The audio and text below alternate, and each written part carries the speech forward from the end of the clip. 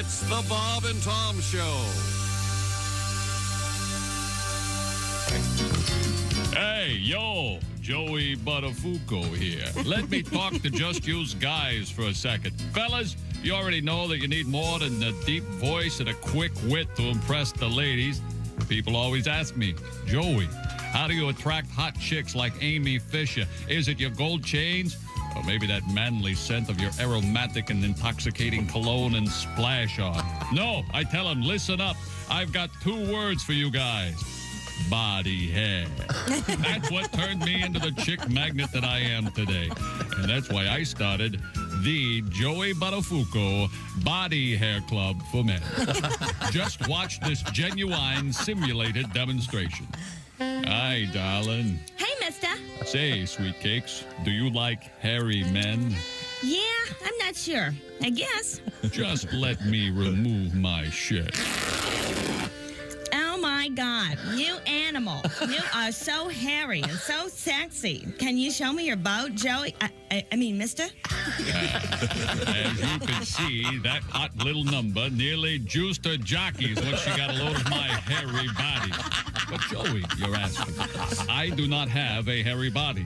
Exactly, and that's why I started the Joey Buttafuoco Body Hair Club for Men. You want to look like me? It's easy. Would you believe that every inch of my beautiful body hair came out of a can? That's right. This authentic-looking body hair was sprayed on right from this can. It looks great, doesn't it? And the chicks love it. Ooh, Joey, can I run my fingers through your hairy chest? Sure, baby, go nuts. Oh.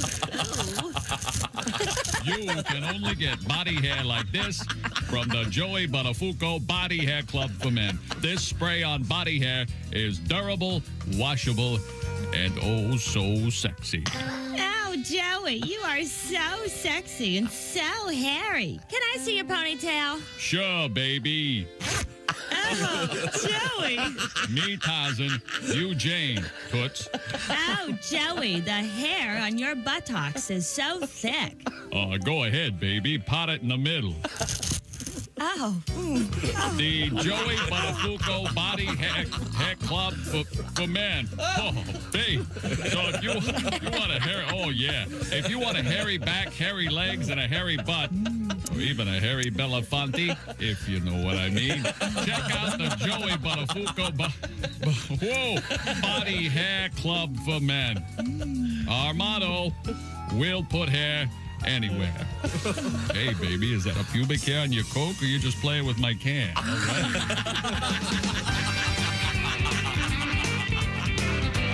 Tom, are you the one that said somebody asked you, how did you guys come up with that name, Joey Buttafuoco? Yeah. And Did they really? They didn't know it was a real person. It was in the paper. Yeah. Is that a pubic hair in your coat? You're just playing with my can, huh? Who would have thought that was history? Yeah. Hi, welcome to the Bob and Tom Show. Christy Lee at the Silac News Desk. Hi. There's Pat Godwin. Hi, Chick. He's been feverishly rehearsing over there. Fun morning. You're all set, ready to go. I think. There's Josh Arnold. Hey, Chick. Hey, man. There's Ace Cosby. Hey. Yet another UFL hat. I'm Chick McGee, and here's Tom Griswold. Final week of the regular season? Yeah. The final week of the regular season of the UFL, is that correct? Maybe Okay. ESPN this week will play a couple highlights. Maybe that. The Birmingham game's on ESPN tomorrow. Yeah, There you go. Okay, We'll see. Speak fun. Maybe some of those guys will be in the NFL someday. They'll live in the dream. Yeah, that's the same way with the Little League. Yeah, maybe some of those guys will be in Major League Baseball All right, one okay, day. fine. Yeah. By the way, that reminds me. Well, that doesn't remind me. What does it remind? What's reminding you? We got a Hard Knocks team for the regular season of Hard Knocks. Or the regular time that they. Who's that? I'll give you a hint. You got to bear down. Chicago Bears. Exciting. Did I mention that Pat Godwin's comedy special? Oh yeah, let's get to that. That's thrilling. Currently on YouTube, the Open Bar comedy special. Is that correct? Open bar? Open bar comedy, yeah. Open bar. There's a dry bar comedy, clean, open bar comedy, a little racy. Oh, I see. Yeah, a little racy. Nightclub comedy. Because you don't go to the open bar anymore. No. As far as you know. I do the open bar comedy, yeah. I'll sit there with my girlfriend and have a club soda, but I don't imbibe anymore. Yeah, well, that's fine. I don't think I could do that. My mouth's watering you talking about it. It's not easy. You know what I got over here? You know what's good in club soda? What do you got over there? Vodka. Yeah. I walked in the other morning, and this was sitting over here. Doing nothing? Just sitting there? You want to describe this, Christy Lee? I got one of those on my desk as well. It's a nice bottle of, is it whiskey or bourbon? I think it's It's That's bourbon. subtitled A Precious Batch Kentucky Straight Bourbon Whiskey. yes. It's called Father Time, I believe. Well, Father Time, and apparently it's from our good friend Jim Gaffigan. Yeah. Wow. He's a bourbon dude. He's got a bunch of kids. Yeah. I know what that's like. Is it his bourbon? Little side hustle, yeah. Oh, okay. Gotcha. Yeah. Father Time. Gotcha. We'll have to do a tasting at some point, apparently. He has been everywhere. Yeah, well, we'll Good for yeah, him. Jim's going on tour this summer. We'll find out about that. We'll be talking to him sometime soon. We'll feature a little something from Jim Gaffigan coming up a little bit later today. Some great stuff in the news today, including something I had named years ago Yep. that I didn't think was in the culture, and it is. Yeah. Which it just came to light. Yeah, I've always called it that, and $1 million idea you could have had. should have trademarked it. Yep.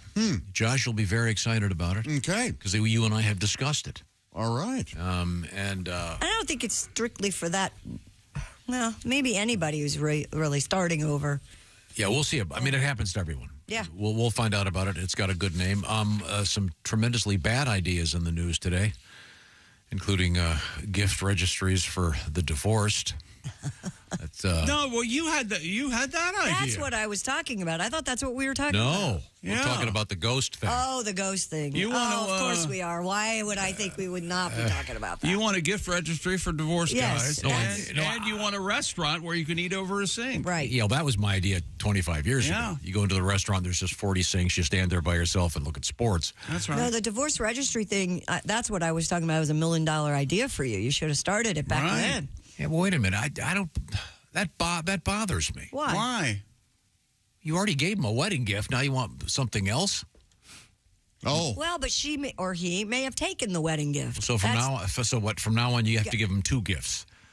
Well, that's A his and hers no. iron. I'm always amazed when you be- tell someone you're divorced, they go, "Oh, I'm sorry," and I always shoot back, "No, sorry. You were- I'm dancing in the street, pal." You weren't there. Yeah, right. And we'll find out about the divorce registry. Why are you so angry about this? You seriously had this idea. Hey, get it together on your own, okay? We all suffered through it. I didn't have to go call my friends and go, "Can you give me an iron? I lost mine in the divorce." Yes, you did. Yeah, you I did called that me to for you. something. You sure did. We all What did I call you for? I forget. I might be making it up. Okay, well, we'll find out. What do we have in sports? I believe we have a finals set. So much that to talk about the Wolves in 7. I was getting excited, man. They were going to come back, but the guy by the name of Luka Doncic put the hammer down last night. He had 36. And Kyrie Irving, not to be outdone, had 36. And the Mavericks dispensed the Minnesota Timberwolves in Minneapolis. Somewhere, Prince is crying. 124-103, and Dallas moves on to the NBA Finals, which begin next Thursday in Boston Oh, everybody gets a break. to take on the Celtics. That's right. So there's your finals, Dallas and Boston. And many, not most, but many are picking Dallas to win the series. Haven't they had enough? As dominant as Boston has been all season, they're, What do you mean? The NBA, they haven't. You think we should just pack it in? To hell with it. You guys in the West enjoy Dallas. You guys in the East enjoy Boston. We'll see you next season. Well, at least their football team isn't winning. Everybody else seems to be. My favorite part at the end of June when the finals are over, then they go at the middle of August. Well, it's time for the draft. Well, it's been a long off season. And then September's preseason. And then October's regular season. What's the longest season? NASCAR? I don't. In baseball? I don't. Baseball? know. Is it? 162 games. Ooh, that's a lot. Hard to beat that. Longest. With respect to having an actual off season. 82 games in basketball. Oh, That's a lot. yeah. Okay. I agree. You've heard about this load management, right? That's what they're calling Yeah. it in the NBA, where the stars, star players. don't play when you go to You pay the money to see them, and you go there, and they're not there. They got tired of making up injuries, so they just mark it down to load management. Yeah. Looks like LeBron's baseball has the longest sports season. Yeah, 160. LeBron is always on load management, it seems. So if you're taking your kid to see LeBron play basketball, not so fast, my friends. Yeah. Yeah. Are people going to get wise to that? I think they already have. I would hope so. Well, I've said that the NFL is run by the owners and the NBA is run by the players. And I didn't know you forgot about China. That's true. And that's for you, Josh. Absolutely, yeah. I got $1 million idea for you. All right. Ready for this? For Josh or everybody? Everybody. If you're a doctor, I want you to listen to me real quick. Okay. If you want to make $1 million, you put a sign at the side of the road and say, summer camp physicals. It's impossible to get in to get your kid a summer camp physical. They're all booked up. You have to have a summer camp physical? Oh, yeah. This is people who have kids the age of my kids know what I'm talking. You know what I'm talking about, there's Pat? a couple tricks. The CVS like mini clinic, the drugstores. Yeah, they'll do them. Yeah, well, they need to put really. Yeah. Is this a pressing? A pressing issue for most people? Yeah, a lot of people send their kids to camps because they're good parents. I know that they do that for sports, like the high schools would do like a day where they do all the physicals in one day. You can go and sign up. It's $1 million idea. Yeah. If you're a doctor, just sit there at the side of the road with a cardboard sign. I'll do the physical. You bring me the forms. Did you find one yesterday? No. We're going to alternative sources. Let me ask, did you wait till the last minute? I know I did. Did you wait till the last minute, yes or no? Perhaps we found an extra camp they were going to be going to. I mean, the other thing is filling out the forms. There needs to be a universal form, so you only have to spend 4 hours filling it out. Like FAFSA for camps? Yes. It's unbelievable. But I'm sorry. There's my $1 million idea. You're welcome, doctors out there. Now, what's coming up else on sports? Anything else of interest? What do we got here? The Chicago Bears going to be on Hard Knocks. The NHL Stanley Cup. Florida wins last night. They're close to advancing. We got a winner in the spelling bee. Another wonderful thing that you enjoy. We're going to talk about that. Bruhat Soma. BRUHAT SOMA, like the muscle relaxer. Bruhat Soma. That was the final word. Is that the name or the word? No, that's the winning speller. Oh, I thought it was word they had to spell, Josh. I can't spell any of the names of the contestants either. Right now, I want to talk about the fact that it is officially summer. I can't spell the names of any of the contestants. Are you happy? Oh, it's such a pointless exercise. Here's something that's not pointless. It's the beauty of the outdoor grill. And Weber Grills, it's unbelievable how much they have stepped up. These new grills are unbelievable. The Weber Searwood Pellet Grill. Stand back. You can smoke, roast, and sear all on the same grill.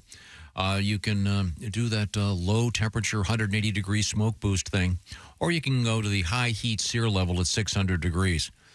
That'll teach that steak who's boss. Yeah, well. We do that Pittsburgh style. It's got the full grate sear zone, so you can put more food in the flame, and the food will look as good as it tastes. By the way, the grill, ready to rock in 15 minutes. Cleanup is extra easy now. They've really gone to the next level at Weber.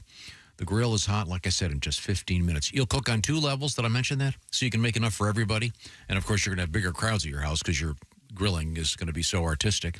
If you're Josh, your meat won't be marinated. If you're at my house, it will be. That's right. There are 2 kinds of people in this world. People who marinate and those that know how to grill. Like it dry and awful. But even maybe Josh could even make a nice steak on the Weber grill. That's right. Find out the details. Weber Searwood Pellet Grill. And look it up right now, Weber.com. This, by the way, might be a nice gift with some Omaha steaks for that dad. Oh, by the way, Dad, here's something to cook those steaks on, the Weber Searwood Pellet Grill. Well, thank you for asking. We are coming right back. And, by the way, did I mention go to Weber.com right now? We've got also a cricket invasion and one for Josh involving a very, very expensive prize for a bass. Oh. And what happened to it? This is the Bob and Tom Show. Hi, you're listening to Bob and Tom Radio. This is Jim Gaffigan. Yes.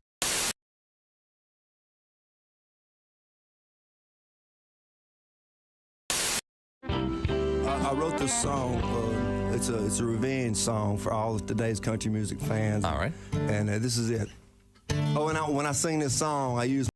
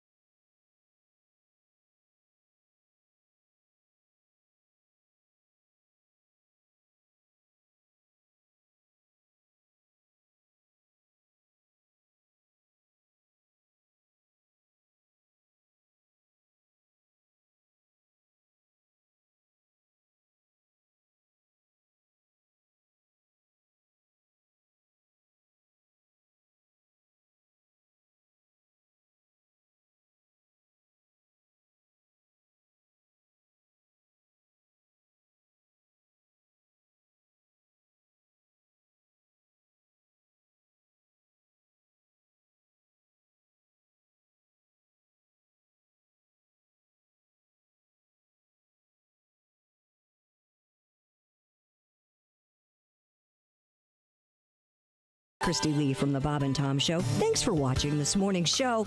To listen, just go to bobandtom.com. Check out the list for a station near you or stream the online radio station on our website and the Bob and Tom app. The Bob and Tom Show, on air, on app, and on demand.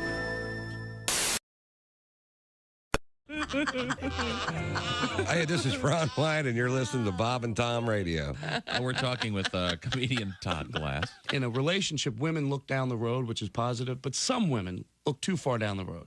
I mean, they can't just take that moment for what it is. Like, I'm at a bar, and I asked this girl to dance. You know, she's like, oh, dance? Oh, sure, I'd like to dance. And we're done dancing. Maybe you go over there, you'll buy me a drink, I'll buy you a drink. A week later, we'll start calling each other. We'll get our machines, then you'll get me, then I'll get you. Then we go out on a date, and our friends say we're perfect for each other. So we have our first kiss, then we decide we're going to get engaged. We get engaged, we have a beautiful wedding. After the wedding, we get back from our wedding, we set up an apartment together. Then we have a beautiful apartment. You get a promotion, I get a promotion, and we buy a big house. We have a house, white picket fence, dogs, 2 kids, everything's going good. Then you're coming home from late at work. I go, why are you coming home late at work? You go, I'm in love with my secretary. Oh, you're in love with secretary. And you want me to tell the kids we're going to get divorced and they don't have a father anymore?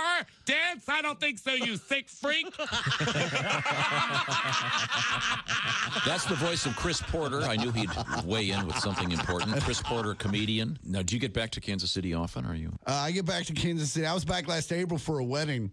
And through a bunch of weird experiences, I've become friends with Justin Verlander. He's a pitcher for the Houston Astros. Yeah. At the time, he was pitching for the Tigers. They were in town playing the Royals, but they had a night off, so he and I went out and had a couple of drinks. And he said, no, watch this. He calls the waiter over. He goes, who's that chick? And he goes, well, I don't know who the chick is, but everyone at that table's Mumford & Sons. He sends them a bottle. They come over. Turns out it's not Mumford & Sons. It's just Ann Sons. Oh. Mumford wasn't there. I don't know where he was. I assume he was back at the hotel writing a song that at some point goes, You know you're too high when you're eating cereal naked and your girlfriend tells you to put some clothes on. You realize it's not your girlfriend. It's just a woman on a bus. That's how you know you're too high. Bob and Tom, 24/7. Comedy via your computer. Bob and Tom, 24/7. This is Bob and Tom, 24/7. Hey, welcome back to the Bob and Tom Show in the beautiful Tango Room. Good morning. This is nice. This is Tom and I are more of a tangoing samba. right now. Is it a samba, a Yeah. tango? Hey, picky. Can you samba to a tango? Aren't you excited? You can to see always me? sambo to a tango. You can never tango. But you can cha-cha to a samba. What about That's what as Sartre once said. Yes. You can samba to a tango, but you can cha-cha to a samba. He was the danciest of the... of the great existentialists. Camus was a total pussy. He'd sit in the corner smoking. Oh, stiff-leg Camus, we'd call Get it. out here and dance, you French jerk. What about the lambada? Who started that? That was What's the lambada? That was hot for like 2 years, That wasn't it? should be a lesson in marketing. The forbidden dance. Yeah. Yeah, I don't even know that one. The lambada. Remember 2 movies came out back to back? Yeah. Bamba. I had a friend named Mike Lombardo. Lambada? Really? Oh, no, Lombardi. Sorry. Oh. Lombardi, okay. Lombard. I mentioned him earlier. Uh-huh. He was when he had a type, Oh, yeah. but he wouldn't admit it. Yeah. Well, he didn't have to. He was always showing up with them. Yes, after the fifth one, I realized, wait a second. Either this guy works at a Chinese restaurant or... I think most people have a type, don't you? Me? Not at all. Oh, God. Oh, what? A lot of his girlfriends worked at a Chinese restaurant, so they were Mexican. Back in the day. That joke would be very funny in contemporary civilization. But I'm talking about the old days, the horse and buggy days of my college years. Thank you for the hearty chuckle, Ace. Ace, do you have a type? No. I've dated the United Nations of women. Yeah, your dating is like they're like temps. They don't really. had a couple They long-term. don't really work there full time. Ace's girlfriends have to wear a badge. Hello, my name is what? Well, they have to dance, right? Yeah, they got to be able to dance. On a pole. Oh. Ace, do you have a pole? Am I wrong? You have a pole in your house? No. Remember when that was a fad? I'll put the pole in your house. Yeah, it was a good workout. That was a thing. Yeah. You know, there are some that are very talented. Oh, Oh, yeah. I've seen some girls that will. Spin around, no hands. Yeah. Hey, the way things are going, it's They're probably going to so be fit. probably in the next Olympics. They're going to Yeah, have break maybe. dancing. Why not pole dancing? Yeah. What do you think? You don't have to be naked to dance on a pole. No? Yeah, you do. Okay. When Pat fair enough. got his apartment, he didn't even have a couch, but he had that pole. He's recruiting. Dallas wins last night, advancing to the NBA Finals. They beat Minnesota 124-103. They start next Thursday. Dear Tom, this email begins. I feel like it's been a long time since we've heard Marty Allen's Hello There. Why did Plus, you do I that? know it'll bring Tom a lot of joy for someone requesting this. Thank you for all the entertainment you provide each morning. You all brighten up my otherwise boring work days. That's Jay from Pekin, Illinois. Hi, Jay. Well, and Jay from Bacon, this will make you happy. And ladies and gentlemen, without any further ado, it's Marty Allen. Hello there. Oh, but how do we know he doesn't want to hear the song? Oh, I hate all of you. That's right. If you you might, not just Hello There. Right. He might actually want to hear the song. The Hello There song. It's going to take me a minute, but I can. I love the Hello There song. Hello There. Hello there. Did that go on for 2 years? Was that 2 years we did that? Hello there. There's the Hello There. What happened to my Hello There song? Sorry, I seem to have lost it. I can't imagine. Somebody must have erased it. Well, Dean did us a favor when he retired. He erased that. Well, I never. Don't you love that phrase? Yeah. Well, Yes. I never. I'm looking one look at you, ma'am, and I'm sure you don't. Sorry. Wow. We'll have to dig up Hello There. In the meantime, I'm guessing she's overweight. Is that right? we have Coming up, a Jim Gaffigan request. But first, more sporting news? Well, we got to do this. Oh, I forgot. No kidding. Time now for things we learned yesterday on this morning show, brought to you by Weber. Fill the grill and fire up the party with Weber. Smoke, roast, and sear on the same grill. Get fired up for the Weber Searwood Pellet Grill. It's yummy.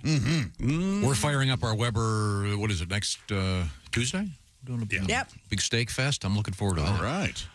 Christy's sweater was the talk of the show yesterday. Tom called it... I'll never wear it again. Looks like something Buster Keaton would wear in one of his... In a prison. It was like giant vertical prison stripes. I liked it very much. Okay. It's a good look for you. This story I'm a little fuzzy on still, but maybe it'll be explained to me this morning. We had a story about magnet fishing. A guy found a skull attached to a dumbbell and a padlock. I'm still not sure how they all were attached It was together. in New Orleans. The guy was doing that thing with the magnet. Magnet fishing. Become kind of popular. And he pulled up what they describe as an exercise dumbbell off the St. John Bridge. And it was there was a skull attached to it somehow. So I don't think the padlock wouldn't go through the skull anywhere. There's not. There's that bone right here on the eye. Yeah. You think? Yeah. You can get in there, or I don't know. Yeah. And it was it says here it describes it as being fully decomposed, lacking a jaw, and lacking the top row of teeth. Wouldn't it freak you out to touch a skull? It would freak me out. Very much so, yeah. Well, I have touched the skull. You have? You have? I was in like a gross anatomy class, and we had to touch a bunch of body parts. We were in one of those. We were with corpses. And that course pass out the. He's being modest. Aptly named. He was pre-med. He just. Josh was, of course. You've heard about Josh's. What was the name of your show choir? Premiere. When Premiere did the musical version of Hamlet.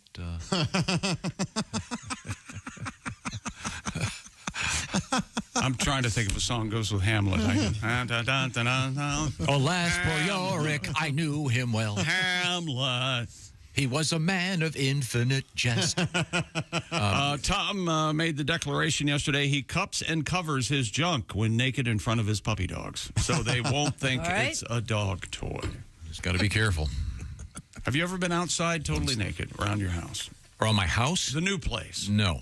Not that one. Not yet. Really? Not yet? You have a privacy fence out back? No, I have woods. Really? A lot of woods. A lot of pine trees and stuff. Do you have a lot of privacy back there? You can skinny dip? You could. No one can see my backyard. How about the pool? That's Can nice. they see the pool? Nope. Squatters can. The strangers can. Live in the woods for years. You wouldn't even know they were there. Well, good, and go for it. Okay. You never know. A lot of pricker bushes back there. Pricker bushes. Keeps out the riffraff. You must be a You must be a botanist. Pricker bush. Pricker bush. I know people. Studying Is that what you call them? Thorn bushes. We actually called them pricker bushes. Yeah, thorn bushes. Did you really? Yeah. Yeah, pricker bushes. Thorn bushes. Remember the Richard Chamberlain The Thorn miniseries, The Thorn Bushes? Yeah. No, that was a. That was a porno knockoff. Yeah. Boy, The how Thorn about Bush. That? How about that Rachel Ward, huh? She's Sexy. pretty. And her star was too bright. Yeah, it did burn right out. I wanted a mini bike as a kid yesterday. A neighbor boy, Daryl, had one down the street, and I was always irritated by him. Every kid wants a mini bike. Yeah. Christy Lee did not take advantage of visiting the inflatable colon and walking through it. No, I did not. She decided no. Thank you. Wasn't for her. And you should. The inflatable colon was created to. Oh, you should explain. Bring awareness. No, this is a real colon thing. health, yes, it's a very for important colon thing. health, and they'd have it at state fairs and county fairs. And, you know, the kids. Hey, do you want to go on the scrambler? Or do you want to walk through a giant colon? Maybe they should have. You brought this up yesterday. Maybe they should make it a bouncy house. Then the kids would be interested in it. Yeah. Bounce up and down in the colon, kids. Yeah, there you go. Bounce up and down in the colon, kids. Bounce up and down in the colon, kids. Bounce up and down in the colon, kids. In the colon, in the colon. And then it was actually stolen, famously. Yeah. The blow up Stolen colon? It was that was the headline. The stolen colon. It was in the back of a truck, and they didn't know what it was and took it. That was, boy, what a disappointment that is. How do you fence a giant inflatable colon? Well, they would have found it sooner, but they stopped and they were bowling before they. found the stolen gold bullet. Yeah, that took up some time. Okay, very good. What else did we learn? Jimmy Pardo forgot, he was a guest yesterday morning, a Bob and Tom comedy legend. He forgot his hair products being on the road this weekend. He, though, contended his hair still looked fabulous. We agreed. And Tom, of course, never to be outdone and being able to mention an out-of-date reference, talked about dippity-doo. Yeah, he used product in his hair, which is an odd term. I've got product in my hair. No, everyone says that. An odd term is dippity-doo. Everybody says No, product. product could be anything. No, Valvoline is a product. Yeah, that's where context clues come in. Yeah. They've got product in Everyone there. says product. Well, it's pretentious and sounds stupid. No. Well, then you should use it all the time. I've got product in I'd my much hair. rather them say product than you want mousse or gel or hairspray or just say product. Or pomade or pomade or A little frizz. Tea tree oil. tea tree oil. How about that? I actually don't mind that every now and again. You put tea tree oil on your bush, Tom? What? I don't even know what that is. Olive oil on the bush. Men have bush. Yeah. Get them pubes Keep it all moist. glossy. Keep it moist. What are you, nuts? Yeah, exactly. Tea tree oil, isn't that like smelly? I think you make. I always thought you could make tea out of it in the woods. I always thought you used it to kill lice too. Tea tree. Yeah, see. Does that work? I don't think so, but they say that. By the way, Jimmy Pardo also forgot the rules of the FCC while he was here. If you were listening yesterday, yes, we hit the button, ironically called the dump button. I was telling the story about various items my mother hit me with, and he was especially shocked. Yes, I was shocked. And remember what were the top three? Pool cue. What was it? Pool cue, shovel, fly swatter. What was it again? Baseball bat. Oh, baseball bat. That was the shocker. Pancake turner. Pancake spatula. Okay, good. Yeah. Al Jackson, thanks for covering for me. I appreciate it. Al Jackson used the quiz yesterday to introduce Tom to the word Gumby fade. Yeah. And Tom knew exactly what it was. I know the Gumby fade. Did you care to explain it? It's kind of a squared off hairdo that kind of cants to one side. And I can't grow one. Mm-hmm. In fact, even when I had hair, I couldn't grow unless there had been a lot of product in it. Yes. There you go. Now you're talking. Yeah. Sounds natural. Boom. Look at you. It's kind of a peculiar look, if you ask me. Sure. Well, it's not for everybody. Sure. Speaking of peculiar, Jimmy Pardo's had this ever since I've known him 30 years. He cannot stand the smell of meat cooking. He can't do it. Ergo, they can't cook dinner at his house when he's there. He just wants it. No, if restaurants have too much of an odor from the cook, he has to leave. Yeah. It's so funny. That's like universally one of the best smells. People love smelling. And he can't cook anything. No. By the way. Barbecue. Don't invite him to your barbecue. He won't come. Wonder what happened. He turned down my invitation to go to Benihana's yesterday. Oh, geez. Yeah, that's got to be why. You were going to buy and everything, weren't you? Man, you're funny. Okay. Al Jackson has a wok, bro, and he loves to cook. There you go. That's what he said. Tom says Jimmy Pardo has a good... That's right. You did look at Jimmy Pardo yesterday and said, Jimmy, you've got a good shape. Remember this? I meant to say he was in good shape. He's a fit young man. You have a good shape. No, don't get away from you have a good shape. I think that's... I thought I said he was in good shape. No, you didn't. No, you meant to, but you didn't. Have you used that in a bar to pick up a woman? You have a good shape? You have a good shape. Hey, nice shape. You gotta have you have an ass like a house cat. I like that. No bigger than my fist. I'd like to have sex with your shape. Yes. Wasn't that the original the title of Ed Sheeran's song? I love your shape. I love your shape. I love your shape, be shape.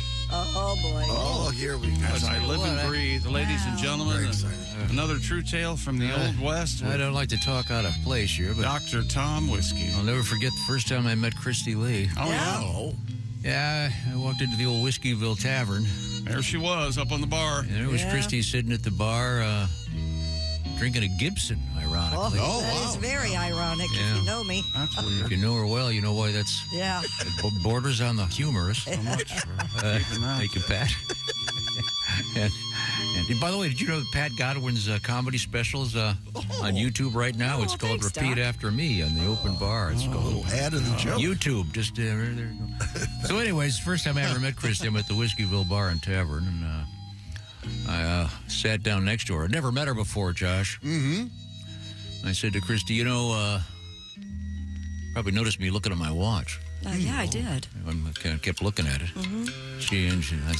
And she goes, yes, I did. I noticed you're looking at your watch. How come you're looking at your watch so much? And I said, well, it's a magic watch. It's got the ESP on it. Is that right?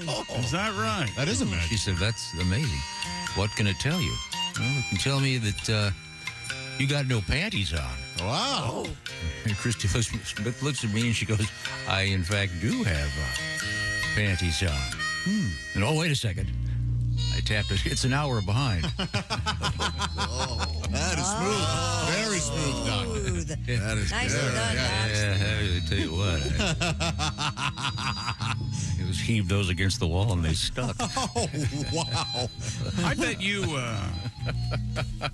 you could talk a game back in the day, and you're just too. No. I bet you could. No. And that's the reason I think a lot of us hated disco. You run over to Vassar and pick up some You'd go into a disco and it was too loud. You couldn't, even if you had game, you couldn't. True. Well, you got to speak with your body, don't you? But I can't. Really? No, you can't. We know that you are fleet of foot. Oh, boy. Ace, do you have any moves? Can you? Really? Are you kidding me? You can cut a rug, as they say. I've never understood that. Oh, dancing? I've seen a picture of him jumping in the air with his legs out. Oh, I've seen that photograph. That's a great Oh, photo. just It's like a David Lee Roth? Great photo, yeah. He copied me. Yeah, he stole it. Uh-huh. Now, anything else we missed that we learned yesterday? A whole bunch of stuff. Air taxis are coming, and we had lots of questions, especially Tom. Should we trust the same drivers that are driving cars right now to be up in the air? And I don't want to get in an air taxi. I want licensed quality pilots, not some guy whose side hustle is up there and he looks at the dashboard and it goes check engine. No thanks. North Korea sent poop balloons into South Korea. This is a true story. Pat had a song about it. We should come back with that. Yeah, we'll come back with that. How about We that? are not. Well, Pat sang that under protest, remember? Oh, God, it was very funny. And then finally, from yesterday, Jumbo Frank, our new character, we'll hear from him in seconds, actually, has turned his ankle. But he was still able to say hello. Yeah, there was a lot going on with him yesterday. Yeah. Mm-hmm. We'll make it. Jumbo Frank We'll was simplify his next appearance. Make a blanket apology. Okay. And we did have that young couple who was a flagrant delicto, if you will. Pier in Naples. Did I say flagrant? Yeah, on a pier right in Florida. That's the pier in Naples. It's right there. Yeah, it's a nice pier. I believe they were described as being openly and actively engaging in sexual intercourse when the police arrived. But she jumped into the ocean. And then was arrested later on the beach. Mm-hmm. Tried to swim away. Yeah. Well, she was already wet, so didn't. See, ideally, Josh. A woman will be. I bet it was. That's ideal. Yes. It might have been fragrant under the best of circumstances. But time now to check in with Josh over there. Is that correct? That's right. Father's Day right around the corner. Make sure this year you give him a gift that's guaranteed to make him very happy. I believe that gift to be Omaha Steaks, because a world-class dad deserves a world-class steak. And the Father's Day experts at Omaha Steaks, they've made it easy with hand-selected gift packages starting at only $89. Go to omahasteaks.com, check these packages out, and make sure you use promo code BTS at checkout. That's going to get you an additional discount when you shop gourmet gift packages for old dad. Pick from premium proteins like the juicy pork chops, air-chilled chicken, and beefy burgers. Your dad is guaranteed to love every bite. And make sure you do not forget a big, hearty dosing of those Jumbo Franks. Did somebody say? Jumbo Frank. Hi. Hey, Jumbo. Hello. Jumbo Frank. Wonderful. Are you feeling better today? I'm feeling plump and juicy. Yeah. Yes. Yeah, just You're like we looking like good. you. Would you like a bite, Christy? Yes, I would. Have one. Ow, that hurts, but I'm glad you're enjoying it. Go to omahasteaks.com. Use promo code BTS to get exclusive savings. Shop for unforgettable gifts that are guaranteed to make Dad's day. Look at her take that hot dog. All right. Like a champ, chick. Like a champ. Because, hey, if there's one thing Omaha Steaks knows, it's that dads want steak. That's omahasteaks.com. Use promo code BTS at checkout to save on exclusive packages starting at just $89. There's some wonderful add-ons and amazing stuff like that meat lovers lasagna. And my gosh, make sure you get a dozen or so, I say, of those caramel apple tartlets to cap off any wonderful meal. Oh, thank you very much, Josh. When we come back, a song from Mr. Godwin. Oh, that sounds good. This is the Bob and Tom Show. Thanks for listening to the Bob and Tom Show this morning. The show is also out there for you on our YouTube.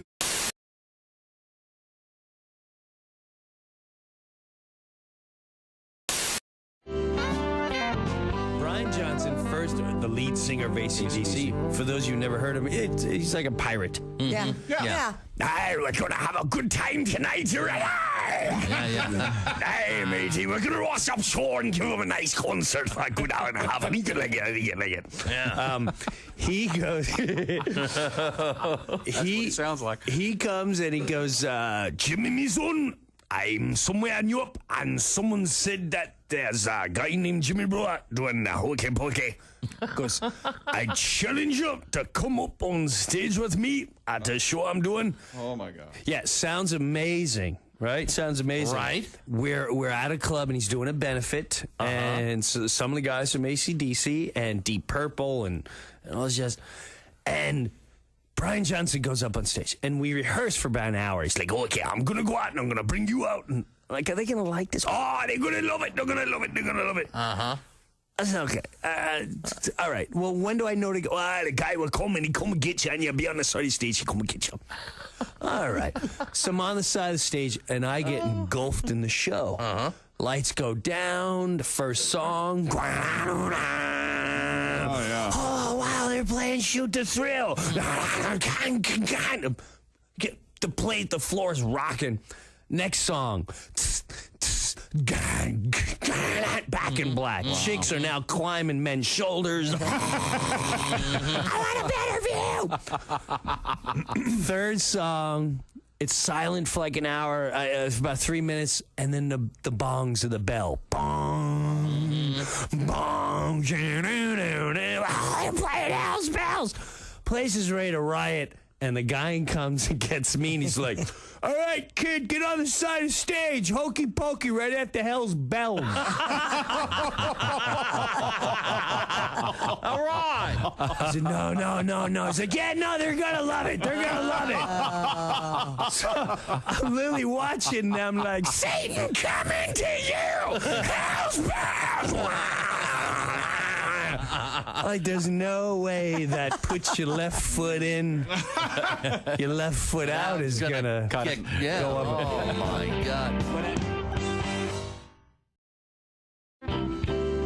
Went to my first luau, which was cool. Oh, yeah? Yeah, man. You know, they burnt the pig for us and everything. It was fantastic to see a pig come out of the ground and we just ate on pig. You know, I mean, it was kind of weird looking at him with his nose sticking out at you, but, you know, he was still delicious. Yeah, sure. I just ate from behind, you know, that's what I did. Yeah, no pig face. Yeah, right, you know, no, you don't want no pig face. But my cousin them eat pig snoot in St. Louis, which is crazy. They eat the snoot. No way. What? Yeah. They do, really? Heck yeah, they put barbecue sauce on it and eat it. They eat the feet. Some black you will not lead us astray, I guarantee. Because I hate restaurants that have those, you know, named best barbecue ever, you know, and then you go in, it's some old burnt barbecue, and it don't taste good. I mean, they only have what you want because, you know, I'm from St. Louis. We eat rib tips, you know. And rib tips is like the top part of the rib, and you cut it in.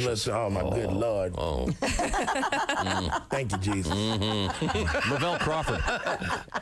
Lavelle Crawford is our guest, and so far we've had a tour of Hawaii. We have yet to see anything except for a pig nose. Well, you know, I won a luau. I won the hula dance competition. You did? Yeah. Wow. You can move it, huh? One thing I know about Paradise for black folks is just it's something black people want to do that we see white folks do that we shouldn't do. Like, you know, go on the catamaran. That's just like being out on a raft with a motor. It ain't safe. and my wife went, let's get out on the catamaran. I said, have you ever seen a catamaran? You don't even know what it is. You're from Chicago.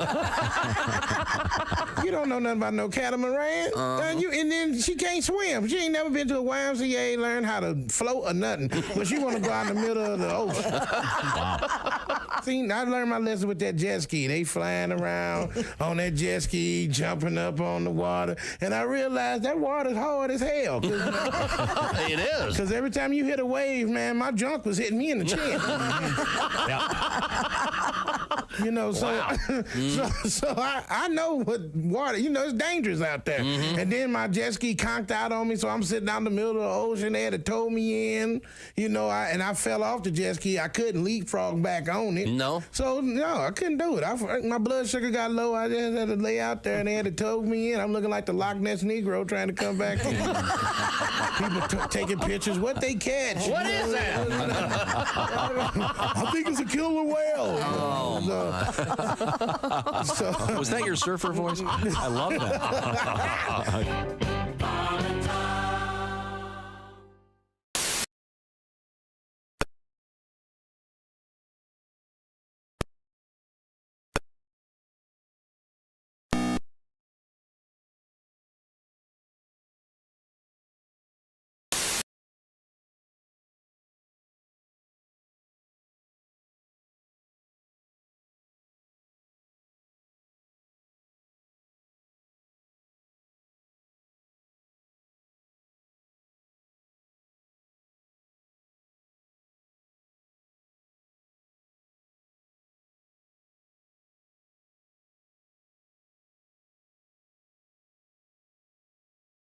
That throw everything in at once. No, when you're out of clothes, you do laundry. Okay. You know, which is fine when you're single. But now that I have the kid, I'm down in the laundry room. I'm in my bathrobe. She's in her Halloween costume.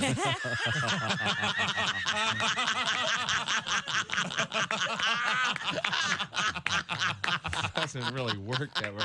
Thousands of people in their cars going, I've been there. Yeah. Thousands of guys going, yeah. Yeah. Okay. I look like Hugh Hefner with Casper.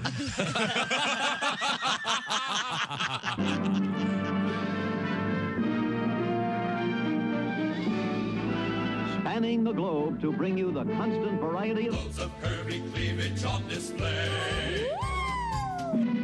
The thrill of victory and the agony of defeat. Don't touch those. Sorry. The human drama of loads of curvy cleavage on display. This is The Bob and Tom Show. No shoes, no shirt. Up in a matter of an hour. Hey, welcome back to the Bob and Tom Show. Hello, Tom. Hello, Chick. Friday begins the week. Oh, it does. Friday does begin the weekend. Looks good. Yeah, you're right. And now we promised a song from Mr. Godwin. This does need a little bit of an explanation. We had an unusual story. We live in a world of high-tech warfare. Yeah. And as a matter of fact, I believe it was yesterday that, or yesterday morning, I think it was announced that North Korea had shot some missiles into the ocean, testing more missiles. It's pretty scary. They may have the capability of launching a missile that could hit the USA. I mean, it's unbelievable. But they are also apparently doing something a little more low-tech. This is from the BBC. Sorry, Ace. A very reliable source, obviously. It says North Korea is accused of dropping excrement-filled balloons into South Korea. No coat. Apparently, these are like weather balloons with a payload, if you will, described as payload. Described quote here from the Yonhap News Agency of South Korea. The fallen balloons carried what appears to be feces, judging by their dark color and odor. Residents have been urged to stay indoors. 260 of these balloon payloads have landed in 8 of the 9 South Korean provinces. So if nothing else, it may be low tech, but that's some good aim. Where do they get it? Did they have collection centers? Yeah, no joke. I don't know. I don't know. Just seems to me to be. How can you tell where a balloon's going to go? That's I know. All these things are baffling. Well, we learned from the Chinese that balloons can be remote controlled. Oh yeah. So. Oh, they were spying on us with a And just still a are. weather balloon. Yes. Well, we've had some interesting stories about low tech warfare. Remember, we had the one last week about the pigeons. Remember that? Yeah. The pigeons were used, and there were the pigeon parachutes, and there during the Great Wars, they say. Lots of other kind of low-tech stuff. In any event, it's a very odd situation, dropping payloads of fecal material on South Korea. And Pat, you were kind enough to come up with an original song? Yeah, I have to tune first. I spent half my life tuning the guitar and the other half playing out of tune. So here we go. Here we go. 99 poop balloons floating in the Korean sky. Panic sounds, it's a brown alert. Did it come from Kim Jong-un's brown eye? Will the terror ever stop? I hope the poop balloons don't pop. Raining crap down from the sky where 99 poop balloons go by. Would you like to know what's inside these hundreds of balloons? Better run and hide from these very full balloons. There is filthy waste and trash and a big surprise. Don't look inside. Up and away, my biological waste. My biological waste. Balloon.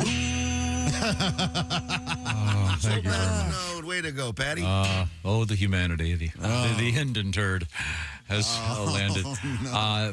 Douglas, kind enough to write us. Dougie. Douglas writes, well, thanks, Pat. I have been singing 99 poop balloons all day.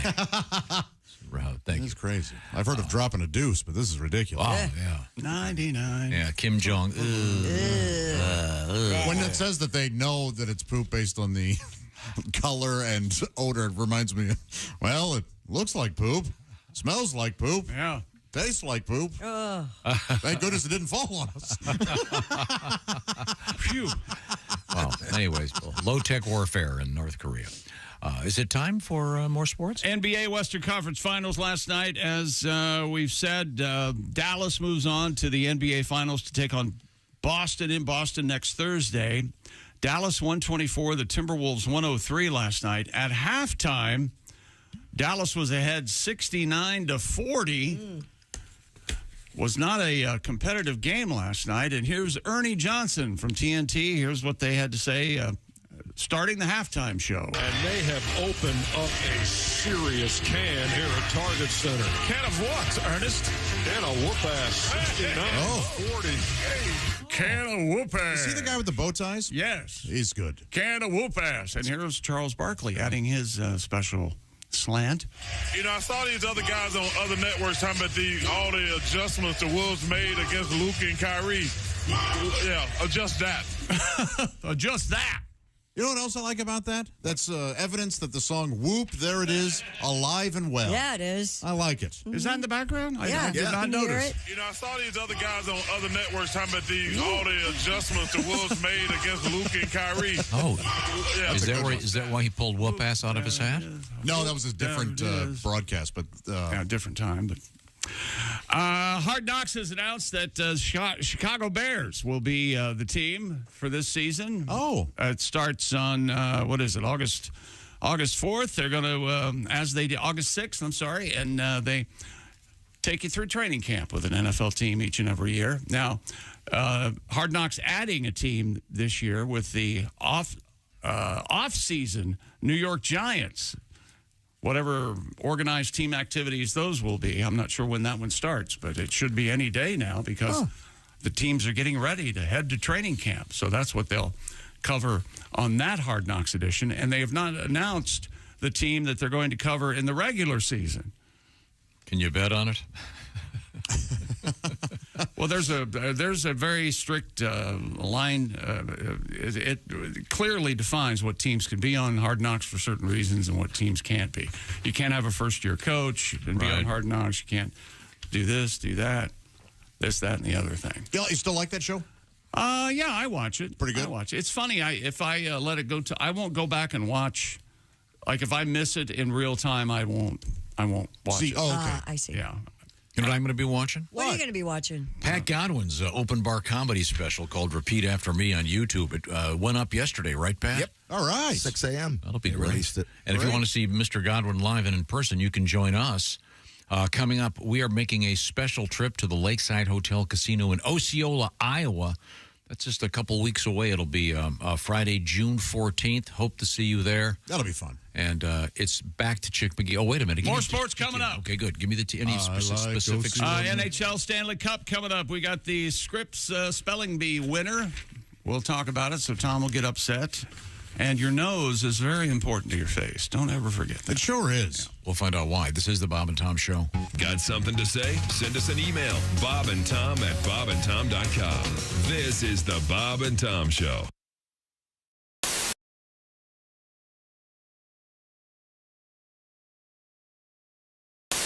I was just kind of curious if you'd done any straight, sort of. And now this from ABC News. No? I'd like to. Mm-hmm. BBC News in London. I'm Lakshmi Singh. Yeah. Mm-hmm. Now a word from Haifa. James Pettigrew. Mm-hmm. See, you can do it. I could do it, sure. Sounds a little sarcastic, but... Yes, Well, then to actually get all the words not all jumbly-wumbly, Mhm. I think that's a problem. I'd have to have a constant script. Yeah. I think I'd have problems talking off the cuff intelligently about world issues. Yeah. Well, that's why you're here. Yes, exactly. And now, the latest from Greece. Yes. With Maria Bamford. In English! I'd like to order dessert with milk, please. Yeah, thank you very much. I could say say something in Hindi. Ki hale kuta per milangi. Hello, dog. Goodbye. That's what I got out of 4 years of Spanish. Yeah. Hola. Dog, goodbye. Well, it's Yeah. hi, Frank. Hello. Hola, Paco. Que tal? Yeah. Very handy, very handy. Yeah, yeah. Do you speak a foreign language? I went to a meetup group where you're supposed to learn Spanish, but no one was a fluent speaker, so we ended up speaking sort of pretend Spanish, like, Sí, no. Ay, ay, ay. it's like, oh my God, I'm really good at pretend Yeah, it'd be languages. great.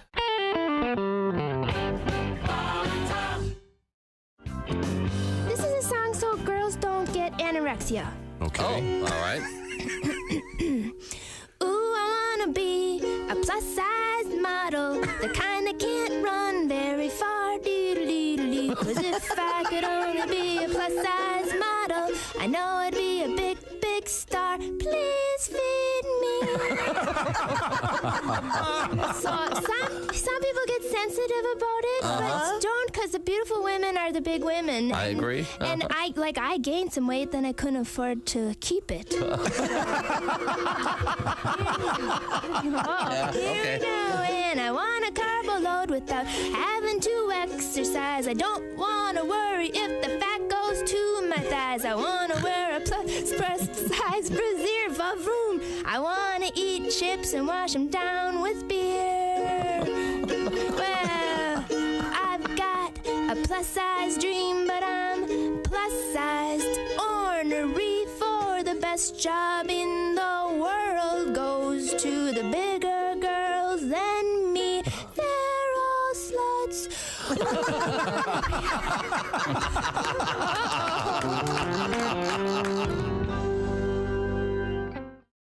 Hi, this is Christy Lee from The Bob and Tom Show. Thanks for watching this morning's show. To listen, just go to bobandtom.com. Check out the list for a station near you or stream the online radio station on our website and the Bob and Tom app. The Bob and Tom Show, on air, on app, and on demand.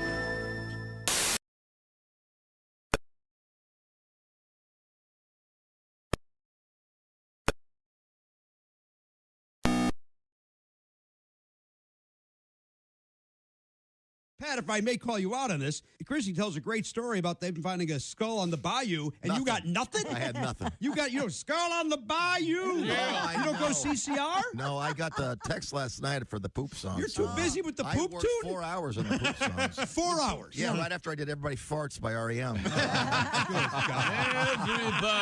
I'm taking my headphones off. Bob and Tom in the morning and highlights all day long. The Bob and Tom Show, weekday mornings at 6 a.m. Eastern on Bob and Tom 24/7. This is Reno Collier, and you're listening to Bob and Tom Radio. Hi, I'm Bert. And I'm Ellie. And we're proud to announce our new breakfast treat, Bert and Ellie's Muffin. The Bert and Ellie muffin is delicious. But don't take our word for it. Here's our spokesperson, Eddie Van Halen. Hey, thanks, man. Hi, Eddie Van Halen here. You know, I love munching on Bert and Ellie's muffin. In fact, I was just telling my wife, Valerie, Bert and Ellie's muffin is the best thing I've ever put in my mouth.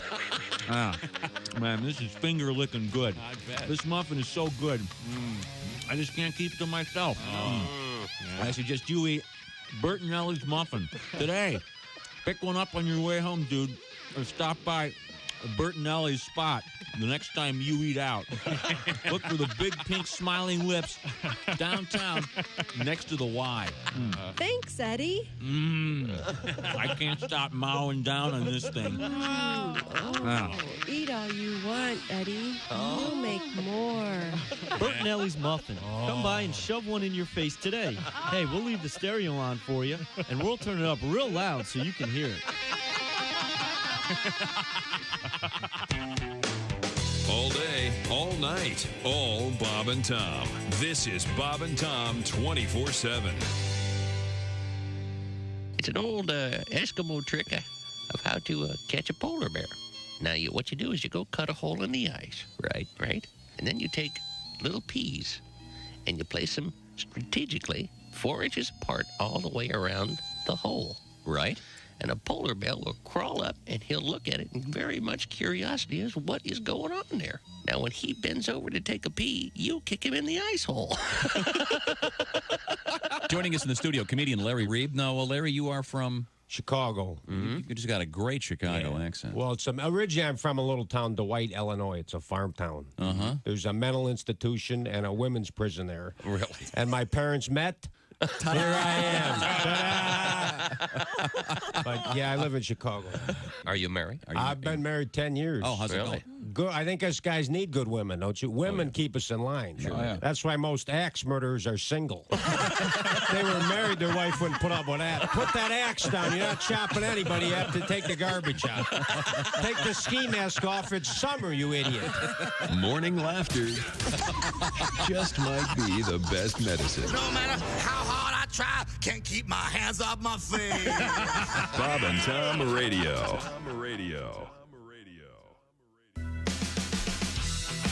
Hey, welcome back to the Bob and Tom Show. Christy Lee at the Silac News Desk. Hello. There's Pat Godwin. Hey, Chick. He's over there in the performance room. There's Josh Arnold. Hi, Chick. Ace Cosby there. Ready for fun?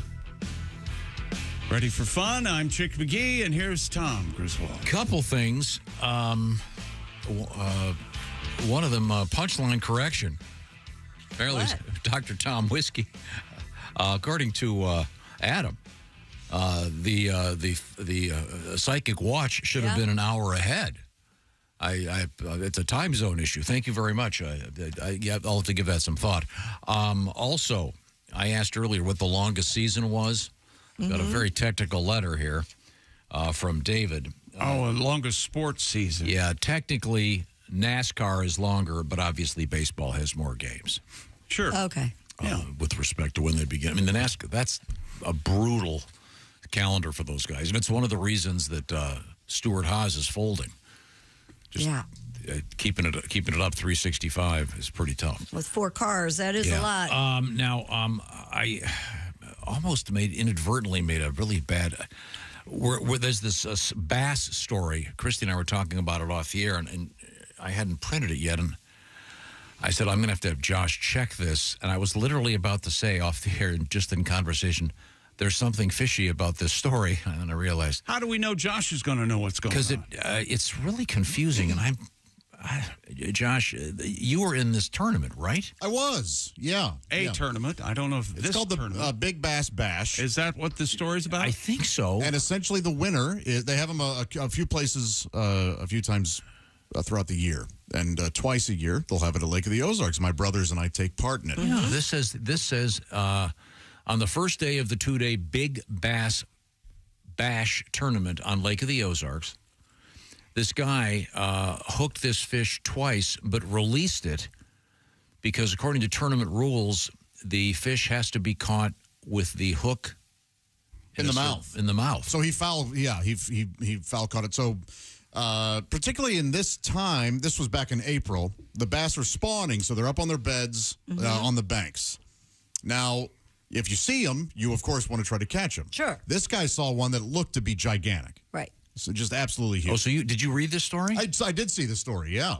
So the guy throws it back in, and there's some people on shore, and he says, leave it there. I want to come back tomorrow and catch it legally. Yeah, so what he does is he catches it twice just because the bass is trying to push it away from it, so it gets hooked on the side. Oh, okay. So the guy reels it in. Now, he could have went ahead and had it weighed and then tried to lie his way through the polygraph and saying, no, I did catch it in the mouth. The bass bit it.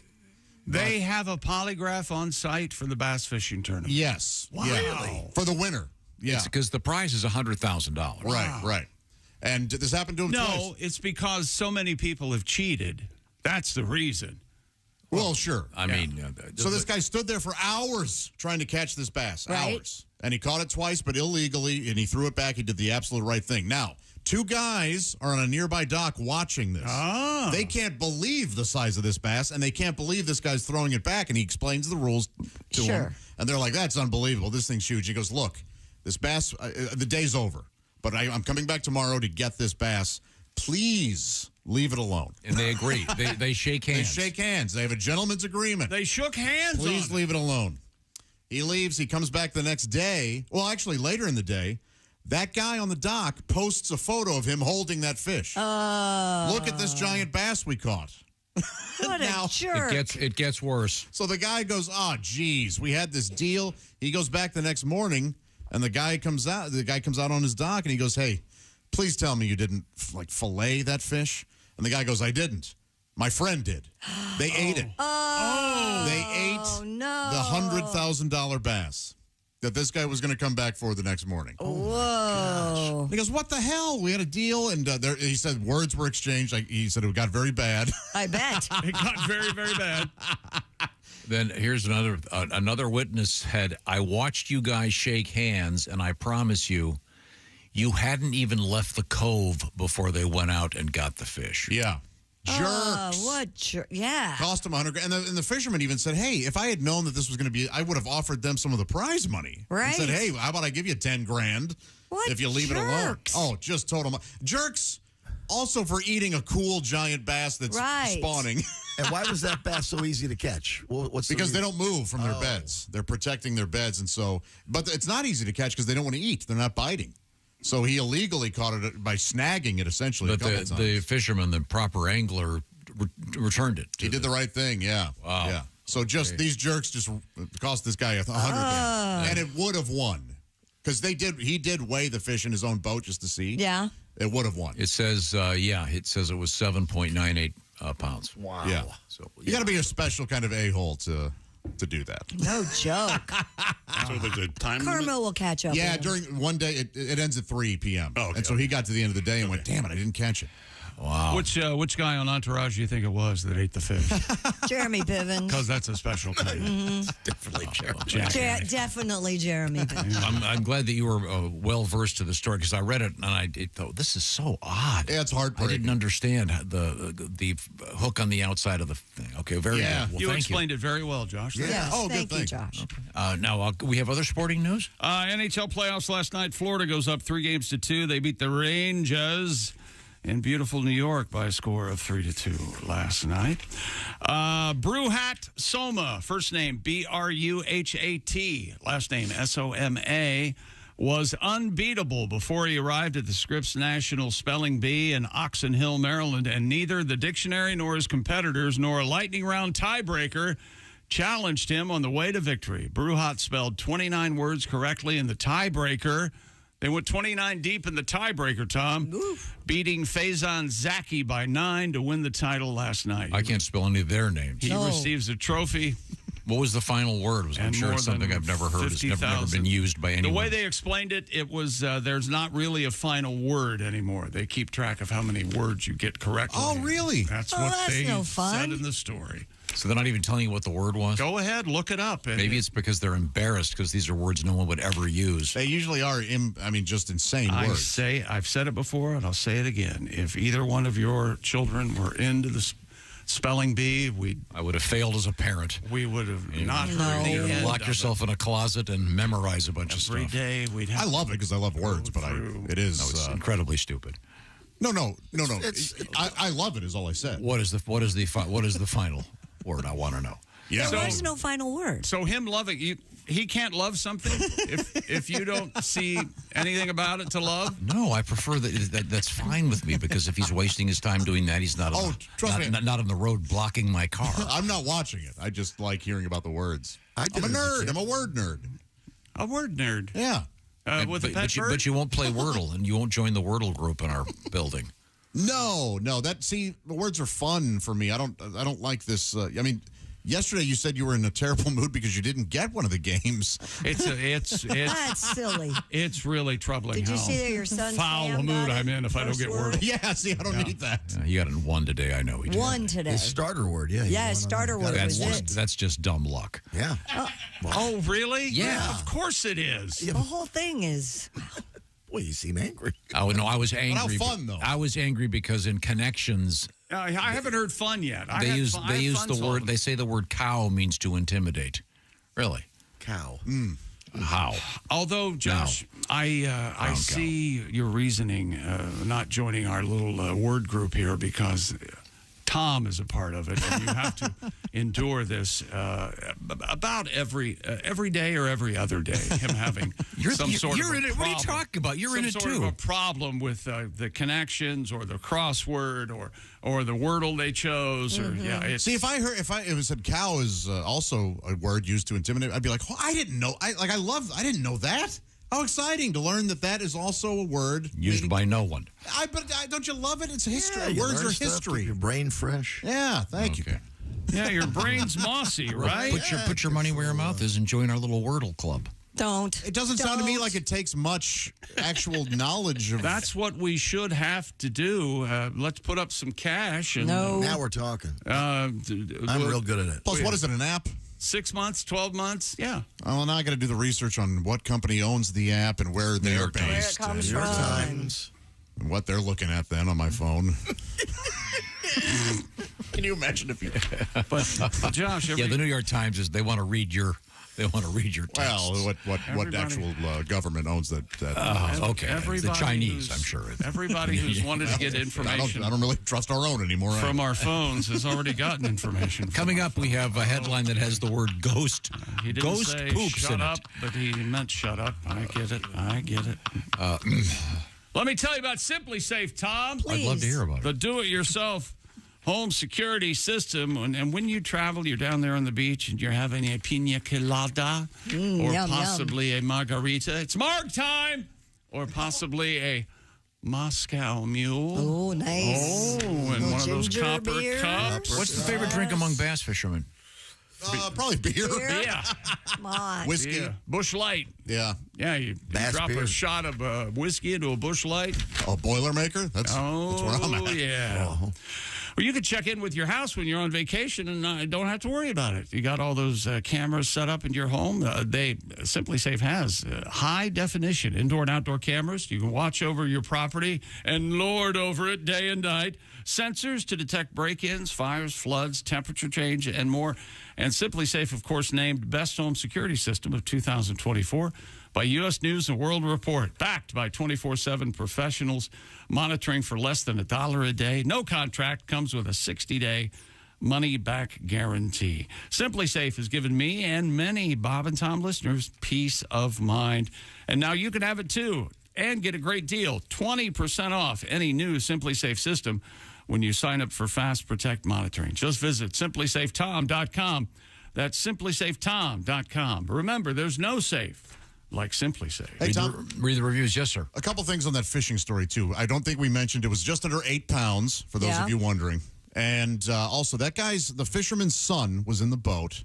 And what a dad to teach your son integrity, right, and following the rules and sportsmanship, by not letting an illegal catch, not keeping an illegal catch. I think that's just terrific. Sure. It is. Might have been a nice new bass boat. And then, But those guys on the dock, they are, according to my mail here, dear Bob and Tom, those guys were real bass turds. Very nice. They sure Thank you. were. Thank you. That's from Ben. Thank you so much, Ben. Coming up, we have, of all things, a headline that has the phrase ghost poop in it. I know, right? Like ectoplasm? Patty G. Yes. Coming up, John Lennon news. You've had a ghost poop, right? Oh, I thought I invented the term. Yeah. When we come back, this is the Bob and Tom Show. Hey.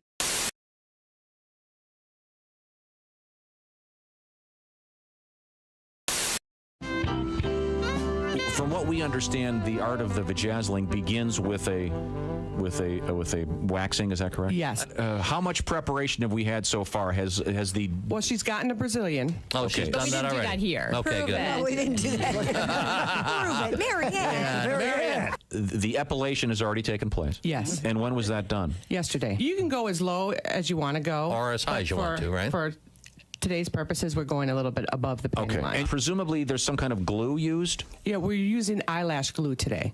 Really? Okay. Do you mind? Should I go in there so I can see this? I think you should. Yeah, get right down. Eyeball Good that luck. thing, Do you Tom. mind, Hillary? Would you mind if I go in there? No, of course not. You don't mind if I come in? Okay.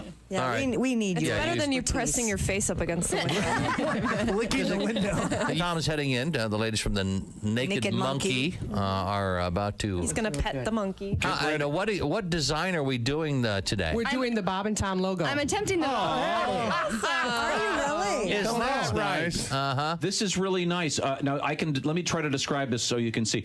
Above the panty line, a number of sort of are these rhinestones? Yes. Rhinestones are those already glued on? Yes. They are, yeah. They're glued on in kind of an arc, and then she already has the word Bob above the panty line in little teeny rhinestones. Oh, really? And Very Tom, nice. all right. So she's pretty fast with this stuff. Yeah, she's very good. So have you noticed an upsurge in popularity and having Since this Jennifer done? Love Hewitt?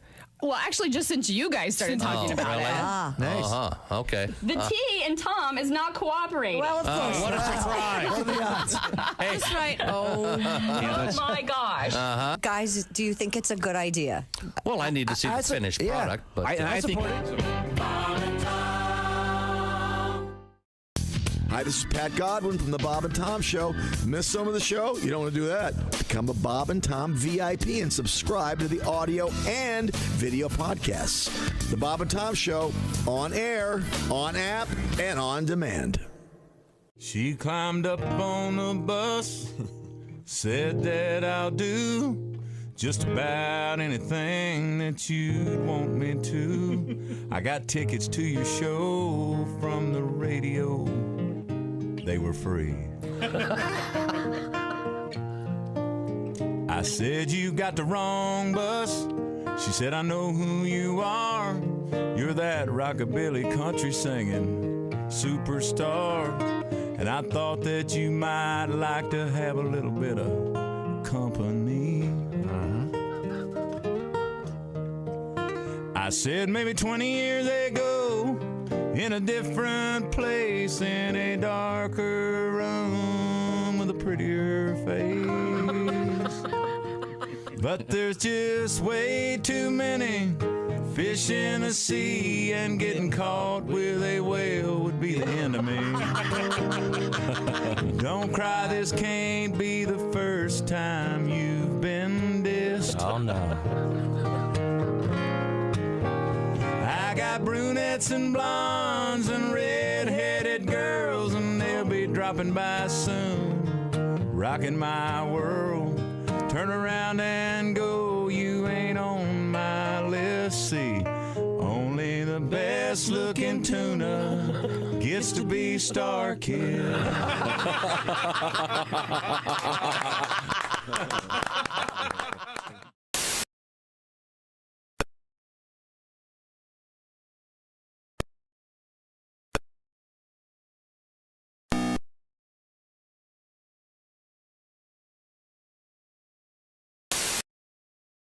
Well, my knees feel great, but do the Attagirl people make lozenges? You whore. Attagirl knee pads. Order today and you'll receive a free head helmet. You'll love wearing this stylish tabletop helmet with its flat, level surface, big enough to hold his beer, remote control, and a magazine. Attagirl knee pads. Protective goggles sold separately. Hi, everybody. This is Mark Sweeney, and you're listening to Bob and Tom Radio. Comedian Jeff Rothpan here in the studio with us. When I was a kid, all these other kids got to go to the Barnum and Bailey Circus, and I remember begging my dad, please, I want to go. All the other kids are going. He said, no, we just can't afford it. Tickets are expensive. He ended up taking us to this Bob Circus. It was actually called, no, this is true. Bob Circus. Yeah, and it was in a mall parking lot. And what a difference. I remember the guy yelling, and now huge midgets. What the hell is that? Oh, yeah, there was just one after another. The bearded man. I think they actually had the talking mute. Hi! Man, what the hell is this? How does he do it? He's amazing. He's a mute, yet he speaks. Are the stars out tonight? I don't care if it's cloudy or bright, 'cause I'm blind. Jeez. Hello. You're listening to Bob and Tom 24/7. This has been Chick McGee speaking. Hey, welcome back to the Bob and Tom Show. Hello, hello, hello. Josh Arnold, hello. There's Ace Cosby. There's Christy Lee, Pat Godwin. I'm Chick. Hello, Tom. Hello. Hello to you, Chick. Like you do. Thank you very much. A couple quick things. All right. Yeah? Maybe if you get a little rain where you live over the weekend, perhaps you want to sit down in front of the television and watch Pat Godwin. His open bar comedy special, Repeat After Me, is now on YouTube. Yeah. That's very exciting, Pat. It is, yeah. Okay, good. Taped last July with me with the brown hair, though. So. Oh, really? Cool. Yeah, it's the last of the brown hair. Oh, back in the hair dye days. Move on, yeah. Is it weird to look at it? Yes. Any photos at the house of you in the brown hair? No. No kidding. No. You know, you get rave reviews for your current hair. Yeah, I don't know why I didn't do this years ago. Yeah, people love it. What a vein. I love it. Everybody loves it. I love it. Yeah, we all agree. Looks bushy and thick and puffy and fluffy. Yeah, when you dye it, it kind of thins it out, and it's not good for the hair. So, wouldn't you like to grab that hair with your hand, Christy? Me? Yeah, run your hand through it. No, sorry. Yeah, she told me in the green room. Well, you respect your relationship and his. Exactly. That's sweet of you. Where are your gray glasses? I left them at home. Oh. I hope. No. Oh, no. I love those. I know. It's a wonder that doesn't happen daily. Now, we have a special road trip coming up. We're going to be in the great state of Iowa. I like Iowa and you. Lakeside Hotel Casino. Excuse me, Lakeside Hotel Casino, Osceola, Iowa, south of Des Moines. We'll be there coming up. It's a special Friday morning, June 14th, and you can come watch the show. And a special live comedy show that night. Details are at lakesidehotelcasino.com/casino. So it'll be a fun weekend.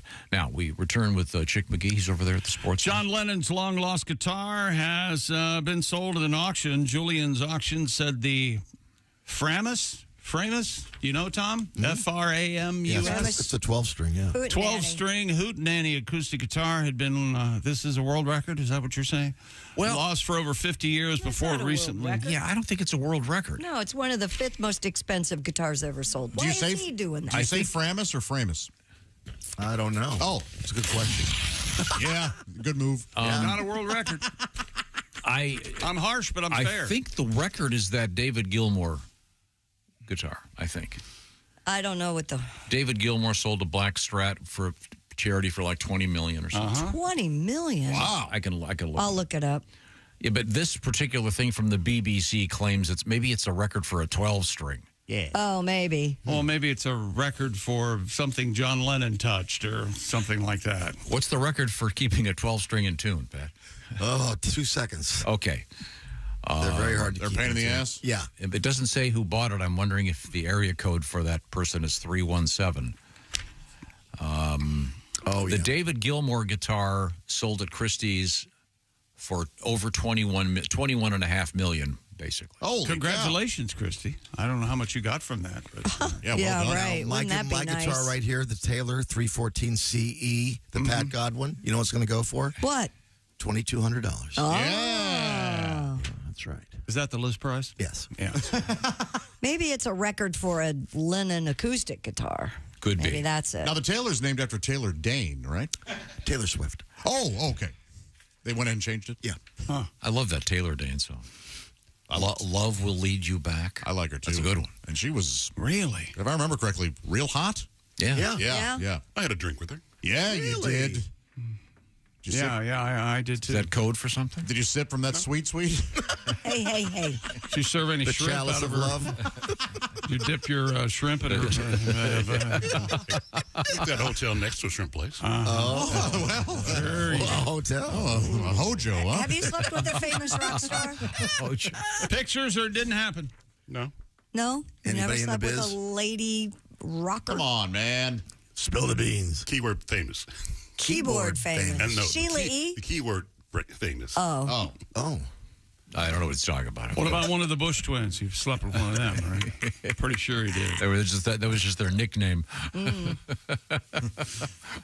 Is that sports? You know they like to keep it bushy down there. You know they do. Hoodoo. That voodoo that you do. You do so well. Oh, shut up. Two requests. A man, at last, a world record I can sink my teeth into. A man has broken his own Guinness World Record for the fastest time to type the alphabet with his nose. And Tom tells me this morning, have you seen the video? It's amazing. And it's at some regular office. I would kind of like to see the video. This poor guy, so bored. With his nose. Well, Is it one of those keyboards you could put up like this? no, and he's do that? got his head down and he's pecking. Oh, Yes. Vinod Kumar Chaudhary broke the record for the third time after using his nose to type out all 26 letters of the alphabet. What call center is it? In 25. I swear to God, I honestly think it looks like it's at a call center. 25.66 seconds. He's 44 years old. First claimed the title in 23 with a time of 27.8 seconds. Huh. Okay, that's great, Vinod. Now get back to typing your PTS reports. To successfully complete the record attempt, Vinod, his first name, had to type out the Roman alphabet on a standard QWERTY keyboard and had to type a space between each letter. Whoa. Oh, a space too, so he's really pecking away. Yeah. What was the time? 25.6. So he's like, he hits the A, then he hits the space. Yeah, look, I mean, look at this. And it looks like he's just in a regular office. And oh, boy. No mistakes. It's pretty amazing. No, it's ridiculous. Well, sure. But look at him there. That seems like 25 seconds right there. Yeah, it does. Oh, he's really bobbing. Or an hour, whichever. I think bobbing and weaving, isn't he? Really loves that bird seed. Yeah, he sure It does look like a chicken. Yeah. It seems longer than it is because it's so stupid. Now, let's see him do it on an iPad. Wouldn't that be harder? How about that? Yeah, he's very proud. Oh, yeah. I'm sure his parents are too. Yeah. That's quite a skill now. Now get back to your book to memorize more spelling words. He wasn't in the spelling bee. No. I bet his relatives were. Tom. Hey, these are facts. You can't deny Facts! I was in a spelling bee. I love spelling bees. Did you win? A lot of people are in spelling bees. Do you remember the word? Not according to Tom. No, the word that took me down? Yeah. It was an easy one. I was in the 4th grade, and it was receive. I screwed up receive. I would 4E, except after C. Accept and receive. Boy, or neighbor and way. It was a simple mistake. Yep, you've got to forgive yourself for that. Let yourself off the hook. Yeah, man. So it was a spelling bee where they had words people had heard. Well, they were hard, but then that was an easy one, though. For a 4th grader, receive is, I can see. I couldn't get it right now. I'm sure I would. I get it wrong every other if I time. didn't have spell check, whatever it is. Does that complete our sports broadcast? Yep, that completes our sports broadcast. Okay, before we get to Christy Lee over there at the Silac Insurance News Desk, we have a couple requests. Someone wanted to hear the Hello Dare song in its entirety. In its entirety. No, I don't think that's what happened. Was it a competing radio station? But he wanted to just hear Marty say hello there, and Josh mused. Well, maybe he actually wanted to hear the song, which was a joke, and now you've you just want the hello there? mutated it into hello there. No, I'd like to hear the first 10 seconds of the song. Nope, not me. I want to hear the whole thing. Okay, now this is the great Marty Allen from Amazing. Allen and Racy. Oh, what's a couple of famous comedians. Oh, yeah. What was Rossi's first name? Steve Racy. Yeah, he was the sort of they were both wearing tuxes. He was kind of a dapper looking. I like their stuff. Whenever we've listened to it, I average like it. American. And if you think they copied Dean Martin and Jerry Lewis, you're absolutely correct. But there was something funnier about them. He was a Funnier than Martin. Not even close. I doubt that. No. But they were funny. You're out of your mind. Let's see Jerry do this. Hi, gang. Hello there. Hello there. Hello there. Hi, everywhere we go, we say hello there. Hello there. Hello there. Hello there. Hello there. Isn't that happy? Your happiness will grow. Just say hello there. Hello there. This happy phrase can do wonders for you. Yeah. Learn to say it. It's so easy to do. Come on. Hello there. Hello there. Hello there, everybody, and they'll all say hello there to you. Sax solo. Oh, boy. What happened? Like a Boots Blowing Randolph. hard there. That guitar. Where is it? Don't you love that guitar sound, Pat? Yeah, it's pretty good. I Nice want to hear and the clean. sax. It sound, reminds too. me of Son of a- the movie My Favorite Year. What that kind of guitar is that actually Les Paul playing? I don't think so, but it sounds like that. Yes, Like the- it's him. Great rhythm guitar. Oh, that's so wonderful. cool. Yeah. The other request, we mentioned that we have this new bourbon that's been delivered, Uh-huh. and it's Father Time from Jim Gaffigan. Yeah, it's from Jim. I didn't get a bottle. One of the great dads. He doesn't like you. That Father Time will kick your ass. So we'll talk about Jim's bourbon. We're going to be talking to Jim sometime soon. He's going to be on tour, of course. Was somebody starting a boat? Yeah, that was me. You okay? I'm all right. Got a little phlegm butter. That was Yeah. you? Yeah, sorry. Oh, it sounded like a Chris Craft. Full flambo. But here's a little something from Jim. With us in the studio, one of our favorite comedians, a guy named Jim Gaffigan. I'm moving a little slow this morning. I have to admit, I had a Hot Pocket for dinner last night. I've never really eaten a Hot Pocket, and then afterwards been, I'm glad I ate that. I was like, I think I'm going to die. I paid for that? Did I eat it or rub it on my face? My back hurts. Hot Pocket. Rarely see the Hot Pocket on the menu when you go out to dinner. That's true. Let's see, I will have the Caesar salad and the Hot Pocket. Our specials, we have a sea bass, which is broiled, and we have a Hot Pocket, which is cooked in a dirty microwave, and that comes with a side of Pepto. Is your Hot Pocket cold in the middle? It's frozen, but it can be served boiling lava hot. Will it burn my mouth? It'll destroy your mouth. Everything will taste like rubber for a month. Hot Pocket. There's the vegetarian Hot Pocket for those of us that don't want to eat meat but still would like diarrhea. Should just come with a roll of toilet paper. Diarrhea Pocket. The lean pocket. I don't even want to know what's in there. Yeah, they're lean pockets. Imagine the directions. Take out a box, place directly in toilet. Recently, they introduced the breakfast Hot Pocket. I was not aware of that. Finally. Oh, yes, the breakfast Hot Pocket, sure. I can't think of a better way to start the day. You know, good morning. You're about to call in sick. Hot Pocket. Now you can have a Hot Pocket for breakfast, a Hot Pocket for lunch, and be dead by dinner. Dead Pocket. I love that song. You think they worked hard on that jingle? What do you got so far, Bill? Hot Pocket. That's good. That's good. That's catchy. Not as good as your By Menon, but it's good. Jim Gaffigan. And once again, Jim, good friend of the show. Great dad, and he'll be on tour near you. Go see him, as Josh was saying off the air. Non-stop laughs. Just wonderful. He's great. And a great actor. Yes. He's really good. Anyway, Jim has this new bourbon. It's called Father Time. And this isn't one of those things where he just went, well, someone called me and they wanted me to sell their bourbon. He actually has a buddy that's a bourbon guy. His friend from Louisville, Stu Pollard. And he and Stu got together, and they know what they're doing. But it's kind of just a fun thing. But as Jim says in this letter, bourbon isn't a solution for everything, but it's pretty close. If you have children, you know what I mean. So Jim's Bourbon Father Time, Available online. I'll get some more details for you, but just come out.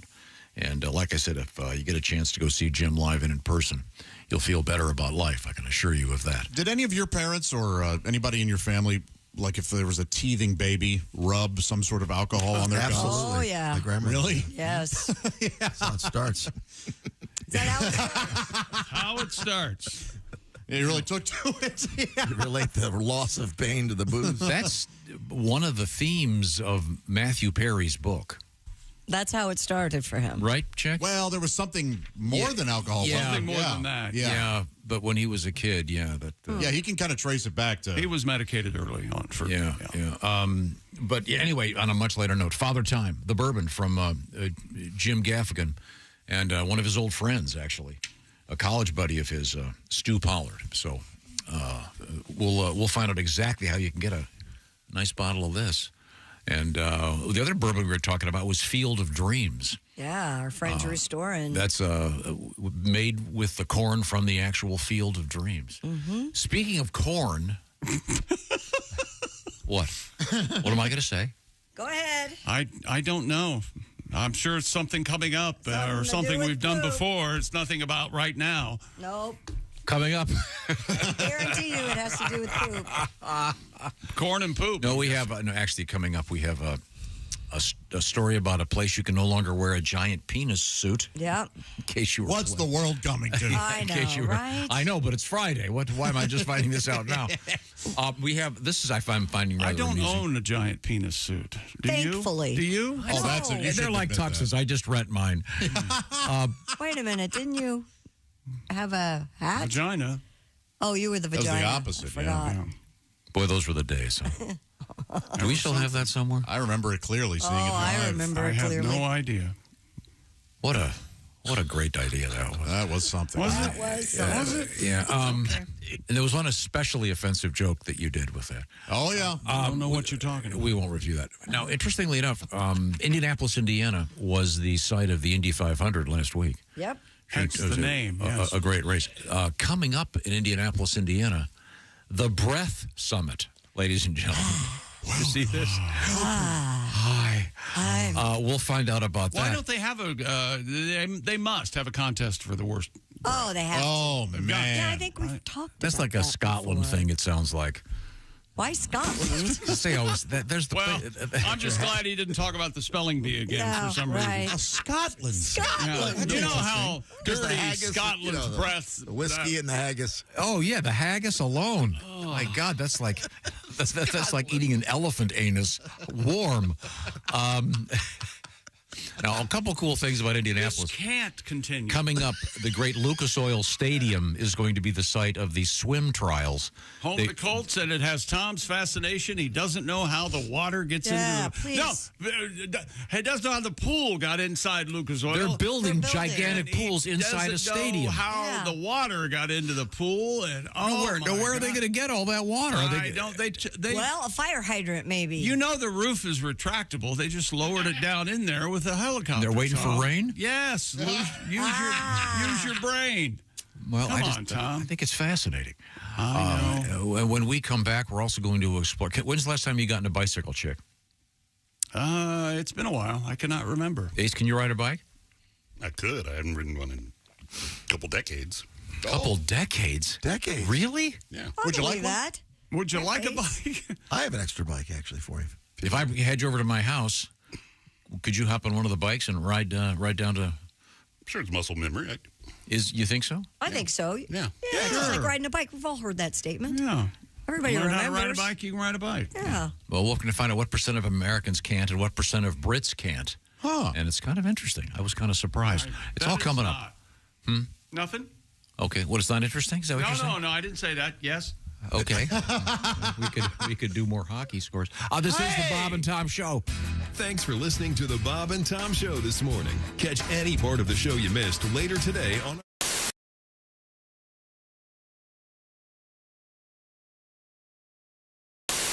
Let's get a shot of the mustache. We have the camera in here now. I got a before shot. Okay, and now I we got just, now we got motion pictures here. Zoom in nice and tight on this blonde beauty. Hey. Okay, now you have, is that mascara? What kind of makeup is that your girlfriend got for you? This is the CoverGirl Lash Exact Mascara. It can be found at stores near you. Okay, now, Chick, are you going to apply the mascara to the stash? We'll see if it looks... Come on, Chick. Looks any better. What color is the mascara? Well, it's the color of the tube, right? No, it's not purple. It's a brown. Okay. Oh, that's the one. Because your hair's kind of blondish brown. Here's a little something for the camera. Hey! All right. Okay. Let's. Could we forego the? Let's get this going here. Just get the. Okay. I'll be gentle. You know what though? What? His mustache looks a lot better close up. It does. It looks very good. Thank you, Chick. I appreciate that. You can't see it from far away. It's the same color as the skin. Gentle touch. Now, does that stuff? What if you lick your lips? Will that stuff come off? Don't just do the middle. Am I half stashed? Wait, I'm not doing this in the. Now, if you get, you darken it up a little bit. That looks nice. See, Thank you. Brings out the. Give me a look. Brings out his eyes. Look at that. Look at that. Okay. Then you do this. Yeah. Pump it. Bob, Yes, sir. remember the movie that last year was made that didn't have any speaking to it? The Artist? The Artist. Anybody see that? Did you see The Artist, Pat? The silent movie last year? Silent movie? Yeah. It was called The Artist, won a bunch of Academy Awards. That sounds You look like that guy. That's the kind of mustache you have. An Academy Award winner, huh? Let's take a look. Well, it was supposed to be a mustache from the days before there were talkie films. Right. So it may be a little dated. Turn around. Let me see. Let me verify. He's almost done. It's What Picasso actually looking work over here? looking pretty darn good. Looking pretty darn good. Let's see. What's my Turn around. Oh, let's go. Voila. Okay, Pat McAfee. Oh dear God. Yes. Oh yeah. Now I can see it. Now it does look very romantic. And it really does match his hair color a lot better. Oh my! We got a little mascara on her. Well, wipe it I'm off. sorry. Yeah, they started talking to me, and I got mad at Tom, so I can miss. Now, do you think maybe you should go with what's the permanent dye for the mustache called? The permanent? Yeah, it's in all the commercials. Not permanent. Just for men. Just for men. That stuff. You need the just for men. Mm-hmm. You think it would look like this permanent? Sure. Yeah. No, it wouldn't be permanent. It would last for a couple of weeks. Couple of weeks, and then you have to reapply. And... So for my Super Bowl TV stuff, I need to get the just for men. Or just do it. Yeah. Just hit it with the mascara before you go on screen. I think it's fine the way it is. Chick, I'd like to thank you for what you just did. No, but then you're going to be walking around, and then you're going to be wiping your face, and half of it's going to come off. If I was to have a cocktail right now that happened to run a little high, would mascara running to think my so. mouth? I don't think so. Most mascara is like the commercials I've seen. The girls dive in. Of course, they always it's women and it's their eyelashes that they use it for. Rarely do you see those get hit with a drink. Mustache, and when they do, they usually kind of tear up. I don't know how that would work at a bar, Pat. Yeah, Pat's now trying Maybe to you touch should up go the mustache. Just for men. Yeah, but then the question has to be asked: even if your mustache is dark, is it really your look? And that's where I think that comes into question.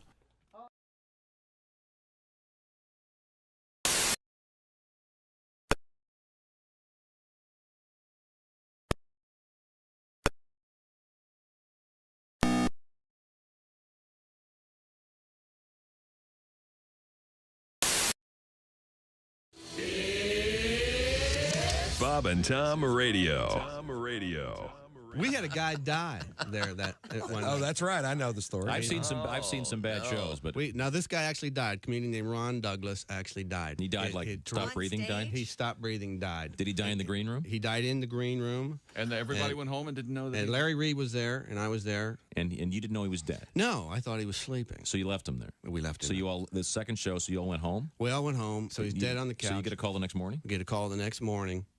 And Larry answered the phone. We were both staying in the same condo. Larry answered. He just here. He beat me to the phone. He got there. He says, "What? Who? Dead?" That's Larry Reed. Yeah. This is all I'm hearing. What? Who? Dead? That could be the funniest thing I've ever heard in this room. If you could do an impression of a guy with 3 words and nail it. Who? Dead. And I've got this look on my face of Larry like, what? He hangs up the phone, looks right at me, and says, "Frickin' Ron's dead." That was it. Essential Morning Radio. All day and all night. Might as well shoot me when the beer runs out. Bob and Tom Radio. Radio. Like, you can't get a regular cheeseburger in L.A. Like, if you get a cheeseburger at a restaurant in L.A., it's always a burger that was happily raised by the owner's barber, Jeff, spelled Geof. Of course, yeah. I just want a cheeseburger. I want a burger made from a cow that was born and raised to be a burger. All right? I don't want a burger with dreams or hope. I want a burger that knew the deal. And I want a cheese that is 40% plastic. All right? I want a cheese that when I poop it out, I poop out a keychain. Hello? Yeah, we have Dr. David Wolf, American astronaut. Hello, Dr. Wolf. He's about to join you guys up in space. Oh, we're looking forward to him getting here. Здравствуйте. No, you're telling me. Hang on a second. What does Strasvitcha mean, David? That's hello. Oh, okay. That just means hello, you moron. Yeah, listen. Hold on. What was that? Russian wolfhound. He's very hungry. Russian wolfhounds get really big, don't they? Who knew? You should have seen him. He was cute little puppy when we bring him up. Wow. What is the name of your doggy? Our dog? Yes. Well, now we call him Foamy. Foamy. Foamy the Russian wolfhound. Hi, this is Dr. Will Miller, and you are listening to Bob and Tom Radio. Welcome back to the Bob and Tom Show. Got a bunch of updates for you. I got a bunch of updates. We got an update from Christy. There we go. Friday. Jim Gaffigan's bourbon, Father Time, sold out already. Holy cow. Oh, wow. Well, what do you want? Well, aren't we lucky? Sold out on the pre-sale. Try it at home this weekend. So Give me a full it'll report. probably be showing up on eBay. Oh, maybe that's what I should do. Father Time bourbon. It's out there with Mr. Gaffigan. He's on tour again, so be sure to go see him. He's absolutely great. Yeah, don't miss him. There's a very funny little pitch for the bourbon. Very low key. I highly recommend it. That's see if we can link to it. Also, exactly Rip a Taylor. punchline adjustment.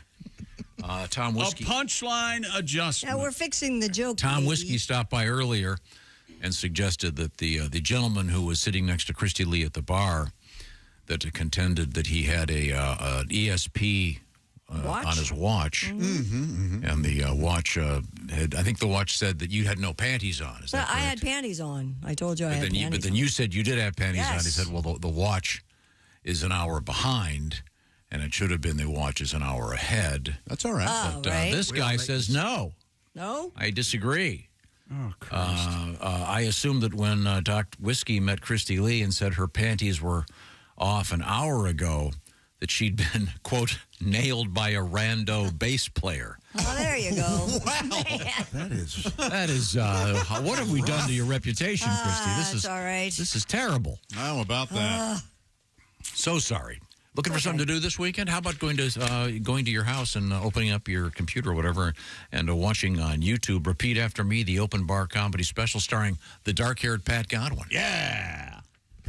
That's something to do, isn't it? What's one of the songs we can look forward to hearing on that? Fruet de Mer. There's a lot of new stuff. European men. Yeah. European men? European men. Yep, European men. I thought you said Fruet de Mer. I didn't know what that Fruet de Mer. It means fruits of the sea. Fruet de Mer.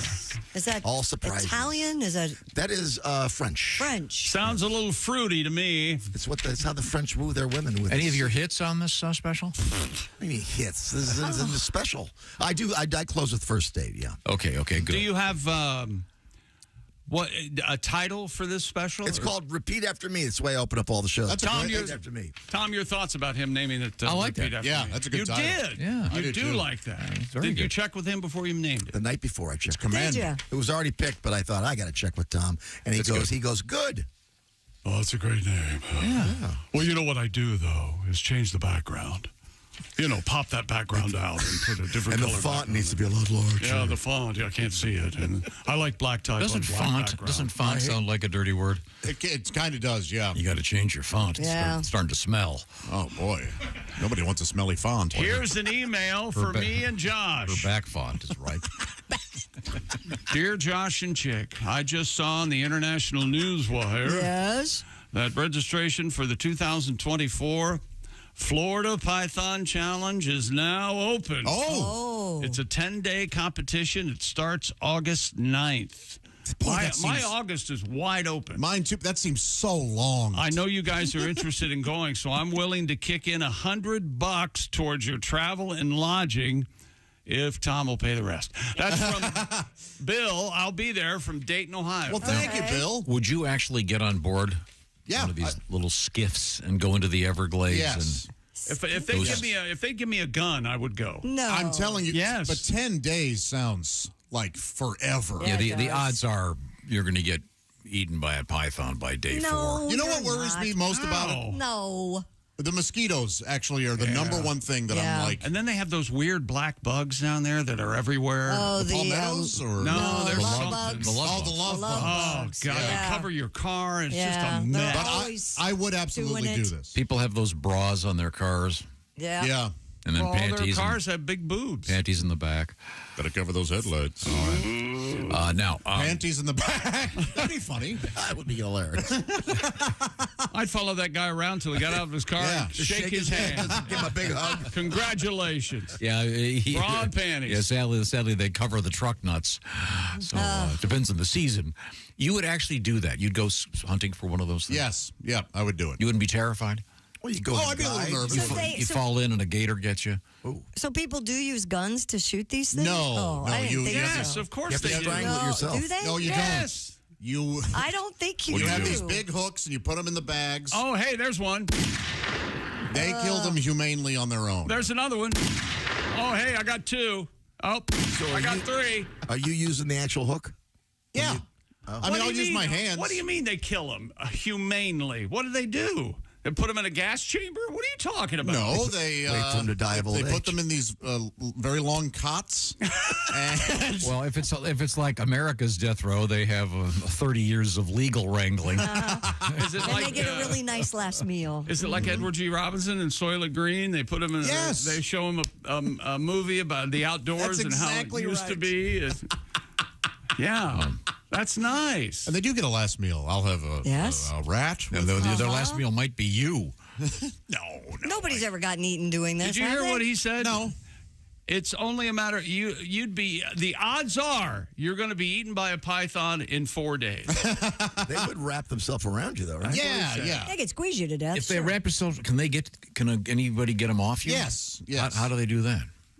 Just Tickle. muscle. Cut off the head? No, you just got to. They Just tickle them. Yeah. Yeah, they tickle them. Exactly. Pat. Now, I would also be a little worried about Have a Scottish guy python breathe on starts them. laughing. about the rattlesnakes that are there too. Because you're hunting for pythons. Well, Yeah, pythons don't. They bite, but they're not poisonous. Are you? No, Pythons they're not up in the venomous. trees. They're not. They they can wrap be, around the but trees. no, usually they're down on the ground. So are they in the water? Can be. Yeah, but I'm not getting I'm in not the stomping water. around the water. No. You don't have to. You know, I feel like if you get eaten by a python, you kind of have to want it. Yeah, You really want to do it. You You have to know. just sit there. Yeah. Yeah. You got to let them. Okay. Yeah. Well, there's Go the ahead. famous photograph of Kill me. what is clearly a guy inside a python. That's got to be an anaconda or something. That happened not What's the here difference? in the States. A size. Yeah. Aren't these things like 20 feet long? They can be, but still, a 20-foot anaconda is bigger than a 20-foot python, girth-wise and Is that right? strength. Yeah. They didn't make the movie Python. They made Anaconda. There That's is a right. movie There you called go, Python. yeah. Is There there? is a movie. I have seen it. Well, How big is that python? over at Ace's house for bad TV night? If I remember correctly, I rented it because Jenny McCarthy is in it, and I was hoping to See her yeah, boobs? yeah. Did you hear her politics?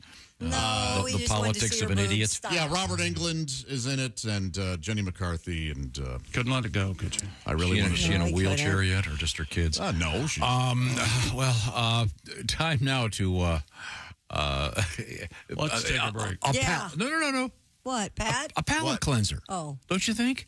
No. Man with a deep voice. Ace Cosby, here he is with his joke of the day. What days of the week are the strongest?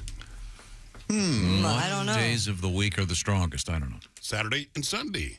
The others are weekdays.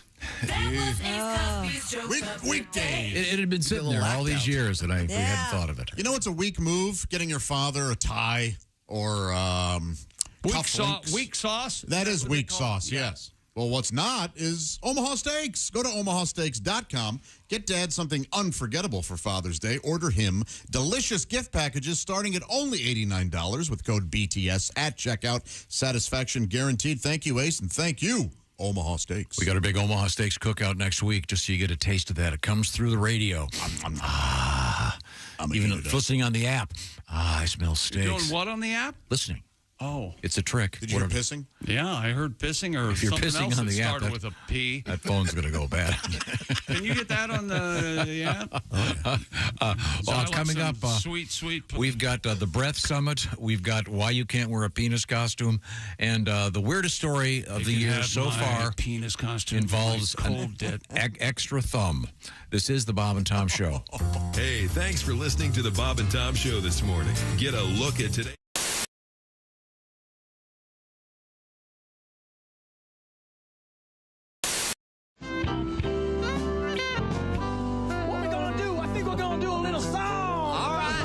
About your britches, baby. About your britches. About your britches. 1, 2, 3.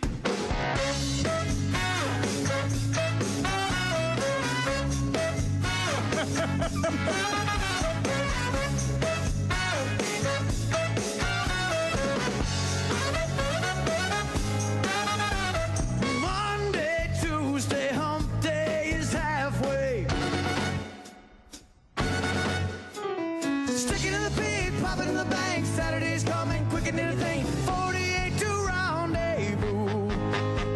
I'm gonna blow a wad on you. Oh, I'm coming in my pants, my shirt, and my best suit, baby.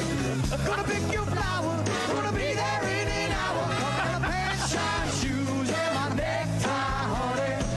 I'm so excited, I hope that I don't come.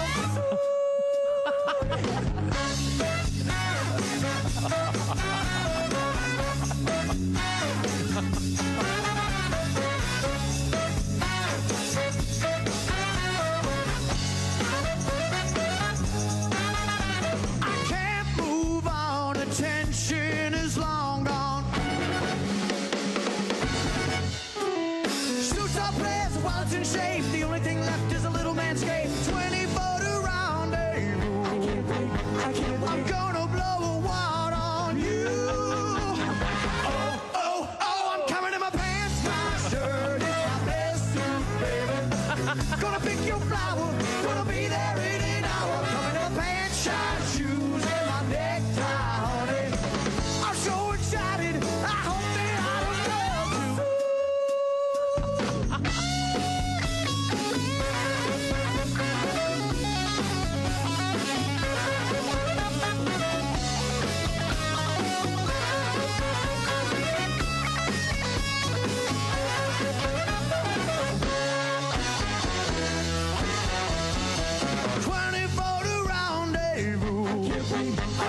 Gonna blow a wad on you. 24 to rendezvous.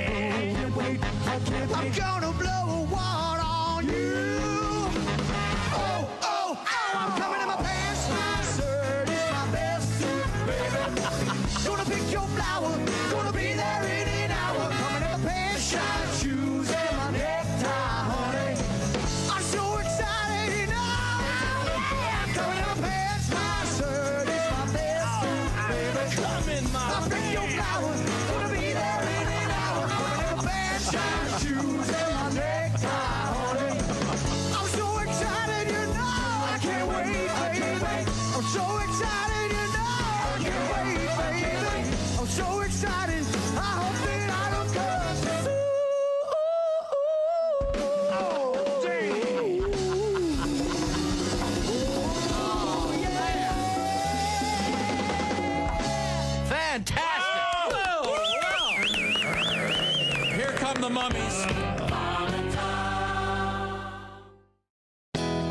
Hey, hi, it's Tom from the Bob and Tom Show. Thanks for watching this morning's show.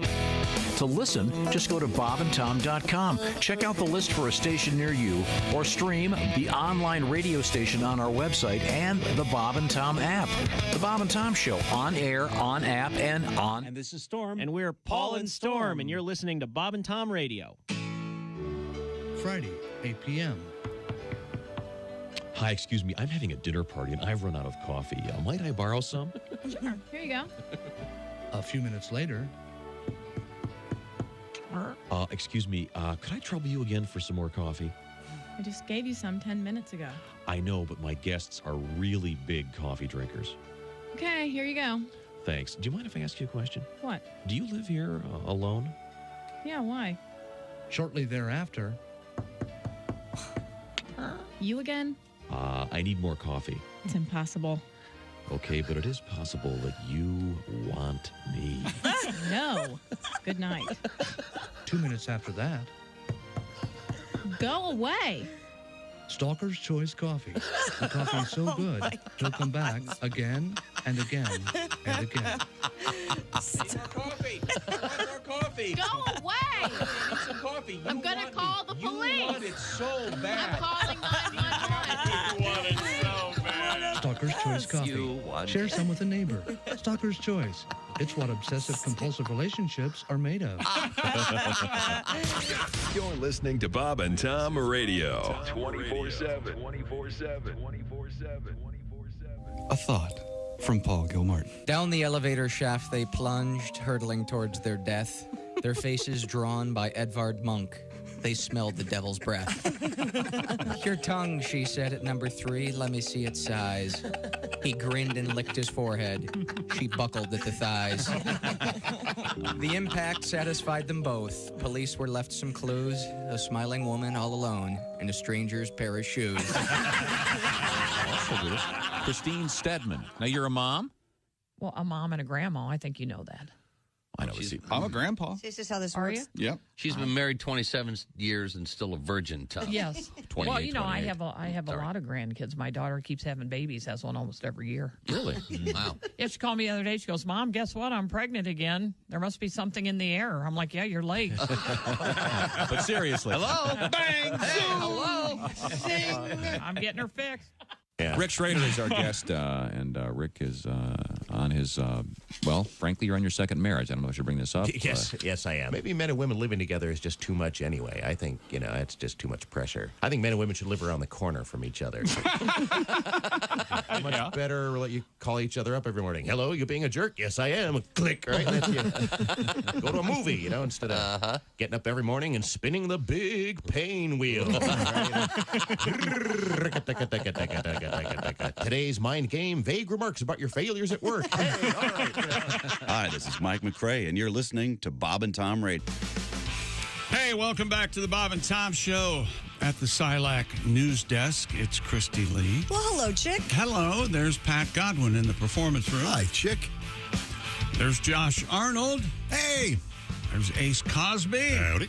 I'm Chick McGee, and here's Tom Griswold. Thank you very much. Hello, Tom. Hi. We have Christy Lee, as you mentioned, at the Silac Insurance News Desk. Time to check in. What else have you got over there? Well, a quarter of adults don't know how to ride a bike. 25%? That's in England. Nearly a quarter of adults say they do not know how to ride a bike. Here in the States, what do you think the percentage of American adults can't ride a bike? 17%. Good guess. 30. 20. 10. 6%. Oh. Okay. That's amazing. That's a lot of people know how to ride a bike. 20% expressed a desire to learn in England, but felt it was too late to pick up the skill. No, never. No, Yes, of it's course much too not. late, isn't it? Yeah. This old dog never on a bicycle. I'm set in my ways. Among sports that respondents also struggled with were skateboarding, 50%. That's a hard... Here in America? UK. Oh, okay. Wait a 50% minute. They can skateboard? or They have trouble with it. They don't. well, they don't yeah, know. sure. Absolutely not. Yeah. It is hard. 45% rollerblading. Okay. Can't do that either. 45% ice skating. No. That's tough. Nope, I'll drown. You'll drown. I hit my head hard last time I ice skated. It's kind of scary. 30% soccer. I thought that's what Yeah, happened. maybe that's what happened. Yeah. And 30% swimming. Oh, okay, yeah. would like to learn, but they've struggled with it. you Other know, sports. you couldn't graduate college unless you. It's a simple fact. Unless you could swim. Is that true for some schools? Yep. Only the better. His school, you had to be able I'm not to kidding. swim. You had to swim to be able to graduate from college. College? A couple colleges do that. Rumor has it it's because one of the alums was on the Titanic. Oh, my God. What? Look, a lot of people on the Titanic knew how to swim. Yeah, they didn't have the opportunity or the force to do. Or the temperature. Right, Wait till they that guy froze from to the death. Titanic gets a look at some of the students that are there now. Yeah, he'd be quite surprised. He won't care for that. You know, I'm serious. You had to swim. Is there a sport that you would like to learn? Oh, skateboarding would be really cool. I've always liked it. Okay. Pat, is there Surfing for me. I mean, I kind of played them all. I enjoyed them all as a kid. You know? All of them. all of them? You know, all the fun Well, ones. if that's what I would. No, I baseball. mean anything. If I like- could be skilled at hockey, I would love it. This says the sports people really want to learn: surfing, 20%, taekwondo, Oh, sure. 10%, and gymnastics at 10%. I can hold a ball and twirl a ribbon. That's rhythmic gymnastics. I know. That's different. I can do gymnastics. Can you stand on your hands? Parallel bars might be a That little won't be a rough. part of my routine. It won't. I won't. For Americans riding bikes, what was the figure? 6% say they can't ride a bike. You know, but this is something. The number of adult Americans who ride a bike, more than half never do. Okay. Ace, you said you haven't ridden a bike in 20 years. Nope. Easily, yeah. But the more than once a year is only 10% of Americans. I believe that. Now, Tom, if you more didn't than have- once? Wow. If you didn't have the girls at home, would you be riding your bike? Oh yeah, Really? sure. I'm with you. I love riding my bike. I ride my bike all the time. All the time. Okay. Yeah. Even without the girls. Sure. How about biking to work? You should bike to work. Take a day and bike to work. I'm not insane. Why not? Why? exercise. What's insane? I know. about I thought about it once, and then I was like, "Oh, the roads I have to." Yeah, see, Pat, Not for more. because we there are bike lanes. Yeah. half the time, Right. and then the other half it's You're on your own. Mad Max. And it's harder to shoot And me. it's- It's easier to shoot me on the bike, the neighborhood I have to go through. So No, I think you should figure in the car. definitely look at that again. You should definitely ride a bike and tell me when you're going to be riding. a There's a bike. new trail being built right by my house. I'm very, very excited. yep. And it's going to go right past Ace's house. And I'm going to stop and say hello. We're getting ready for some pop-ins, Ace. Yeah, ready? Yeah. When we come to work, too, it's dark. You don't want to be riding your bike. Oh, that's the best time. Well, no, you'd no have one's out there, yeah. Tom will have his lights on his hat and all sorts of stuff. I do have those lights on, the blinking lights on my hat. Yeah. Yeah. The They're known clip-ons as the fool for lights. walking the dogs. Fewer than 3% of Americans ride a bike every day. Okay. Well, yeah. That makes sense. But again, half of adult Americans that can ride a bike don't. So I was also going to row to work one morning, but man, it took me an hour just to go like 4 feet. Oh. you could do that. We could have skied one day. Remember that? You need water to row, Josh. That's what I found out. Ah. Yeah. Scream. Your neighbors love that. You should get one of those rowing machines, Tom. I bet you'd like that. They have one at the gym. I'm not a fan. That's a hell of a workout. He's good for you. He's got a bad wing. He But can't think do that. think about how complicated it would be to fill the water in your rowing machine. Oh, you don't have to put there's no water in the it. machine. Oh, there are some that have some that. that have Yeah, water in the but you're just talking about the cable. This is a dry socket water. Oh, is it dry? Next. Well, you'll be able to afford the nice one with water someday. Health experts have an explanation for the surprisingly common phenomenon called ghost poops. Ghost poops. So-called ghost poops have gone viral on TikTok, where people have shared about the feeling they have passed a stool but have no sign of it, I was like, either in the passed a bowl stool. or on the paper. There could be a few reasons for this, according to gastroenterologist Dr. Rabia De La Tour. Apparently, the Doesn't that rectum. sound like Beautiful name for a turd doctor. Doesn't that sound like a fake name? Rabia De La Tour What's told his name? today.com. Viva de la Tour? Rabia De La Tour. Rabia. Rabia could be a boy or a girl, I'm not sure. That the rectum may be sensing pressure and tells the brain it's time to defecate, but the sensation is caused by gas, not feces. No. That's not what happens. Another type of phantom poop is one that passes quickly. I know this is where you're thinking, Josh, and it sinks to the bottom of the bowl. Slides and right in. disappears before you have a chance to see it. out. And rarely, I don't think I've ever had a ghost poop and a ghost wipe at the same time. You know what I'm saying? Yeah. You know, sometimes the ghost wipe is when you go, what the hell? Right. I didn't wipe yet, and there's nothing there. That's fantastic. Why can't they all be like this? Well, But there is a reason. Experts noted when stool sinks and leaves no trace, it's possibly the sign of a very healthy bowel movement. yeah, I've heard that if they float, you have too much fat. That's what I've heard, yeah. But there's some confusion about what a ghost poop is. I remember talking to someone about it. I said, no. Put a sheet on your head for Halloween. Oh, I see. They got it all confused. That was just a horrible mistake. Is that right? Christy looks disgusted again. Well, Want me to play Hello Dare? No. Do you have a song about this too, Pat? No, I said no to this one. Oh, did you? Really? By the way, Pat Godwin's comedy special, the Open Bar Comedy Special, Repeat After Me, is on YouTube. How do you find that, Pat? You go to YouTube and you look for Open Bar Comedy. It's their brand new special on there. Very cool. I'm going to go to YouTube and just type in free. Pat Godwin. I bet it comes right That up. works Bet too. it does. Yeah. Along with your mugshot. That is number 3 now. Yep. Do you have a copy of that? Yeah, of course I do. Why isn't that an album cover? Why do you want to talk about that? 30 Days in the Hole. I don't mind. It's kind of a funny photo. And it's a funny circumstance. You got thrown in the clink for mouthing off. You weren't even driving, and you got passenger drunk. I was that Irish lip of yours. That public intox, yeah. Was it worth it? No, it was not worth it. What exactly did you say to the officer? I got out of the car trying to help my buddy, and he put his hand in his gun. I said, "Oh, you're going to shoot me, Barney?" And that's what got me handcuffed. Are you going to shoot me, Barney? That'll do it. God, nicely done. Boy, oh boy. My buddy only had a couple beers and he wasn't blowing, and I said, I came out and tried to help him. Just go, hey, just do it. He refused to do it, and then the cop told me to get back in the car. I hate that. I've bought a couple beers for women who refuse to blow. Like, hey, can I at least get my $12 back? Hey. This is a business transaction, ladies. Yeah, you should what's coming up, Christy? Well, we have more health news, only this time it doesn't involve poop.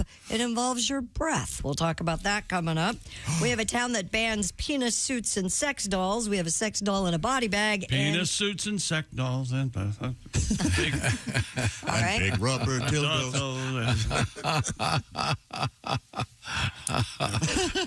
Things. These are a few of my sexy things. Ooh. Things. I'm not sure where this goes. Something like that. Now, a lot of robot news today too. We'll get also, to. it is officially the grilling season. Yes, it is. And the best thing to grill, of course, Omaha steaks. And since Father's Day is coming up, that seems like Omaha steak season, doesn't it? It absolutely is. And if you haven't tried Omaha steaks yet, give it a shot. There's some really, really wonderful food. Father's Day right around the corner.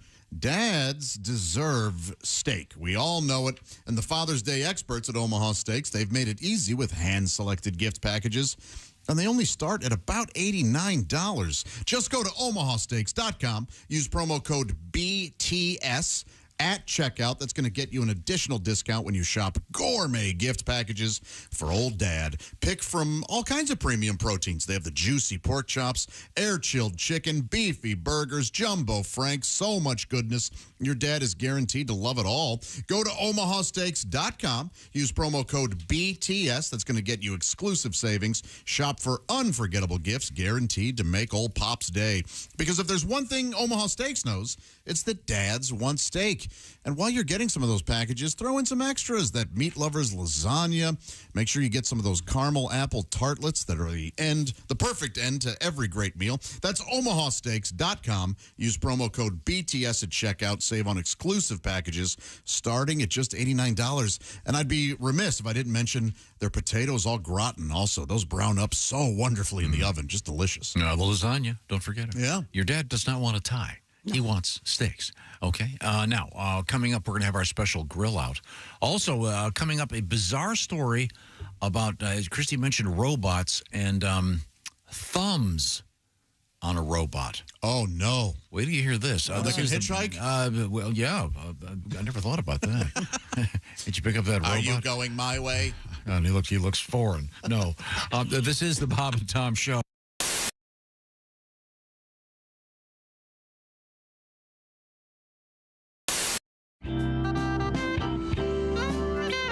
Here's why I like soccer now. I love to see our soccer team lose, not because I'm against them, but because I love to see the look of disappointment in all these fake bandwagon fans. I was in the airport when Landon Donovan and the boys lost.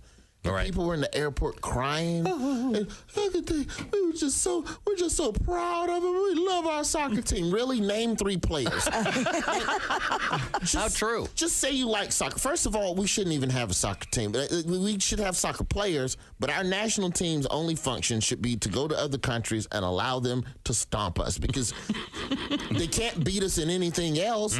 We go to every other country. We take their best athletes in all their other sports. Soccer is the only thing they still have a shot at beating us in. Why would you steal that country's joy? We still have fun. We still have porn and other things that make us happy. A tremendous sport. Yeah. These other countries, all they have is that. And the last thing they want to do is lose to somebody they hate in the sport they perfect. How pissed would you be if the Lakers lost to Al-Qaeda? You understand?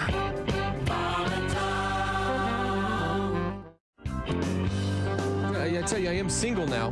This came up. We'll talk about it more later. I'm sorry. You're not going to be able to stop me. It's come out. But I tell you this much right now. I am trying to talk to girls. And I'm young. I can talk to young girls. You ever looked at a young girl? They're great. They're great. Sure. You ever talk to one? It's like torture. It's like having a conversation with a baby, except babies don't have dumb ideas yet. It's like if my nephew all of a sudden was misinformed about politics and had dumb dog stories. It'd be like I was on a date with him. They don't even know what to say, but I'll get to the naked picture in a second. I was talking to a girl. We were at a place that has pool tables. I go, hey, do you play pool?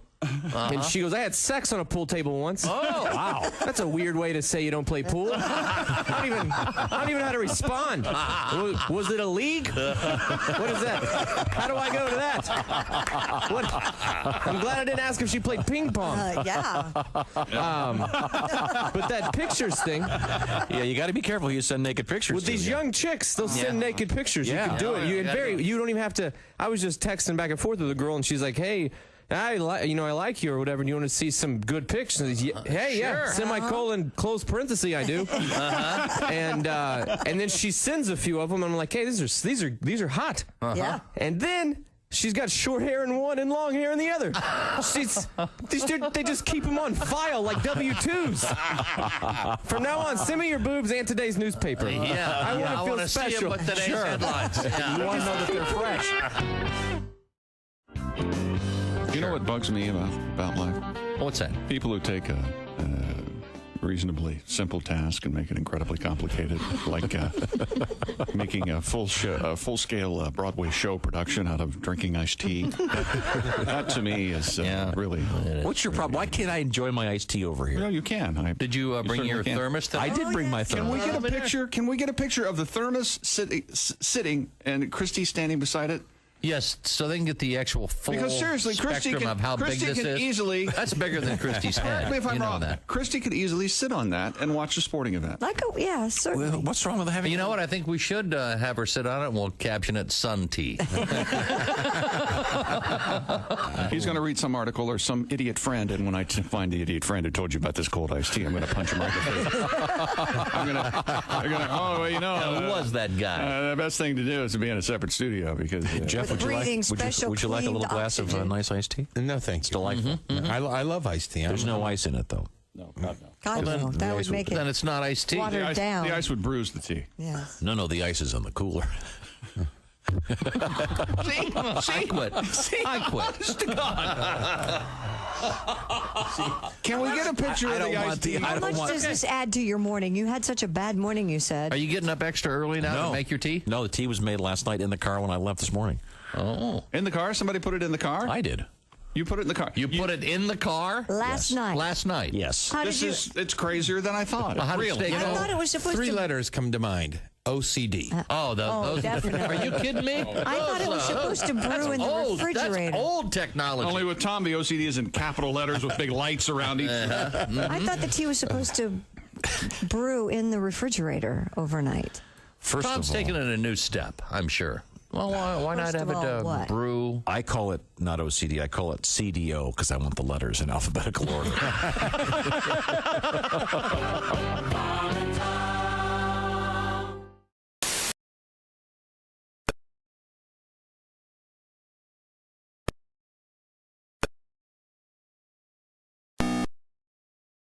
I'm on the road. Are you now, Lowell, are you a single man? Yeah, I left a wife in Detroit. Oh, okay. I see how it works. Police should have found her by now. I'm kidding. They won't find her. Ain't no way. You're that good, aren't you? Bob and Tom. 5, 4, 3, 2, 1.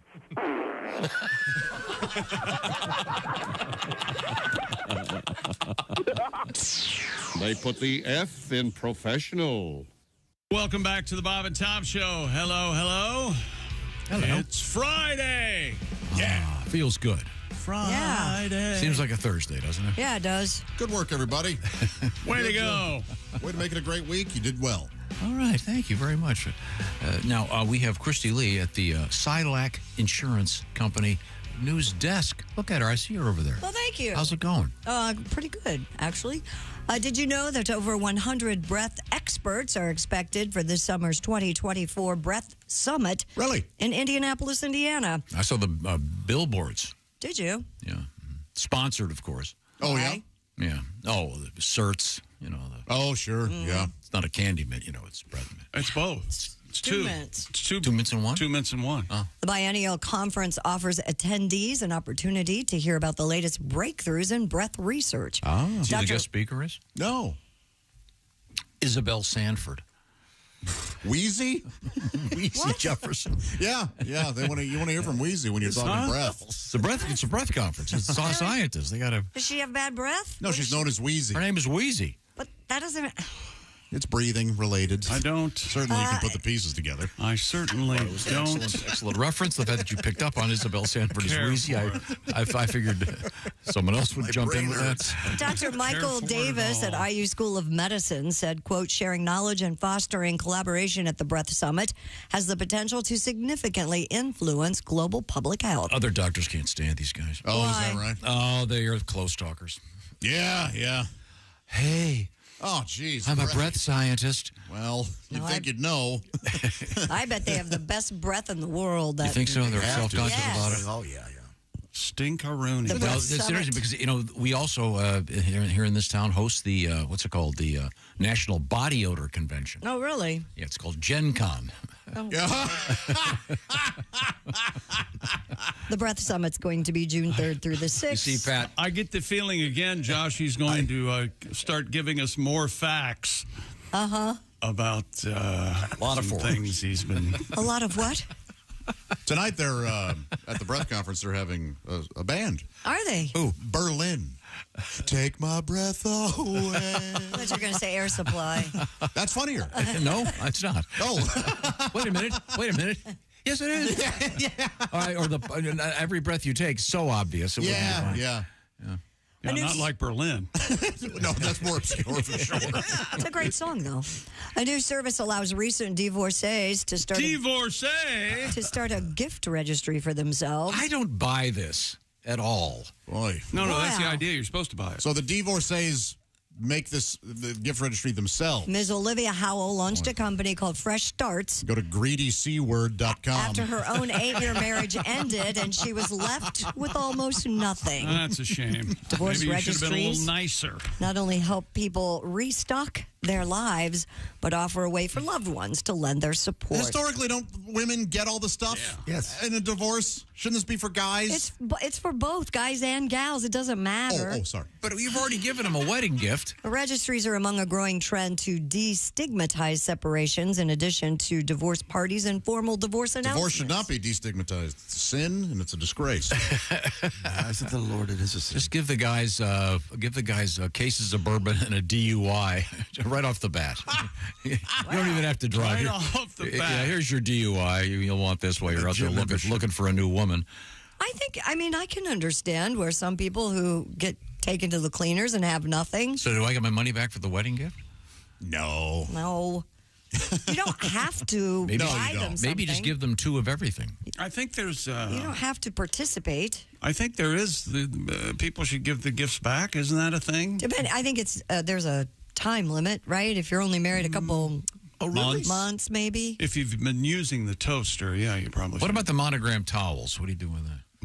Depends on who kept thoughts? the name. The guy would have to take Do you have them. monogram towels? I do not. I do. Wait a minute. Hang on. Stop everything. Wait a minute. You do. You have monogram towels. Yeah. They just say me. No. Arnold. They say Arnold on them. They do? You don't have the My initials. dad's girlfriend sewed them all for us. Oh, nice. They spell out your last name. Yeah, just Arnold. Yeah. That's pretty cool. How many do you have? One. And it's a decorative towel. Like a you hand don't towel? actually. No, I don't use that one. It's a guest Now, towel? do you have What a worthless gift. She made it herself. That's not nice. Why not? Got a pillow with your name on it. It's the same. No, it's very sweet. It reminds me of the woman. How big is it? It reminds me of the woman I haven't spoken to since my dad. Is she dating again, do you think? You know, I hope so. She's a lovely lady. We actually do talk every now and again. Who do you think she's got her hooks in now? Is it a bath towel or a hand towel? Bath towel. Oh. Yeah. Do you ever use it? No, I just keep it up on a. So I have a towel rack behind one of the toilets. Yes. In the guest bathroom. And So it's in a place of honor where it's coated stench laden now. So He said the guest bathroom. It doesn't get used much. Have you ever thought that you might want to date this woman? Carolyn? Yeah. No. No. Your dad's. What the hell's wrong with you? What's wrong with you? Wait. Could we get back to the Do you think it would honor my father? I think I absolutely honor your father. The topic is towels, not How did some kind of post-death incest. What you're talking about? Did he kiss you like this? how often do you replace your towels? I was looking at those the other day. As in, like, totally replaced. Yeah. I was just cutting up one of my favorite towels and turning it into rags a couple days ago. I was just cutting up. Cutting up? Yeah. No, What? Where do you live? Look at this. What the hell? I had one kind of towel. life- Now I have 6 rags. When No, you're I'm not- totally when you're serious. Not biking or entertaining the kids, you're cutting up towels. Absolutely. You turn them into rags. Good What Lord. do you in the use yard. rags for? I Like don't wash have any. rags or? Yeah. Yeah, I spend most of my time when I'm not here cleaning. All right. Don't you do that with your old towels? You turn them into rags? No, that's why I'm asking. I buy them from the rag man. I don't A have rag man? What are you I doing? don't have any Are you rags. staging Fiddler on the Roof? I don't think You I'm don't gonna have a rag man in your neighborhood? Rags. Hello? If I were a Hey, rich rag man. man! Yada, da, da, da, da, da, da. Do you do that with old T-shirts too? Do you cut those up? No, I don't. You know what? I think I am going to do one of those T-shirt quilts at some point. Are you? I think that's a cool thing. Really? Your T-shirts. You take your old T-shirts and turn them into. Yeah, I saw a van. Do you drive by. put the logo part on or the armpits? Or the place you ejaculate. Oh, that would be a stiff blanket. Yeah, I can just stand it up in the corner. I think I was reading, was it Seinfeld that was lamenting the days when you could go, women, those men versus women Right, things, right. which I always thought were kind of funny. Yeah. And I know, I get it, it's sexist, but Well, not really. there is one thing that I think that is an absolute fact. Do you have at your home, Christy? Do you have a guest bathroom, if you will, a parlor bathroom? Yeah, kind of. Yes. And do you have towels in there, hand towels? Mm-hmm. I do. Now, are they actually absorbent? Yes. Because it seems to me have- that most women have those. And this, I know this is sexist. I'm sorry. Decorative. They have those decorative towels that have the absorbency of aluminum foil. I do not have And those. you go in there, and then if you use them, you get yelled at.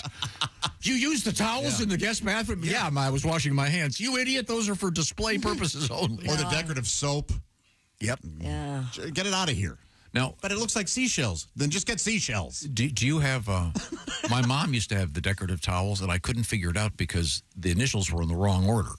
What do you mean? Oh, yeah, they always put the They put, last they, in the middle. They put the last name in the middle. The middle, and then they're smaller on the others on either side. And for some people, that can be very awkward. That's what I have. Yeah. Oh, you have those? Yeah. Yeah, Paula got me one, yeah. My friend you have a decorative Franklin Gerald Anderson he had some rough towels. Exactly. See, Franklin Gerald Anderson would not want to have the last name in the middle, you see. So Thank you for saving that. The one I was doing had 4 letters in it. Pat, you have monogram towels? I have one. It's actually a bath mat. Was it It was Jerry Zelda. guys. Jerry Zelda Isidore Isaac. We're having our own show over here. It's quite interesting. You see, Ace, that would spell. Never mind. What's the average towel last? 5, 10 years? No. 6 weeks. They last until they start to fray in my house. Oh. I agree. How long? I wash them every day. You guys get towels or bath get- sheets? I like the bath sheets. I get Tell me about towels. bath sheets. Bath They're sheets. really They're just long. bigger. They're just take up. That's the way to go. They don't make my favorite towels anymore. Bath They don't make sheets. mine either. There was What a towel. There was a happened? towel. They were called like elastic towels. Oh, no, that wasn't What? my issue. Yeah. They kind of stretch around? Yeah, they would. Maybe they were called stretch. I had them, and I tried to find them a couple years ago online. Maybe if they're still out there, let me know, somebody. Well, I had a branded towel I loved, and they quit making them, and I was like, what? I don't know why I'm saying this because I'm not allowed. I'm not in charge of the towels. I made You the can't mistake. pick out your own towels? Shh. I had black towels for a while. I thought black towels would be cool. I have those, and it's terrible. The first, and you need to wash them 50 times to keep them from shedding Yeah, the everywhere. lint is so bad. There was a brief period I had black sheets briefly. Yeah. And there was an incident involving helping Willie with a paper mache project, and it looked like a porn movie had been shot on my towels and my sheets. The black towels in my bathroom are decorative only. I never use them. Yeah, the lint is too much. It's awful. Well, in other news... We have more towel news? No, we don't. We have sex dolls coming up. A Spanish... Oh, wait, I want to get more... Hang on a second. Are you in favor of this story? We started talking about towels. We were talking about getting divorced and having this... Right. What do they call it again? A divorce registry. A divorce registry. Fresh starts. There were 50 to 70,000 people registered on this thing. Well, I mean, yeah.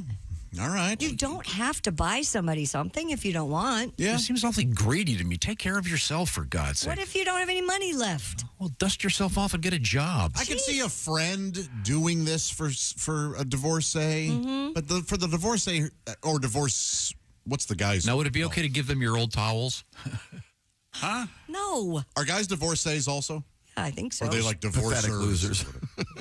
All right, so you have a divorcee and you have a loser.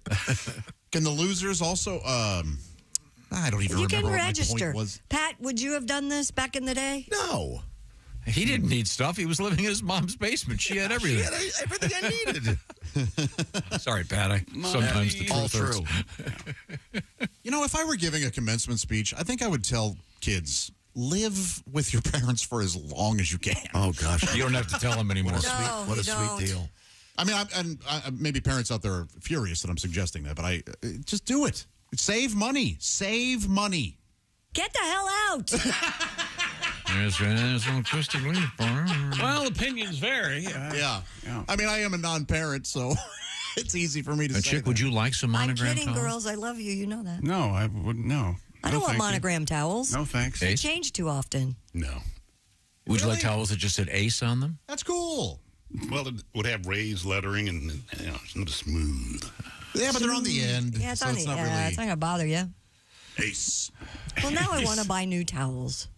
Yeah, I kind of do too. Yeah. What kind would you get? Do you want? I like Land's End. Exactly. That's What's that? What is that? I don't know. Land's End. Oh, the shirt place? Yeah, they make great towels. Best towels. Yeah. Really? Yes. They do? I had no idea. Yes. Do they make bath sheets? Yes. Tom's a marketer's I might get some nightmare. Land's End bath sheets. They do Land's have End. bath Wonderful, sheets. yeah. Oh, Land's End, you mean the shirt place. That's right. I've got a couple shirts that say Land's End. on Land's them. End. Oh. Yeah, they make a great towel. I usually as just well. get Target. What's so special Whatever about their Target has. towels? They're just thick Fluffy, and nice, fluffy. yeah. And, You have them, Pat? Yeah. Oh, I like them thin. You like your towels thin? Yeah. A thin towel. No. Yeah, mine are real What's thin. wrong with you? They're like tablecloths. Like a Kleenex? Or? Are you serious? Ridiculous. Oh my God! You are great. Yeah, she uses the heavy, weird ones. I like the real thin ones. No I one thought you were. likes I thought you couldn't pick out your own towels. Oh, I didn't pick them out. She We picked hide them out, some. but I'm just saying. I The like the thin thinner ones. ones. Because after you dry Why out, don't you you can just see dry because with you a can see sheet? you can see where they're all wet. All right, if that's important to you. You are Were they, nuts. They are thin, all right. Ace, you were at my house. Did you see the towels? I did not notice. No, they're. Yeah, why would you? He didn't wash his hands. Never. Yes, No, there's a hand towel that hangs right over there. I'm kidding. I was joking. Okay, no, I'm sorry. You're like a thin bath towel. Yeah. I'm very surprised. I by hate that. a thin Me towel. too. I can't stand a thin. Thicker and fluffier the There's better. a basket. You can get the big weird ones if you want, but I don't. Big weird ones. The big weird one. I don't like those. Christy, did you ever wrap a towel around your hair and walk around with it? I have a special towel for that. It's called Is the it Turby called Twist. a Turby? Yep. Yep. It's called Turby the Turby Twist. Twist. I always. Every woman can do that. Yes. Yeah, I know. You can't graduate from some colleges without being able to do that. That's Do really- moms teach daughters that? That's pretty Or do you, easy or to do you just do. know it? Are Who's you the born knowing who's the that? singer that does that? Badu or something? Oh, Erica Badu. Badu. Yeah, I don't think it's a towel. That It's not is a towel? not. She's not fresh out of the shower. Oh, It's some sort of I thought that was custom. I thought those were things. Wonderful cultural. Fresh. No. Not a towel. Sorry. Hey, ma'am. Ma'am, you forgot to take the towel off, said the man being escorted from the Erica Badu. Right. Yeah. Christy, Yes. did your mom teach you how to do that, or you just No, know? I think you just learn. You just know. I guess. Women are amazing. I don't know. Women are amazing, They are. aren't So, they? Christy, We're so different. Once again, this is this registry for divorce. Now, you've been divorced a handful of times. Yes, I've never had to register. You didn't have to I register kept it. everything. Wait a second. Yeah, see? Question answered. Took him to That the is cleaners, not didn't you? true. You know that I is know. not true. You're kidding. Well, I know what you say. Yeah. I'd like to see the court report. Let's move on. Let's Never see. got a check. I can tell you that. Deeper dive on that. Okay, once again, listen, look at this. What? Pat Godwin's open bar comedy special is called Repeat After Me, and it's on the YouTube, right, Pat? Yeah. Yes, it is. How do you Heard find something that? about that? Yeah. You go to Open Bar Comedy on YouTube, and I'll be right there. Pat Godwin. Okay, and I don't know how to pronounce this guy's name. Sorry. Pat Godwin. In Janesville, Wisconsin. Did I say Wisconsin? Yep, you sure did. Apparently, you don't know how to pronounce much. If I had dentures, they'd be loose. Good Alex Dragovich, former Somebody else read this. former Notre Dame basketball players, could be doing some comedy. That's with John Gasper in Janesville, Wisconsin, at the Comedy Cabin. What the hell's this about? That's coming up tonight. I was just I'm handed things I'm supposed to plug. Jimmy Pardo, Bloomington, Indiana, USA, Buskirk, Chumley tonight. Okay. And good to know. What are you? Never mind. Just reading some things over here.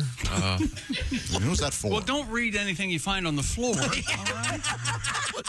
Anybody ever been on the show? Yeah. Can you at least plug somebody we've Okay, aware of? Pat Godwin, Open Bar Comedy Special. That's what you plug, yeah. Not some stranger. And it's titled, it's titled Back in the Hair Dye Days. Hair dye days. Oh, and by the way, It's a Waterloo Chuckle Lot. yeah, Chet Watkins is going to be performing at the. No, Chet Watkins is going to be changing his oil up his driveway. Who's opening for him? Chet's headlining? And Jabuli Watkins is the opener. Yeah, isn't that something? Jabuli's doing comedy again? Oh, man, he's funny.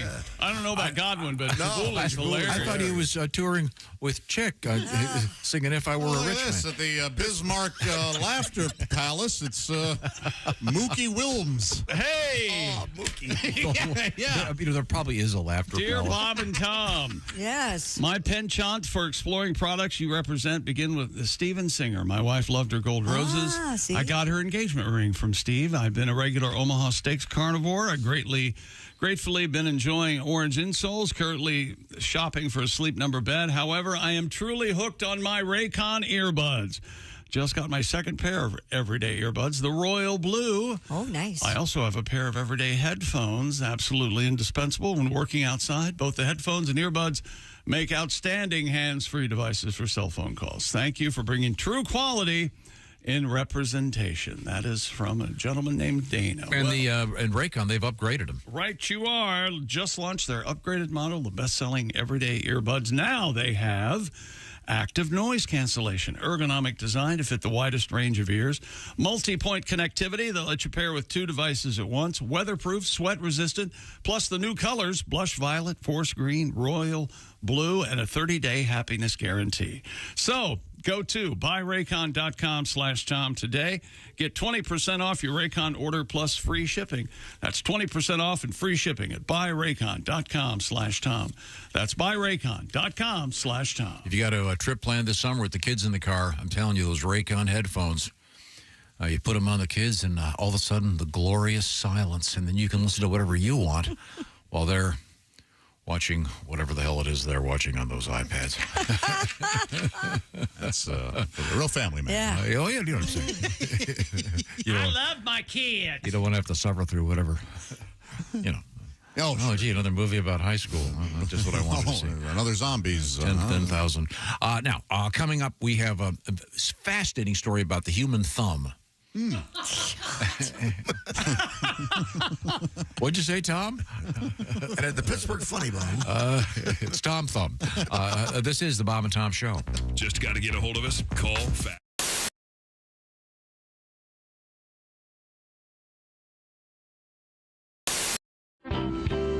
This is the Bob and Tom Show. Thanks very much for joining us. And we're doing kind of a musical chairs thing today. And, well, it's actually a musical chair right now because joining us in the studio, we have singer-songwriter, actor, and comedian Stephen Lynch. I throw in the actor thing because you spent a, how did you describe it? 9 months in hell. Sentence, was that the word you used? 9 months in hell is what I just heard. You were on Broadway. Do you want to give us give those that haven't heard about this the background on? The Wedding Singer. You portrayed the very popular Adam Sandler, Drew Barrymore movie about crazy kids in the 80s. Turned into a very successful theater piece. Very successful. Well, you did it for a pretty long time. Mildly successful. I mean, it was fun. But I have my toe on the trigger pretty much every day of the last 4 months of it. Well, I realize I'm making it sound like it was really bad. No, but I mean, it wasn't. It was time to move on. You know. Can you play one of the new ones for us? I think so. Okay. We just had a little powwow in your producer's office about what I can and cannot say on the radio these days. And there have been moments before. You think this one's okay? I don't know. Okay, well, if it's not. I don't know. Ladies and gentlemen, Stephen Lynch. This is a song I wrote. I discovered, oddly enough, that I had an uncle, a great-great-great-great-great-uncle who lived in the medieval period. He pretty much did for a living what I do for a living. He was both a troubadour and a court jester, and I think he used to play in the court of the king and the queen. And I discovered one of his old compositions that he wrote for the lute, and I transposed it to the guitar. Good, because we don't have a lute handy. No. I don't either. Because I like guitar comics, but I hate lute comics. Prop guys and lute comics. Those are the worst, aren't they? Just hacks. They give us all a bad name. So this is one of his compositions, and I just thought I'd try it for a modern audience, see how it goes over.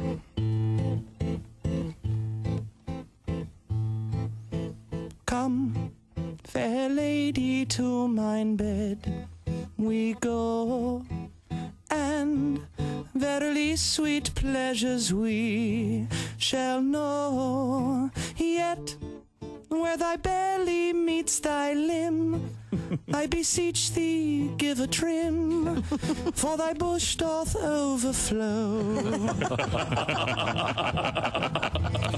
Milady doth have a 70s muff. A 1470s muff. Zounds, it's as prickly as a Christmas wreath. Think it might hide some baby birds beneath. Pray, shave it off to make a coat. There are fur balls down mine throat, short and curlies twixt my teeth. I saith not thy is hirsute, but it looketh like thou hast buckwheat in a leg lock. My uncle was also a very hacky stand-up comedian.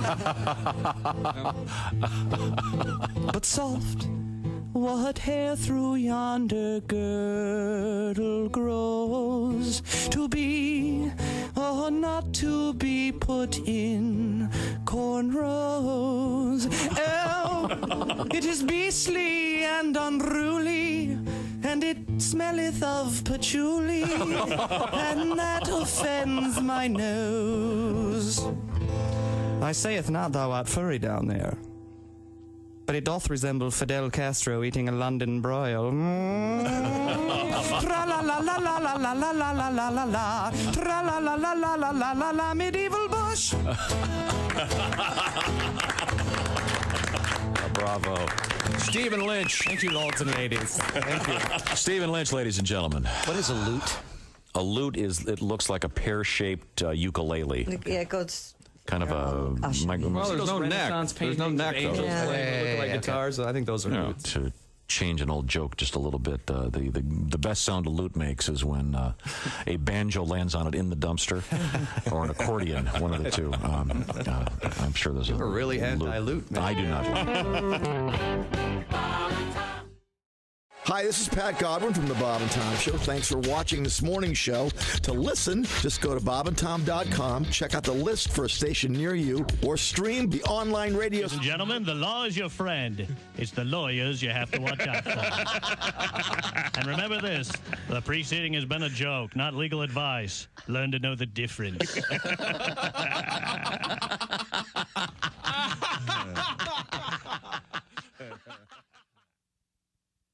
Essential Morning Radio. All day and all night. Really? No, seriously. Really? Bob and Tom Radio. Dwight Slade is our guest. But I've been fired from every job I've ever had. That's true. I've never been. Have you really? Yes. Personal record, 3 hours at Kentucky Fried Chicken. That's right. I got a plaque from the Colonel. I was 18. They hired me as a cashier. That's smart. Let's take an aspiring comedian and put him in between fat people and their food. What could go wrong? I'm there 3 hours. This guy comes walking up to the counter. Yeah, what's the difference between your 2-piece dinner and your 4-piece dinner? Well, let's take a look at it. Let me get out my calculator. I have to log on to the internet here. Wonder if it could be 2 pieces of chicken. Wonder if that could be it. Wonder if you could have figured that out if you sat in a honey pot like Pooh Bear and think, think, think, think, think. Fired. Jeff Jenna is our guest. I don't know if you remember this. A lot of people were mad at the Mattel toy company because Teen Talk Barbie, one of the 200 things Teen Talk Barbie said was, math class is hard. Oh, yeah. And everybody, young women won't want to take math classes. And I'm just thinking, no, that's stupid. What, are American women that easily influenced? Are they? No, I don't think so. Because if they are, I think Teen Talk Barbie should say things like, sex is fun.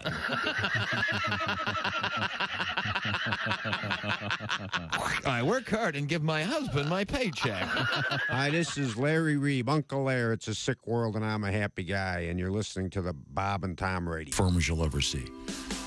Hey, welcome back to the Bob and Tom Show. Hello. We've been contacted by Jess Hooker has checked in.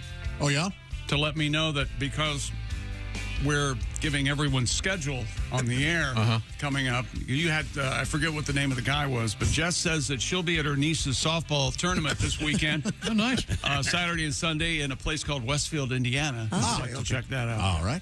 So if the largest collection of baseball diamonds in the world. If anybody listening wants to go ahead and email me about what they're doing this weekend, I'll be glad to pass that along. Because evidently we're... Oh, yeah, we are. Pat Godwin is going to be everywhere this weekend because he's going to be on YouTube with the open bar comedy special called Repeat After Me. Well, that's not the one I'm talking about, though. Okay. Let's see. Then there's... Trajan Bogdanovich. What was it? There's, let's see. Oh, this is Jimmy Pardo. Buskirk Chumley at the famous Limestone Comedy Festival tonight in Bloomington, Indiana. Right. And then Janesville, Wisconsin is where you'll find... Alex Dragachevich. Yep, that's him. Tonight. So I don't think I pronounced that right. I don't think you did either. Former Notre Dame basketball player. Where were we? Then. Oh, wait a minute. Look at the screen. Have to get a longer mic. Hey! Looking good. Hey, everybody. How's it going in there? Good, how are Hi, you? Jeff. Looks like you guys are having fun today. Oh, my gosh. I'm jealous. I'll be at my daughter's graduation tomorrow from 3 to 4:30. Nice. No, don't clap until it's all over. Just because when she gets that. Oh, I'm clapping. Yeah. I'm clapping and I'm yelling, and she told me I'm not allowed to laugh because she's graduating magna cum laude? Yes, but she said that I will probably hear it incorrectly as magna cum loudly, and I will laugh. Yeah. And she told me I'm not allowed to, so I am going to laugh really loud. Yeah. You know how they spell cum? Yes, I do. Okay. Iron style. Yeah. Porno style. I'm just glad to hear she's talking to you. C-U-M. Yeah. Well, I'm at the failed to mention news desk. We give you a lot of the news each week. We don't give you all the news, so I'm here to give you the news that we've. Now here's Jeff Oskay with what you failed to mention news. Oh, I'm excited. We have a new sponsor this week. Our new sponsor, Pants. Hi, Pants. Hey. Nobody wants to look at your man legs? Put on some pants. Pants sold at stores near you. They sure are. A man got caught banging a Tesla. What you failed to mention, that is one sexually charged fella. Oh. Ooh, that's what charged. you want to hear. Charged. Ooh. It's an electricity joke. Oh, my gosh, Tom. I'm not that far away. I can come down the hallway and choke you. Let me tell you something. I'm in for $50 if you do. Yes. Well, is that a new tie? Yeah, this is compliments of Jess Oker. Thanks, Oh, how Jess. nice. I can see why she gave it away. She's in Westfield this week. We learned that kids trust robots. What was that, Godwin? She's in Westfield this week. She's at a baseball game in Westfield this We're weekend. doing plugs for her. And Take a lot I don't of know money, if you guys Jess. heard, Pat Godwin has a new special on YouTube. I don't know if you guys have heard No, that. I haven't heard that. No, I hadn't heard a thing about that. Yeah. I already checked it out, Pat, and I got to tell you, and I mean this as a compliment, you look great now. I know. You know what? I am with you. Boy, you Now, got a difference. I don't know what you were going through during that special, but good Lord, The bloat you in the look hair. great now. I totally agree. Stick with the now. Thank you. Yes. We learned that kids trust robots more than humans. What you failed to mention, introducing Vinny, the vegetable touting robot. Yo, eat your vegetables, kids, or I'll whack your parents. He's also a gangster. Oh, yeah. Yeah. Taking a turn. Customs officials confiscated a load of ketamine disguised as yard games. What you failed to mention, tried playing some cornhole the other day, wound up in a K-hole. That's for all 9 people who've done ketamine in our audience. What is a K-hole? What is a K-hole? It's when you do too much ketamine. Oh, I see. Like maybe the depression that Blackout for follows. a couple days. Oh, all right. Yeah. A couple brings their parrots everywhere they go. What you failed to mention, stupid crackers. A couple brings. Parrots. Parrots. Okay, let's try this one again. No. Their parents have cracked. What is it? No. A couple brings their parrots. Oh, I They're see. parrots. Okay. They're birds. Birds. Okay. Everywhere you go, what you failed to mention, hey, old crap shoulders over there wants a refill on his iced tea. Yeah. Is that better? Yeah, there you go. There you go. They're pooping all over. We all heard parents. Oh, yeah, it would help if I enunciated. It's okay. The 2024 Coopers Hill cheese rolling race in England, where participants run down a steep hill chasing an 8-pound wheel of cheese, took place last week. What you failed to mention, they tried doing the same thing in Poland last year, did not go as well. Main problem, used blocks of cheese. Oh, yeah, no, they're just going to sit there. Square wheels. The Polish. I thought you were going to say they were trying to chase it uphill. Well, that would have been funnier. I don't know. Maybe. I don't know. Especially if there was blocks of cheese. Because they'd barely go up. I mean, Ron was Christy, what making is a little happening? bit. I gave up. That's what's happening. God love you. Don't give up. I like the new haircut. Oh, thanks. Yeah. Got it cut for graduation, did you? It's not new. I haven't gotten it cut in months. A plane was forced to land. A plane was forced to turn around and land after a man ran naked through the cabin. What you failed to mention, it's okay, officer. This is just my emotional support pecker.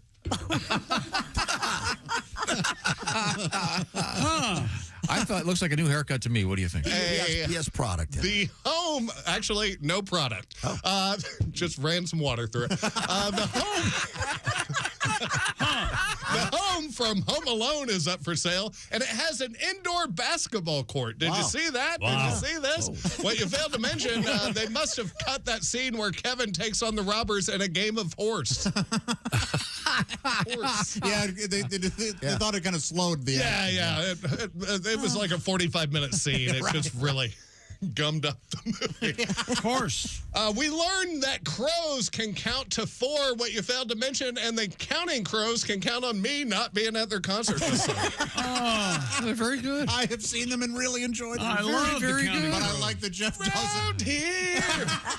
Oh, great song. Round here! I like that. You won't be round there. No, I won't. Okay. Pass. A new airline for dogs called Bark Air, where seats go for $6,000 a pop, had its first flight last week. What you failed to mention, and just like a real flight, the bitch back in 14C is scratching like she's got fleas. And finally, thank the Lord. At some point this week, the ladies were surprised that none of you fellas in the studio have ever measured themselves. Yeah, I'm really shocked by that. What you failed to mention, I actually did it one time. I was feeling pretty proud until Maggie told me I wasn't supposed to start measuring at my beho. I'm Jeff Oskay, and this has been the news that I failed to mention. Jeff Oskay. Wow. Thank you very much, Jeffrey. I love you, Jeff. Jeff will be joining us when we head to Iowa for the Lakeside Hotel Casino event. It's going to come up Friday, June 14th. Hope to see you there early in the morning, 5 o'clock Central Time. We'll be getting going. Is that correct? And you can join us. And then that evening, we'll have a very special live comedy show featuring Mr. Oskay. All righty? All right. Sounds good. Any other plugs going on? We got Jess Hooker. Ace, what are you going to be anywhere this weekend? Probably at the park. Probably at your at the park. Oh, feeding the birds. Very nice. I'm not going to be anywhere this weekend, and I'm very happy about it. There you go. I don't Yes. There you go. You don't believe it? Well, that's If you're true, but- going to be at home, you can watch Pat Godwin's comedy special on YouTube. I am going to do that. That's it's called, exactly right. It's called Repeat After Me. Repeat After Me. Okay, go ahead. Repeat after me. Repeat after me. I will. Oh, I did. Okay, I good. just did. Okay, I do. this is the Bob and Tom Show. Reach us toll free at 1-888-BOB-TOM-1 or at bobandtom.com. This is the Bob and Tom Show.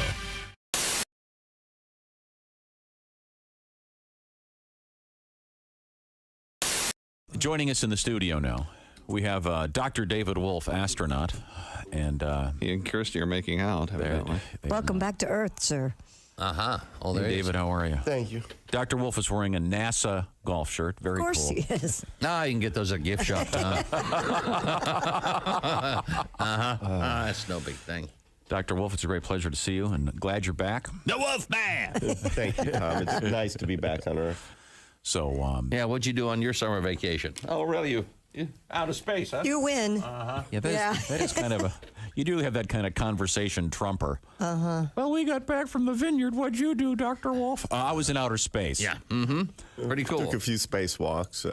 Added a piece or two to the International Space Station. You added a whole porch, didn't you? Yes. Yeah, that's what I thought. Yeah, did some maintenance on the port solar array wing. Needed some new batteries. Oh, there you go. Mm-hmm. Now, if you go to our website... Why do you need a porch in space? Well, where are you going to sit? Two of the guys. Where are you going to sit and rock the next Big Bang? Two of the guys smoke. So yeah, you got to go outside. Hey! Don't light up in the space station. Get out there on the smoking port. This is why Bob's not an astronaut. This is why David comes in here, so we can't make fun of You it. can't smoke in space. I was thinking about that this morning. Of course not. Why we're not astronauts. Could possibly, theoretically, couldn't they, an astronaut who smokes, couldn't they fill his helmet up with smoke so he could smoke? I think it could. There probably is some technology which would permit. There you go. Yeah, but it still can't escape from the suit. On a serious note, And your clothes would really you guys smell. are NASA launching again probably tomorrow. Yes, I haven't heard this morning. We were on time as of last evening. Still, things going well. The concern is that there's some thunderstorms may come in and delay the fueling. Summer in Florida, it's tough to get off the pad, as we demonstrated. you know. Yeah, you did. That was actually my first question. I wanted to know. You have to get dressed each and every one of those times. How long does it take to get into the suit and everything ready for It's launch? a pretty big ordeal. It takes 3 or 4 hours, from getting up and then out to the pad, and it's 2 million pounds of cryogenic oxygen and hydrogen. You get up on top of that. the countdown goes, and then it's a few hours to get out. It's a big deal, but it's harder on the cooks and the friends and the family. We go to work whether we go to space or go to Earth. Right. But everyone else has traveled, and they want to see a launch, and it's a lot of trouble to turn around. Our guest is Dr. David Wolf, astronaut. If you go to our website on the left side, you'll see a photograph of Dr. Wolf. Did you take this one? Were you holding your hand out? It's a long arm. Is this you with your arm, or one of your buddies take Better. care? Nobody up there want to take a picture of you, Dave? It looks like you're... No, that's somebody shooting through the hatch when I'm getting ready to go out on a spacewalk. I'm in vacuum in there, ready to go out. Okay. And if you click through the window. If you click there, we have a sort of a whole set of photos there, and you can see Dr. Wolf floating around in space. We'll talk about some of these when we come back. I'm curious, how long does it take you to get into the spacesuit that you're going to use to do a walk? The suit, you spend the day before checking it out like a spacecraft itself. The next morning, you spend 2 or 3 hours getting in before you get out through the hatch. About 3 hours. Wow. Don't you have a series of mirrors in your passenger car here at home where you can drive laying on your back? Isn't that just to make you feel comfortable? Feel more comfortable upside down. Wow. Hey, Christy. Hey, chick. You seen the banana video? Who hasn't?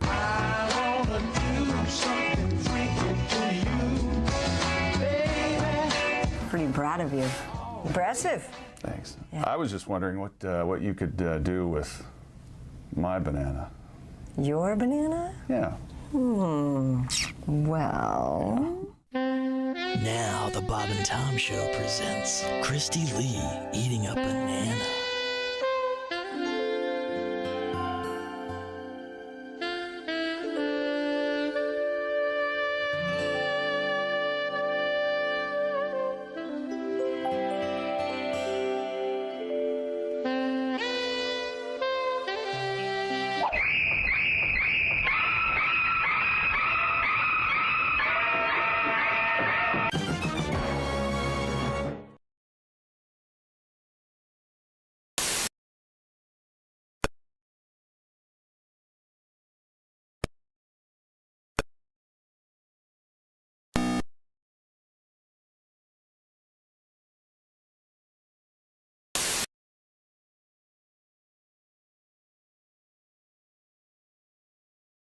Breakfast in time to get to work. Wow, what a great breakfast. Sure was, Tom. And I was able to eat my waffle while it was still warm because I wasn't busy staring at gargantuan tatas. And you didn't slobber in your coffee either. And guys, if you're in a real hurry, be sure and take advantage of our flat as a smorgasbord breakfast buffet. Why not try Pancake Hooters today? You'll see why our hardline policy with our waitress staff is, it's either 32A or the highway. Pancake Hooters. You're listening to Bob and Tom Radio. 24/7. 24/7. 24/7. Lord Coretta's a fine young comedian. Are you a health guy? You run, you look very slender. And I'm not a big health guy, although I'm healthy. I just had a complete physical, and unfortunately I'm at that age where you get the real intense physical. No, yeah. You know, I hope I'm not sharing too much, but the doctor actually stuck a camera in my rectum. It wasn't part of any procedure. He just suspected that his nurse was stealing from him. I actually have a sexual fantasy associated with the earthquake. Go. All right, woke chick up. In my fantasy, I am making love to this woman. Yeah. And then all of a sudden, she feels the earth move beneath her. Ah, yes. And then she rolls over on top of me and shields me from debris. Safety first, everybody. Safety first. Why do you have to get drunk to be an ass? Why do you have to get tight before you get loose? Why do you need a double before you get into trouble? Can't you get into trouble without an excuse? You want to get up and get out and get free and get crazy, but why do you have to start by getting stoned? 'Cause Pat, you don't have to get drunk to be an ass. You can be an ass on your own. Bob and Tom. You can pick your morning radio show, and you can pick your nose, but you can't wipe Bob and Tom on the... Hey, welcome back to the Bob and Tom Show. Christy Lee at the Silac News Desk. Hello. There's Pat Godwin. Hello, Chick McGee. Josh Arnold here. Hi. There's Ace Cosby. Hey. I'm Chick McGee, and here's Tom Griswold. Well, thank you very much. Hello, Tom. We have a lot to get to still, so let's just move right over to the Silac Insurance News Desk with Christy Lee. What do you got? According to a new study, so-called third thumb is easy to use. It can help folks grab and tote more objects.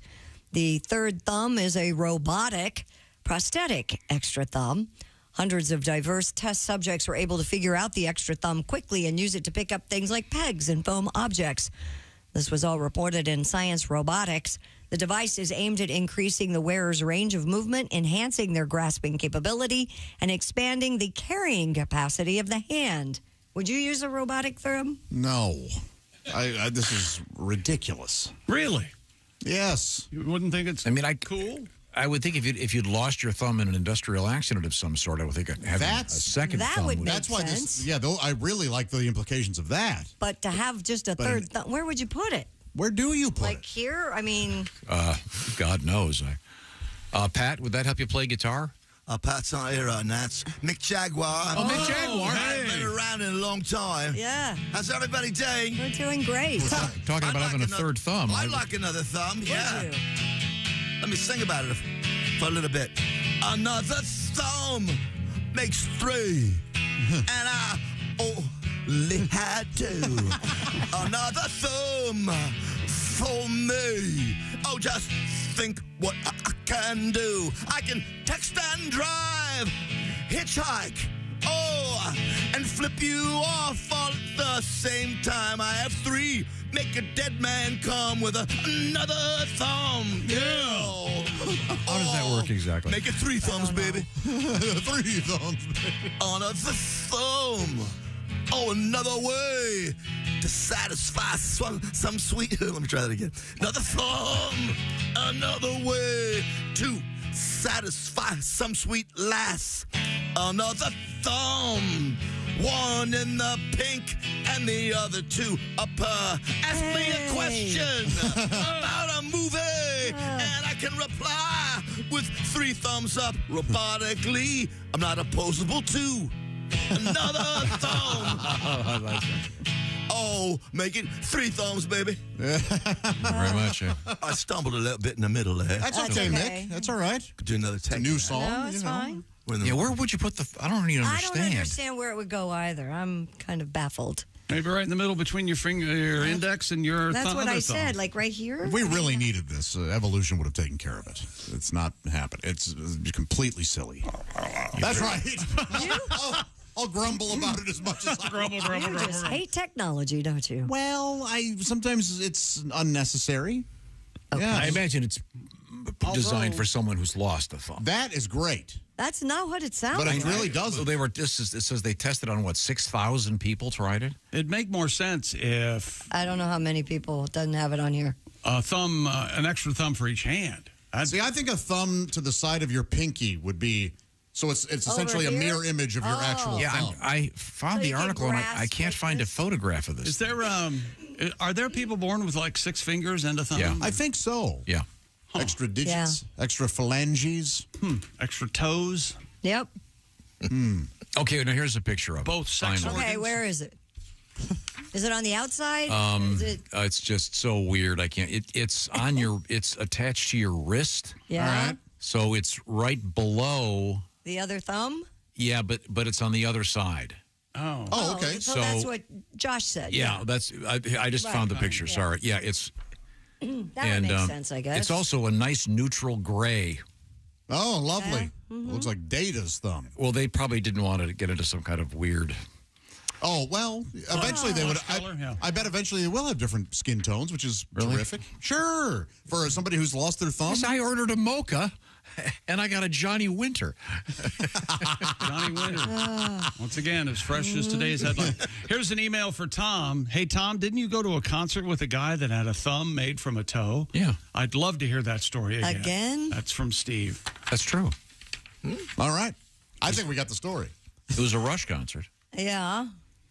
And I'm totally serious. The guy had lost his thumb, and he had his How did you find out he had a How toe did you? for a Did you thumb? see it? Yeah, I asked him about it. You asked him about Hey, it. what the hell's wrong with your thumb? Yeah, why does your thumb look like that? Is that what you said to What him? a What monster. did you say? We just started talking, You and I raging bore. What did you can't help but say? notice that you've got a rather unusual-looking hand. Is that what you said to him? Or something like that. I don't know. Can't But, help but notice you look like a freak. and then we got a letter from a doctor that performs this surgery, and apparently they use a different toe now or something. Oh, really? Yeah, but yeah, What do you mean? Well, don't you need your big toe to balance? Yeah, Yeah. you have to have the big toe. Yeah, no, but see, they created for him an opposable thumb. But it's a brilliant surgeon. It's great. Okay. But now this thing, they'll use this from now on. It's very odd looking. But you'd have a third thumb. I don't see this taking off necessarily, but maybe if you're a waiter, you want to hold that could be handy. Yeah. hold a tray and No pun 6 intended. drinks and Put a cup on there. A new study finds nearly half of those surveyed would use air taxis in the future. As the reality of autonomous air taxis is getting closer to liftoff, researchers in Singapore sought to determine public perception on the futuristic mode of Oh, transportation. yeah. Singapore's at the forefront of the future. The country that canes you if you spit on the sidewalk. Survey. Yeah, that's right. Don't they put you to death if you're chewing gum? Yeah, all right. A survey of 1,000 Singaporeans discovered nearly half intend to use air taxis when they become available. There you go. While over a third said they plan to do so regularly. Is that the place where it's illegal to make a left turn? There are many odd rules there. Yeah. I have not been. So I have. It's pretty. It's actually, it's really cool. It's a beautiful to get place. across town, it takes all day. But we were nervous being there because it was like, what if I accidentally step on a crack and you break your mother's back? on a Wednesday and I'm put to death? Ugh. So I don't understand. So these, you say autonomous, so there's no driver? Right. They'd be like big drones in the sky. Yeah. I don't know. It may be the future, but I can wait. I hope would they be very heavily regulated, I would the think so. vehicles themselves? I don't want some stoner driver You won't have a stoner driver. that, lost the door in his AMC Gremlin 4 years ago, and now he's driving an air taxi. You kind of turned into Woody Allen there a little bit. I'm sorry. One of his I was trying to think of AMC I was trying to think of a crappy car that they don't make anymore. Yes, hey fellas, keep it. What's Chick had a gremlin. Don't I had a gremlin. bespeak It was a damn fine car. Really? Yeah, I had a gremlin. No, it wasn't. You couldn't put gas in it after I midnight, almost right? bought a gremlin. Oh, nice. Couldn't be out in the rain. You had a Renault Alliance. Wasn't that the worst one of all time? I had the bad cars. Like Ace has the bad TV shows. I had bad cars. Yeah, the Renault Alliance and the Gremlin. Did you have a AMC Pacer? Gremlin. I did not have AMC a- Pacer? did not have That a was Pacer. bad. Those are collectible, aren't they? Now they are, but they're hard to find, and they look like a little roving aquarium. Oh, I did not care for that. I had to go to gymnastics practice in one of those. A lady It was all had windshield one. in the back, Yes, it was scary. Scary to ride in. New research shows young children are more likely to trust information coming from a robot over information coming from a human.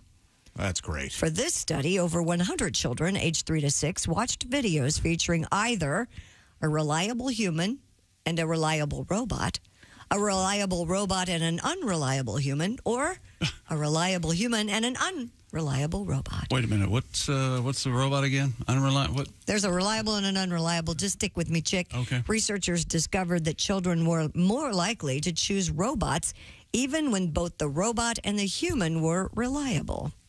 Older children showed an increasing preference. Increasing preference for humans. This may Whereas tax your younger kids really liked the tax your ability to robots. think. Okay. Maybe I'd buy the story if a robot was All things being equal, Here's the thing. Here they're is going to your listen to the robot. story. This is absolutely the worst news story we've ever had. That's pretty much, yeah. No, I think if you Makes actually no apply sense. apply some logic to it, it's kind of interesting. Basically, I'll make young it simple for you. kids like robots. All things being equal, they're picking the robots in a video over a human. Okay. Much the same way they like puppets, I think, in my opinion. in my opinion. So you think That's why people we're like, doing the story, so people he like can talk puppets about it. instead of real people? I think kids do. Kids would rather have a Maybe. If you had a little kid, and A there was, and you had Elmo sitting next to a person, right? Maybe they would listen to Elmo first. Well, of course they would. They love little. And Elmo's not going to take away their iPad. Hey, Dad, give me that back. Just their innocence, if I understand it. Oh, think about the documentary. Okay. All for you, Elmo. Papa never told a kid the Easter Bunny's fake. Yeah. No wonder kids don't trust humans. 90% of what you told me was a lie. Yeah, see? I think point well taken. Santa Claus. The microwave never lied to me. Right now, it's time for a quiz. Okay. We talk about testing your mental acuity. Here we go. This is for Chick McGee. The name of the show is What Will Chick Pick? Sponsored by our good friends at Silac Insurance. Chick, the rule's simple. You have two scenarios. Pick either A or B. You ready? Ready. Scenario A, in retirement, you spend all day stressing out over the stock market. Or scenario B, just have money direct deposited into your bank account. I'll take B. Okay. Correct, Chick McGee, or should I call you Direct Deposit McGee? Direct Deposit Double D, old Double D McGee, that's me, sitting around ordering stuff online, having it delivered, breaking down boxes, shopping. I can't find a catch here, Tom. There isn't a catch. With Silac, you can maintain control of your funds during retirement, and you can have downtrend protection even when the stock market gets a little wonky on Wall Street. Those are some great cans, so there have to be some cans, aren't there? Just one can't. All right. You can't outlive your money. Silac, huh? Silac, S-I-L-A-C. Get all the info at silacins.com/Bob and Tom. Silac Insurance Company, online at silacins.com/Bob and Tom. That's Silac Insurance, silacins.com/Bob and Tom. And you will pick the same one, I'm telling you. Now, coming up, we have Christy Lee at the Silac News Desk. Yes, you do. Have a couple of updates for you. Snake news and a place you can't wear that male member costume that you have. This is the Bob and Tom Show. Hey, don't say we didn't warn you.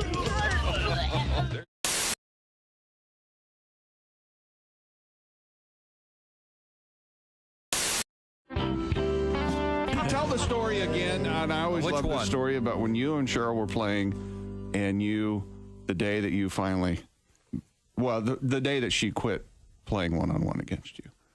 You mean when I finally beat her? Yes. This is Reggie's sister, a of couple course. years ago. She wasn't going to play anymore. Well, when I sent her shot into my mom's rose garden, we started playing horse. Right. But you got to remember, Cheryl was always 2 to 3 inches taller as we were growing up. So I started to catch her in height my freshman and sophomore year of high school.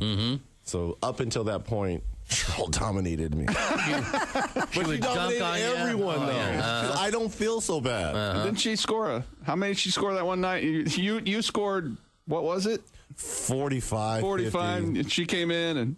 I'm gloating. Because we had played in the away gym. She had played at the home gym. So my dad was with her at their game, and my mom was with me. So we get in the car. Hey, I had my best game ever. 40, 45 points. Strider started. Strider, what did you do tonight? And she looked at my dad and kind of looked down. My dad's like, oh, she had a pretty good game. I was like, oh, yeah, but I bet it wasn't 40, 45. Yeah. No, she had a really good game. Well, what's really good? She had 105. By herself? I'm like, the team scored 105? No, son. Cheryl scored 105 points. I bet that record still stands. I believe it does. They beat that team 179 to 12. God. The point guard, which is still a record, had 39 assists. I mean, it was like crazy numbers.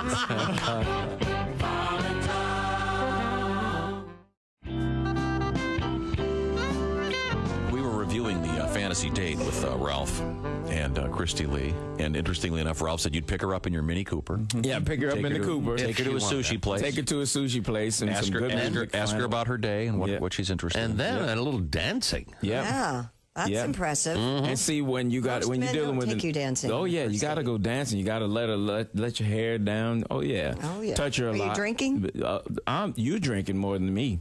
Yes, indeed. Well, back up one. Back up one. Touching her a lot. Yeah, you Well, touch her when you dance. What I go know a about lot. Christy, and you can feel out whether a woman likes to be touched. You know, and you touch her, you just make body contact, but not like you're trying to feel her up, but just put your hand on her back every now and then. You know, and on the You're small of her smooth. back. Let it slide down. No, it's just you can No, feel it. you are. Now, let me can ask you, feel it. A woman is like an what would you instrument, What would know? you wear? Practically nothing. If we're going to sushi, don't wear a suit. Don't put a suit on. No, Don't, you know, it's just casual. Just put a nice summer sweater on or something like that. You wear cologne? Just a little bit, yeah, not too much. What kind do you wear? I go with Gucci Envy. You know, Really? Is that you have that on now? Yeah. Christy, give him a Get in there. snort. Get in there.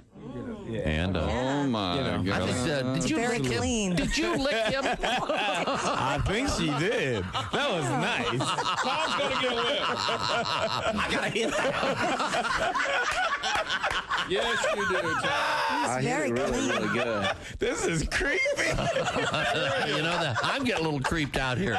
Woo, look at that. Tom, you look like Tom, you look like your adopted son has just graduated college.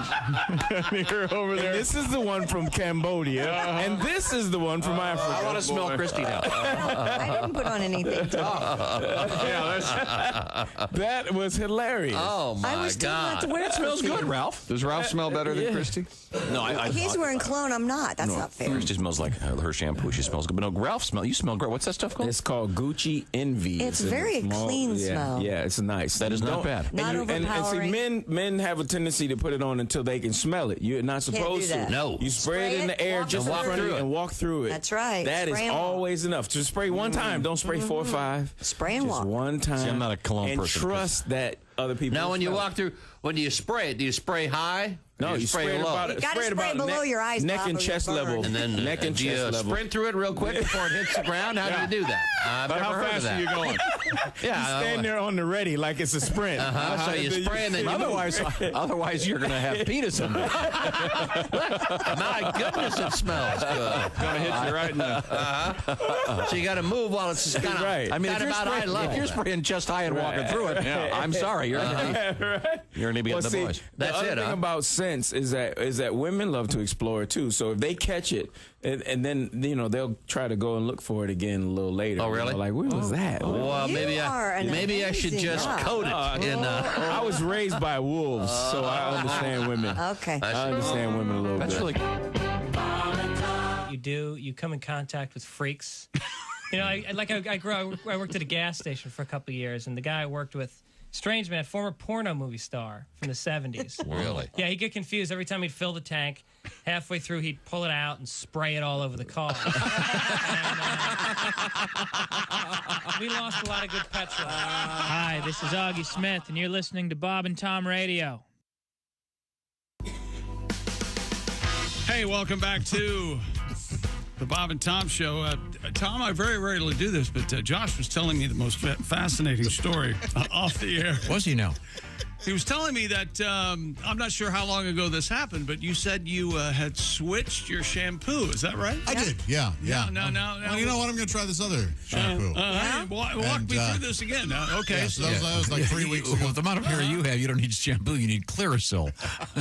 Look who's talking. Said the bald guy. Yeah. That's right. I am balding for sure, yeah. You think you have more hair than he does, don't you? Right now, I do.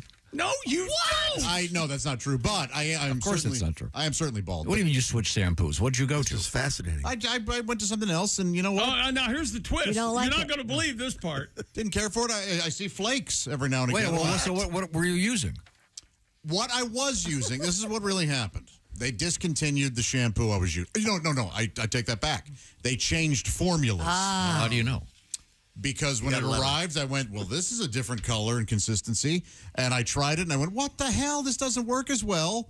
And I went online. Is this a normal shampoo, or is this to remove some Dandruff? kind of crab? This is pablum free. Is this like this kills the bugs? Tegrin or something? Or it's meant Head to and shoulders.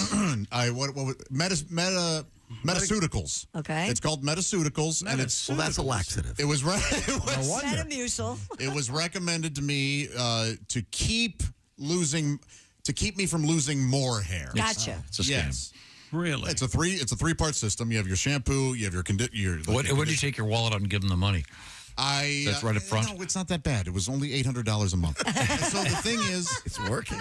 You can't put a price on keeping your hair. And it really was working. It was keeping because like I would get kind of scaly up there too, like up on my scalp, and then those scales would kind of I would lose my hair with that. Yeah, I'm not proud of it, but hey, bodies can be embarrassing, and so.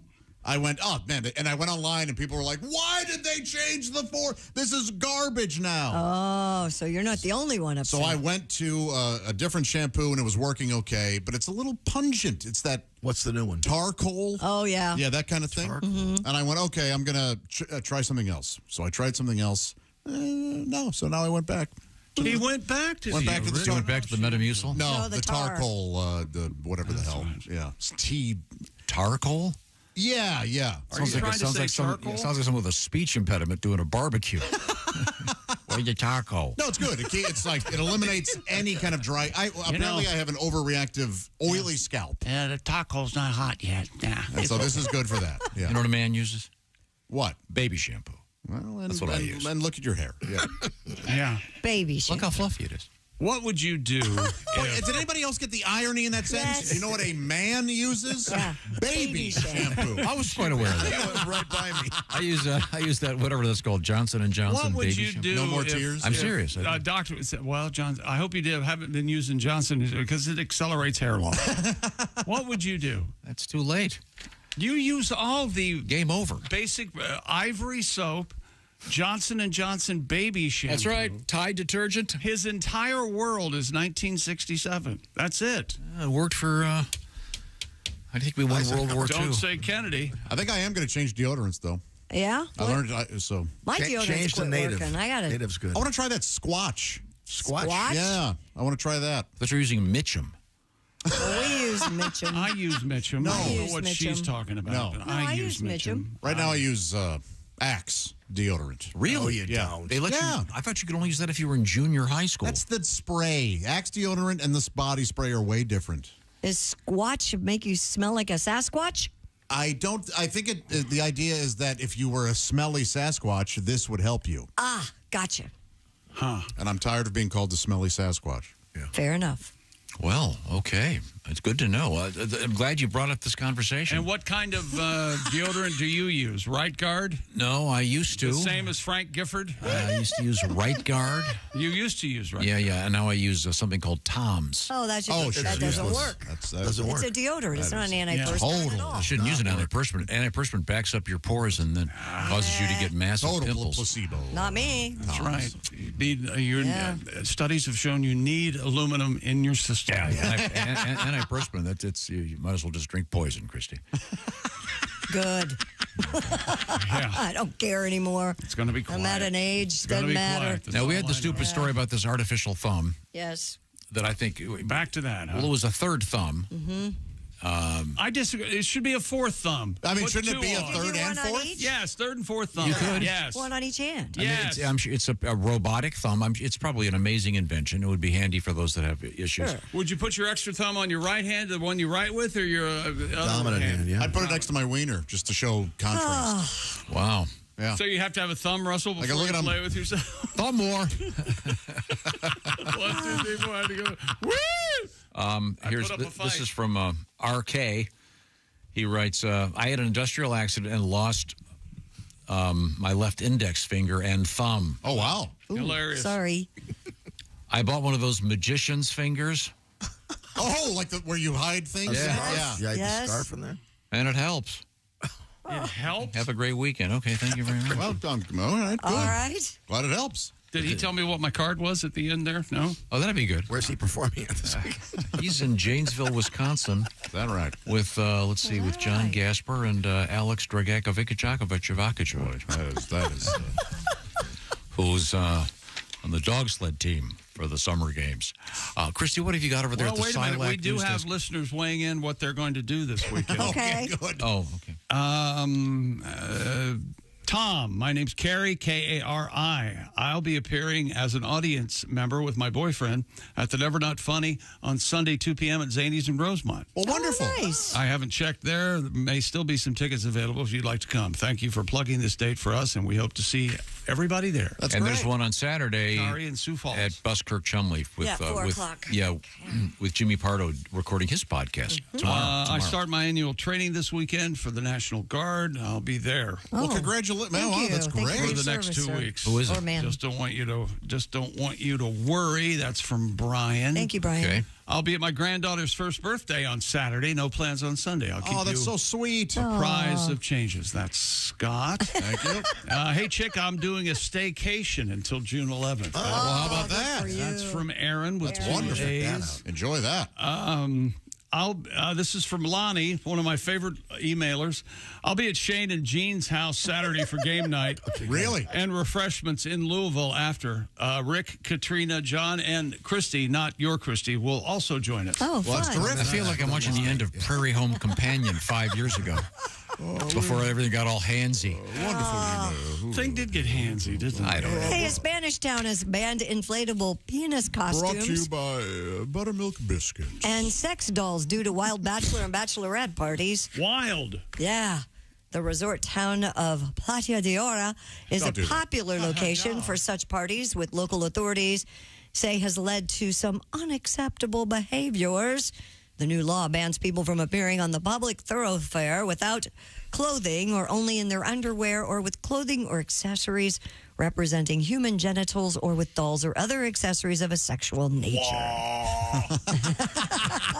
What do you think now? Offenders could face fines of up to $1,600. Wow. Whoa. Here's my $1,600.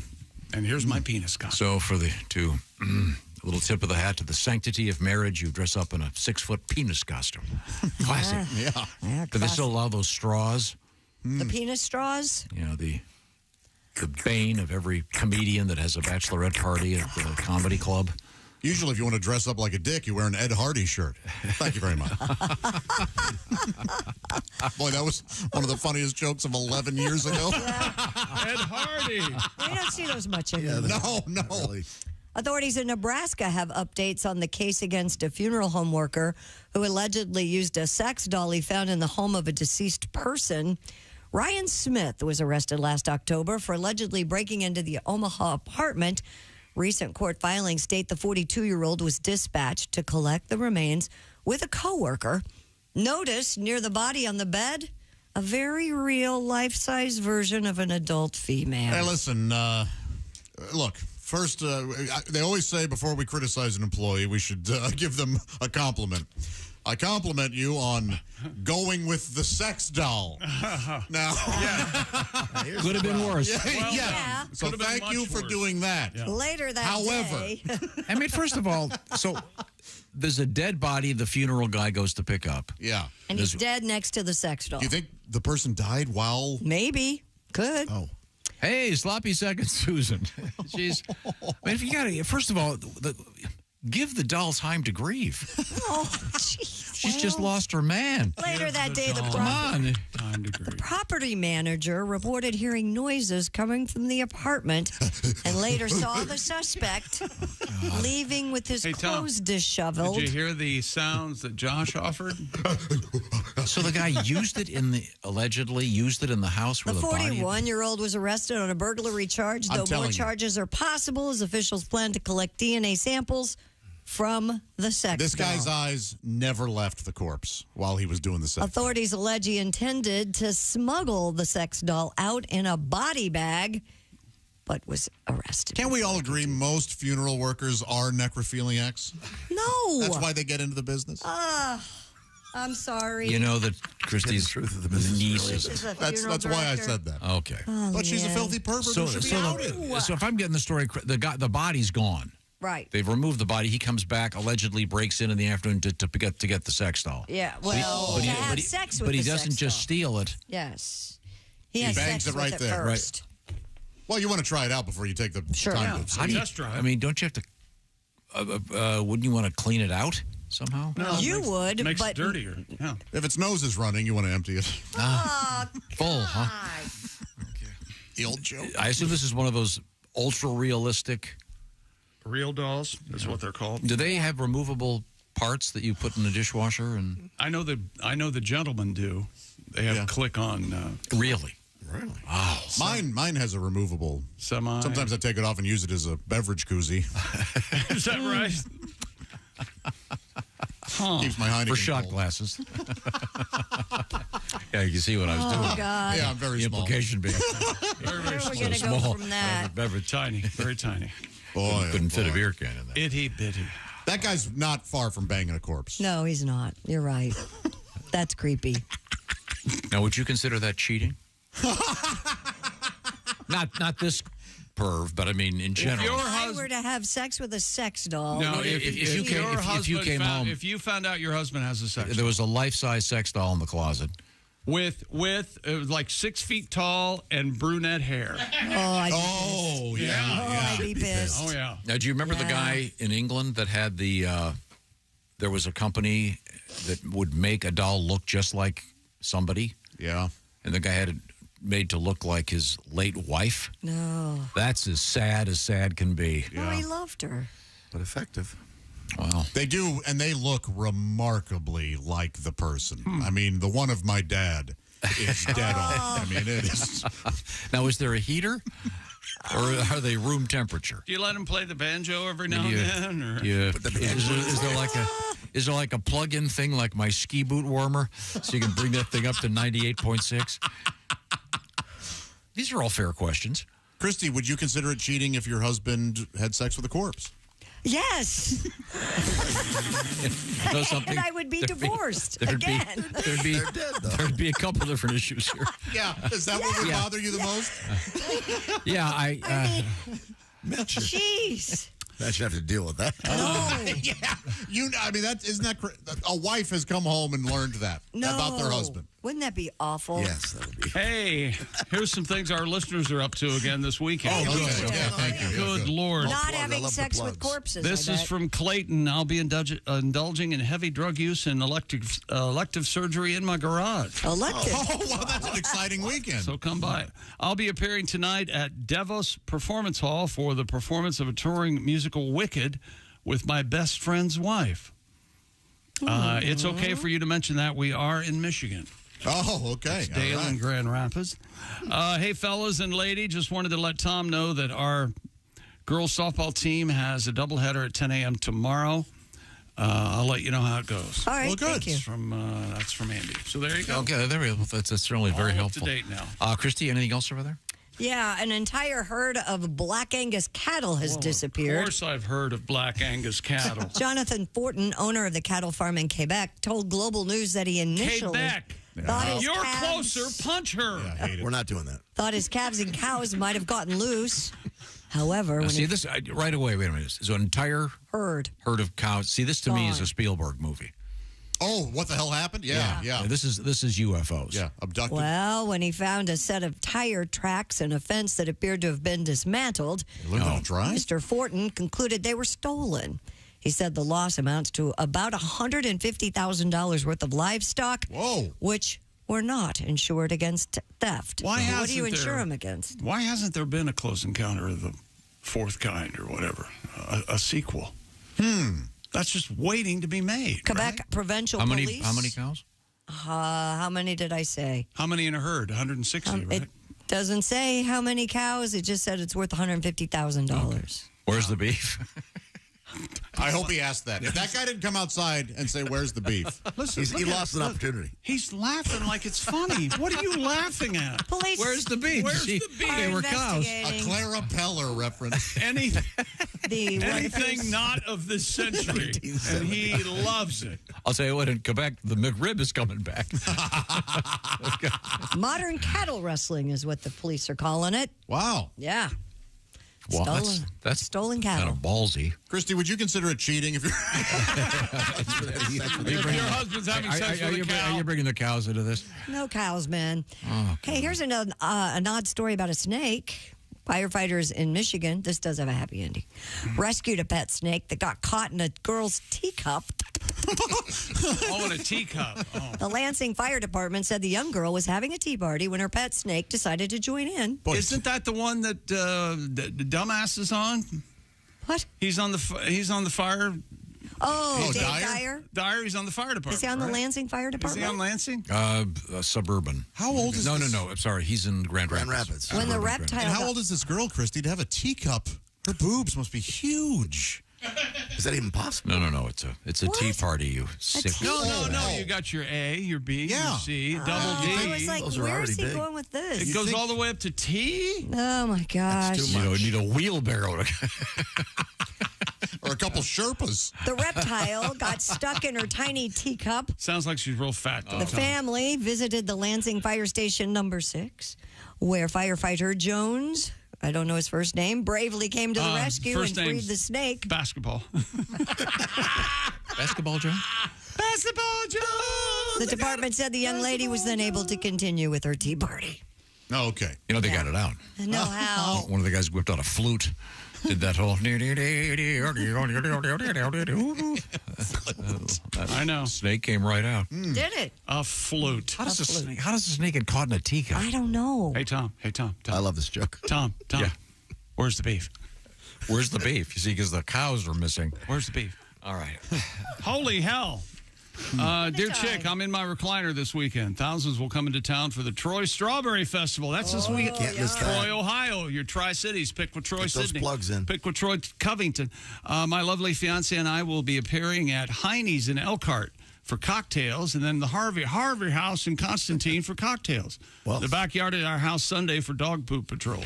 Okay. Followed by That sounds like cocktails. fun. And finally, since we're plugging gigs, my wife and I will be taking our son to a water park. So that's exciting. Oh, how fun. Well, very good. Well, thank you very much. After you do that, you want to go home and grab your Weber grill. Yes, you do. Season is here. Hot. Don't grab it if it's hot. Don't grab the grill if it's hot. Thank you. Good advice. Thank you. You don't want to be like Kwai Chang Kane and grab it with your forearms. That's the grill that heats up. That's why you want to get this one from Weber. Our grills get hot. The griddle season is here. What am I talking about? Well, the Weber Slate rust-resistant griddle. Carbon steel cooktop, that's right. And it's safe for metal tools. That's a big plus. And it's a griddle, so you can cook your pancakes on it and your burgers and your steaks. Pre-seasoned, ready to cook on, right out of the box. It's the griddle that stays ready, not rusty. And that's the key. And this griddle heats evenly, edge to edge, reaching up to a staggering 500 degrees. Show that steak who's boss. The Weber Works Prep system is also on hand. You can store all your cooking stuff in it and your supplies, so you don't have to keep running back into the house. I forgot the salt. It's right there. You can carry all that food, condiments, utensils, keep them right there in your beautiful Weber Works prep area. So get fired up. Check out all the Weber products by going to Weber.com. The Weber Slate Rust-Resistant Griddle. This is the one I'm getting. High heat, even heat, fast heat. It's from Weber. Check out all those great products. WEBER, Weber.com. Tell them the Bob and Tom Show sent you. Coming up, it's time for a little bit of education for you. That's right. This is the Bob and Tom Show. Add to or continue the conversation. Check out the Bob and Tom Show on Facebook. Get the...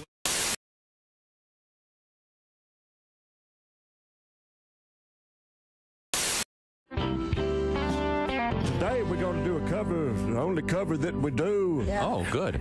The entire program, but we'd like to play something for you dedicated to something that's been in the news this past week. All right. Look forward to it. I think everybody's been surprised about it, and this is a song that explains how I feel about it. Okay. They're both ashamed of what they did. At least that's what the paper said. They walk all day because they're always on the prowl. Tiger and horse, tiger and horse. His wife called him doing them horse. They're both pros at what they do, and both require special shoes. Of each of their heads going down in the caddy. Tiger and horse, tiger and horse. His wife called him doing them horse. Doing him horse. Neither of them's made a peep, and fire hydrants don't come cheap. Be careful when you're out there chasing tail. You could wreck your truck and cut your head, but the number one lesson ever said, no matter what you do, don't leave voicemail. Tiger and horse, tiger and horse. His wife called him, and the odds are pretty slim that you won't see him with any more horse. Yay! Hi, this is Chick McGee from the Bob and Tom Show. Miss some of the show? Become a Bob and Tom VIP and subscribe to the audio and video podcast. The Bob and Tom Show, on air, on app, and on demand. Joining us in the Napa Auto Parts Studios in the special annex to my right and behind Josh. Scoot over there, Josh. Yes. This is the new, this is the new I know. lighter thing. Yeah, so it's, doing your phone, yes. We have Donnie Baker along with the Pork Pistols.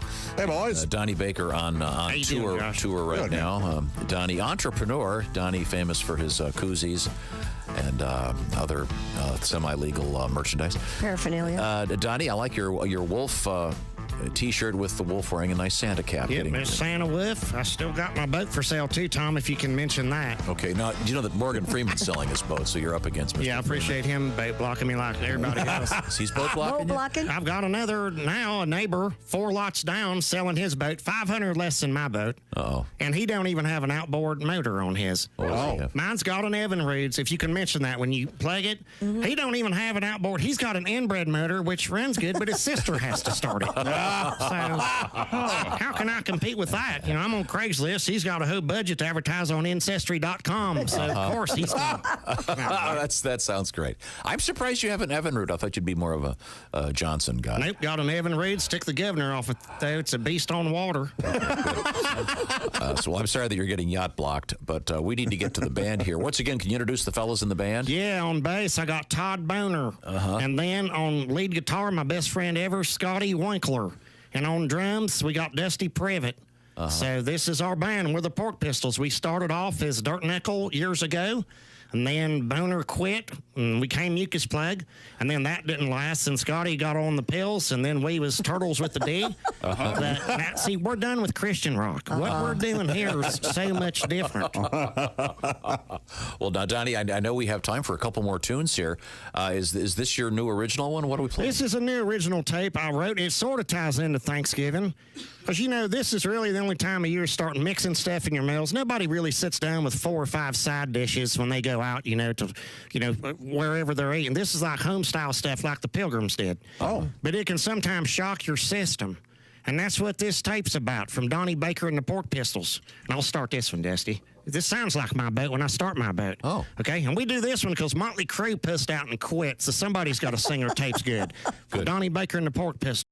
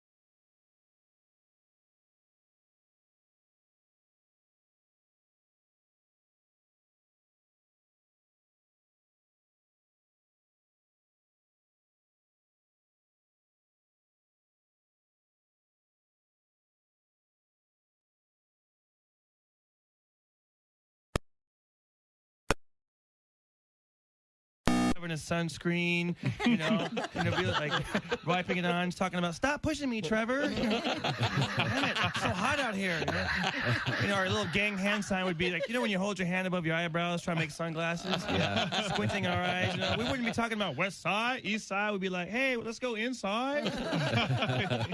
Shade. Yeah, shady. That's what we'd be on the shady side of the street. We'd only be in neighborhoods with big trees, and we'd be like, shady side, fool. You know, 15 redheads talking about shady side. We stay inside because we get sunburned when we go outside. Shady side.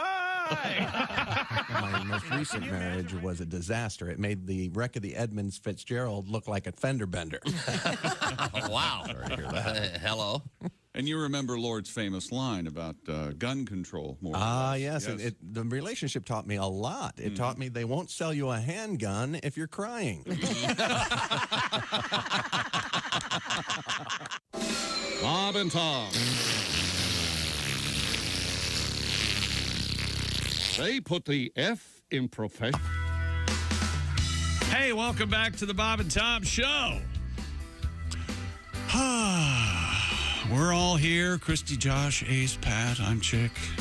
Wrapping up the week, Tom. We got some big, lots of letters. Lots of letters about what people are doing. Yeah. Mike in Louisville plans on eating 3 pizzas this weekend. Yeah. This might be a new feature. What you're doing this weekend? On Friday's show. What you're doing And he's this going to be weekend. using a lot of hand lotion, he says. Oh, we didn't need to hear All right, that. you enjoy yourself, right? Hey, nobody in the universe deserves your love more or your affection more than yourself. That's right. That is Let's see. You were talking about the phenomenon of the ghost poop earlier. It's a scientific story about how they sit down and they're gone. We had a different name for it. As boys, we would simply call out Houdini. Oh, I like Houdini. Uh-huh. It's also a nice song from Dua Lipa, of course. Now, we have an opportunity to learn a little something right now.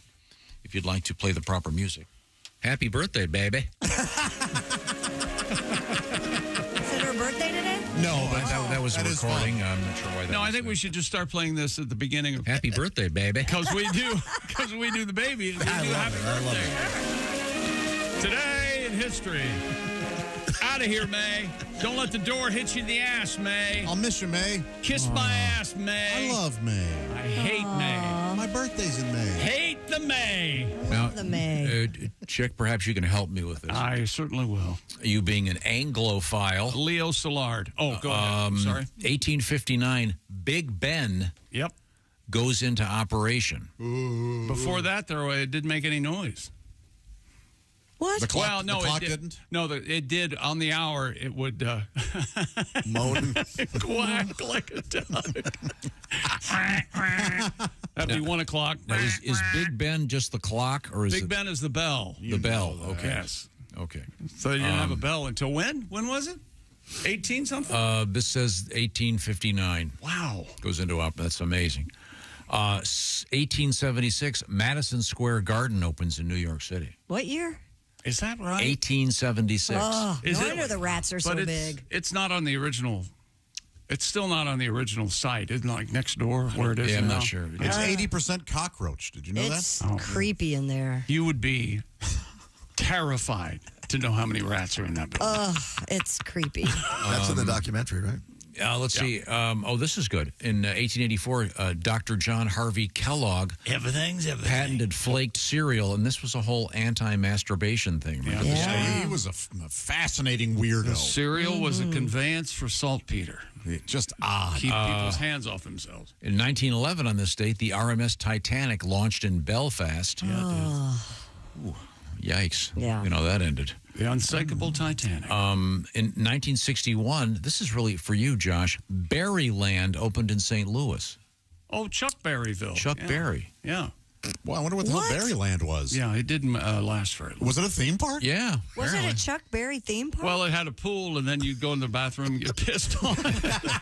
Oh, okay. It was a water park, a water sports park. Let's see. In 1976, The Who set the record for the loudest concert ever. 120 decibels. It's always about the music. Way to go, guys. And let's see. Deep Throat was revealed, not the movie, but the actual Woodward and Bernstein Yeah. Bernstein. Informant. 2000. Bernstein. Bernstein? Yeah. 2005. Do you remember who it was? Hal Holbrook, yeah. I forget his name. Yeah, it was Hal Holbrook. Yeah. W. Mark Felt. Ah. Was the guy that he finally came out as. But that now Mark we got Felt? some important birthdays here. He'd always go, ooga, ooga, when you'd say his name. 1819, Walt Whitman. Leaves of Grass. Oh, yeah. Very good. Very good. And creator of the sampler. Oh, I love the Whitman sample. The chocolate? Yeah, Sure. absolutely. Chocolate magnate. In his final performance. That was the Charles Whitman sample. His final performance was called. He did it on Thanksgiving. It was called The Last Walt. The Last Walt. With music by Robbie Robertson. I love The Last Walt. Rick Danko. Ideas and music and everything by Levon Helm. Credit Robbie Robertson. Thanks, Robbie. Okay. Bastard. Born in 1930, Clint Eastwood. What is it? Clint Eastwood. American Treasure. Clint Eastwood. And his new movie, Fistful of Laxatives. Yeah. Oh, He's not he's up looking there that now. good. He's getting up there, you see. Love him. Things aren't dirty Harry. Okay. Oh, here, 1943, Joe Namath. The Namath of the game. Give me a kiss. That sounds kind of biblical, doesn't it? Joe Willie Namath. What is your Namath? I just want to kiss you. He was cute back in the day. Oh, then you'll kiss me. He had hot and cold running, sweet. Yeah, he did. Oh, man. Absolutely. Couldn't wash it off. No. Had more under his nails. Oh, here, this is a good friend of the show. 1955, Tommy Emmanuel. He never cared for you. The great Australian guitar player, one of the nicest guys. Very What nice band? man. What's he? Solo. He's a great guitar player. Nobody's heard of him. Yes, they have. He was an ABBA. He's from Australia. You know, he plays the counterclockwise. I go to CVS right now. I ask 10 people, 0 know who that is. Well, like CVS. You go to CVS right now. Two-thirds of them. There's no one in there. CVS. Two-thirds of them wouldn't know who the president is. Right this way. They're looting Let me it. tell you something. I go to CVS. Saying, just because there's a poster marked doesn't mean anyone knows who that is. That's my favorite guitar player, Josh. Get him a poster. How about Corey Hart? You know who that is? Yeah, sunglasses. I at night. will buy sunglasses at night. I go to CVS right now. He's probably working there. Or I'm going to CVS. That is such a good tag on your other joke. I will allow it. This is the Bob and Tom Show. Thanks for listening to the Bob and Tom Show this morning. Even though we're not too much to look at, you can also watch the show on our YouTube channel.